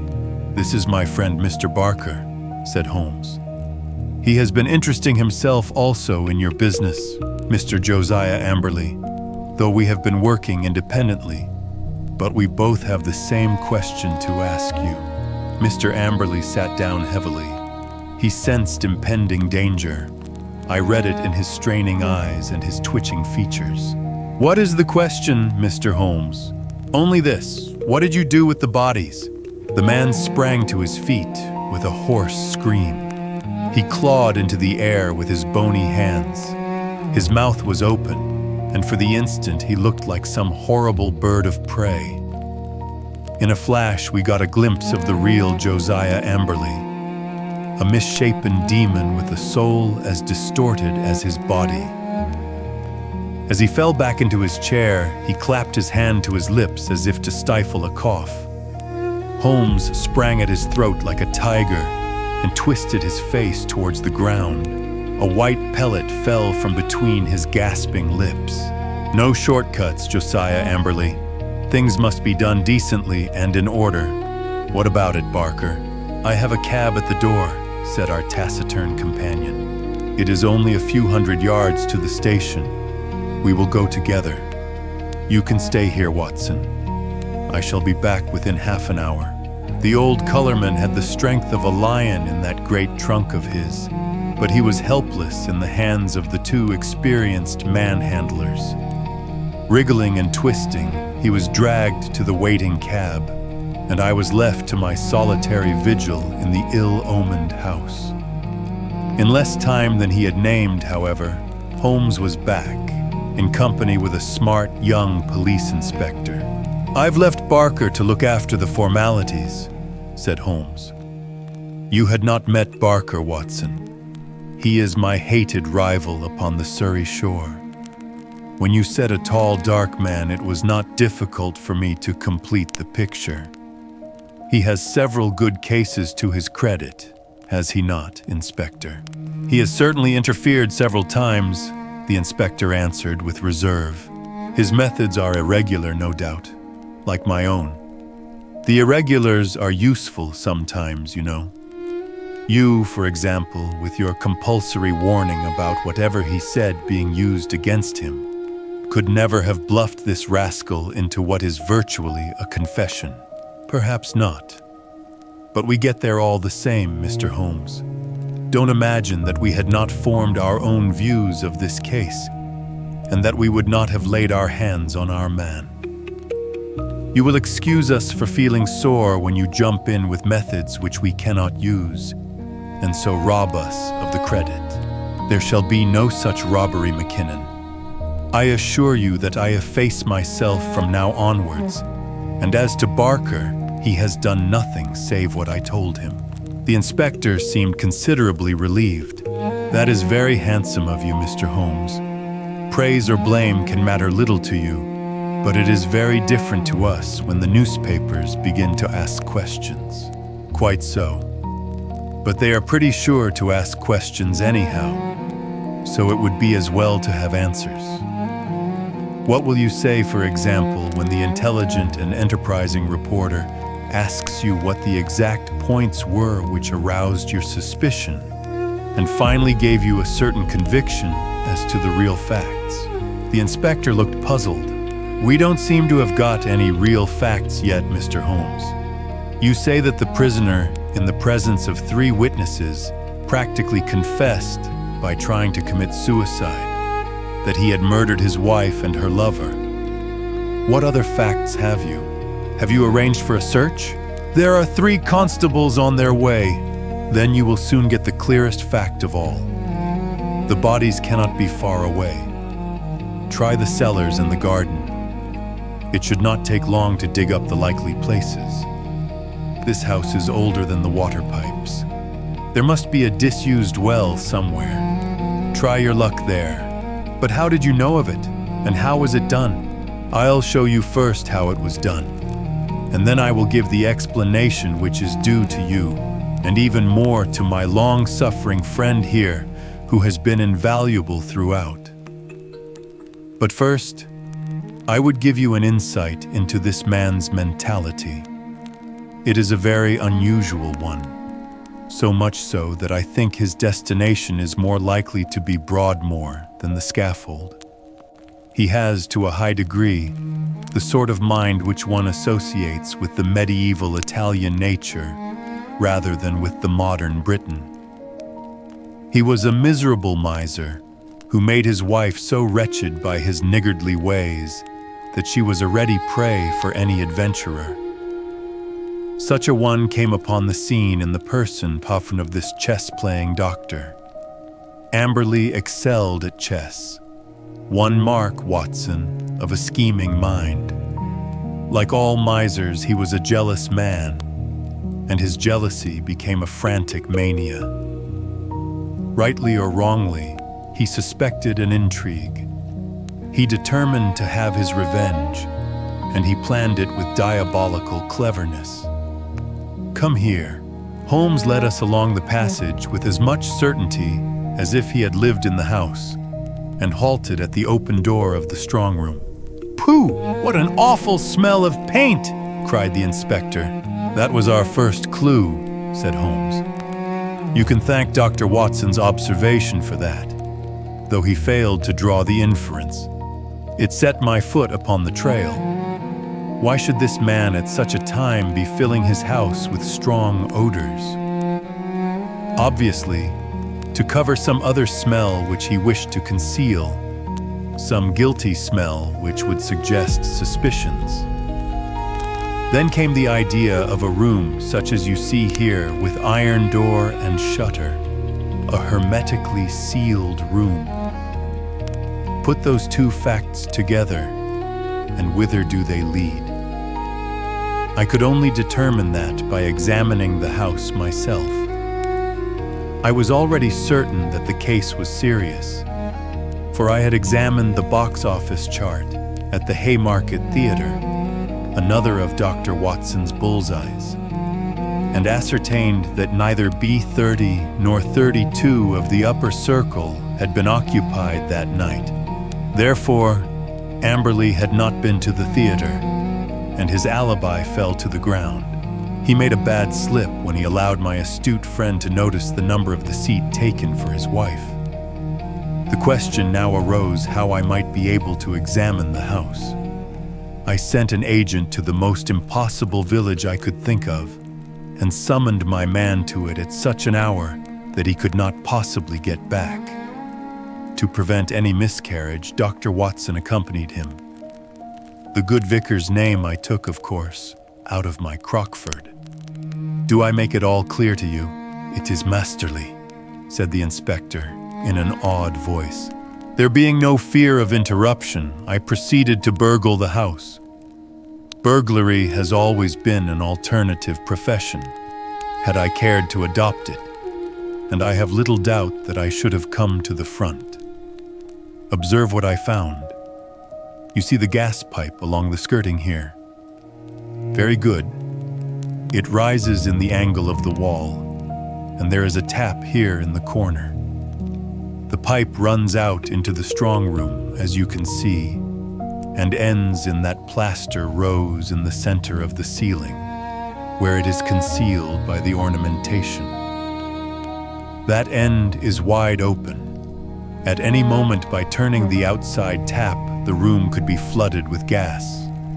With door and shutter closed and the tap full on, I would not give 2 minutes of conscious sensation to anyone shut up in that little chamber. By what devilish device he decoyed them there, I do not know. But once inside the door, they were at his mercy. The inspector examined the pipe with interest. "One of our officers mentioned the smell of gas," said he. "But, of course, the window and door were open then, and the paint, or some of it, was already about. He had begun the work of painting the day before, according to his story. But what next, Mr. Holmes? Well, then came an incident which was rather unexpected to myself. I was slipping through the pantry window in the early dawn when I felt a hand inside my collar, and a voice said, 'Now, you rascal, what are you doing in there?' When I could twist my head round, I looked into the tinted spectacles of my friend and rival, Mr. Barker. It was a curious forgathering and set us both smiling. It seems that he had been engaged by Dr. Ray Ernest's family to make some investigations and had come to the same conclusion as to foul play. He had watched the house for some days and had spotted Dr. Watson as one of the obviously suspicious characters who had called there. He could hardly arrest Watson, but when he saw a man actually climbing out of the pantry window, there came a limit to his restraint. Of course, I told him how matters stood, and we continued the case together. Why him? Why not us?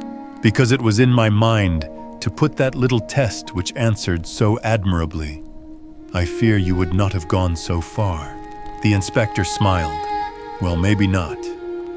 I understand that I have your word, Mr. Holmes, that you step right out of the case now, and that you turn all your results over to us. Certainly, that is always my custom. Well, in the name of the force, I thank you. It seems a clear case, as you put it, and there can't be much difficulty over the bodies. I'll show you a grim little bit of evidence, said Holmes. And I am sure Amberley himself never observed it. You'll get results, Inspector, by always putting yourself in the other fellow's place and thinking what you would do yourself. It takes some imagination, but it pays. Now, we will suppose that you were shut up in this little room, had not 2 minutes to live, but wanted to get even with the fiend who was probably mocking at you from the other side of the door. What would you do? Write a message? Exactly. You would like to tell people how you died. No use writing on paper. That would be seen. If you wrote on the wall, some eye might rest upon it. Now look here.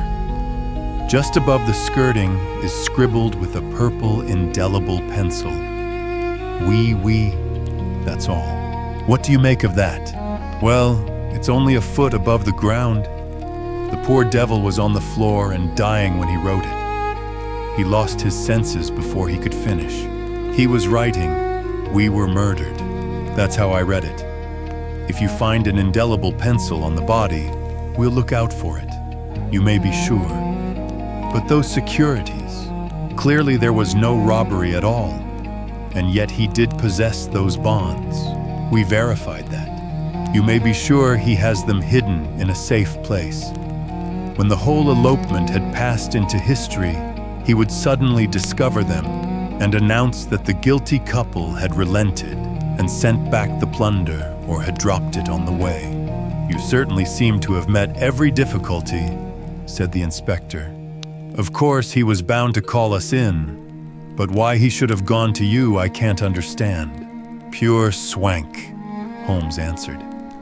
He felt so clever and so sure of himself that he imagined no one could touch him. He could say to any suspicious neighbor, "Look at the steps I have taken. I have consulted not only the police, but even Sherlock Holmes." The inspector laughed. "We must forgive you, you're even, Mr. Holmes," said he. "It's as workmanlike a job as I can remember." A couple of days later, my friend tossed across to me a copy of the bi-weekly North Surrey Observer. Under a series of flaming headlines, which began with "The Haven Horror" and ended with "Brilliant Police Investigation," there was a packed column of print which gave the first consecutive account of the affair. The concluding paragraph is typical of the whole. It ran thus: "The remarkable acumen by which Inspector McKinnon deduced from the smell of paint that some other smell, that of gas, for example, might be concealed. The bold deduction that the strong room might also be the death chamber, and the subsequent inquiry which led to the discovery of the bodies in a disused well, cleverly concealed by a dog kennel, should live in the history of crime as a standing example of the intelligence of our professional detectives." Well, McKinnon is a good fellow," said Holmes with a tolerant smile. "You can file it in our archives, Watson. Someday the true story may be told.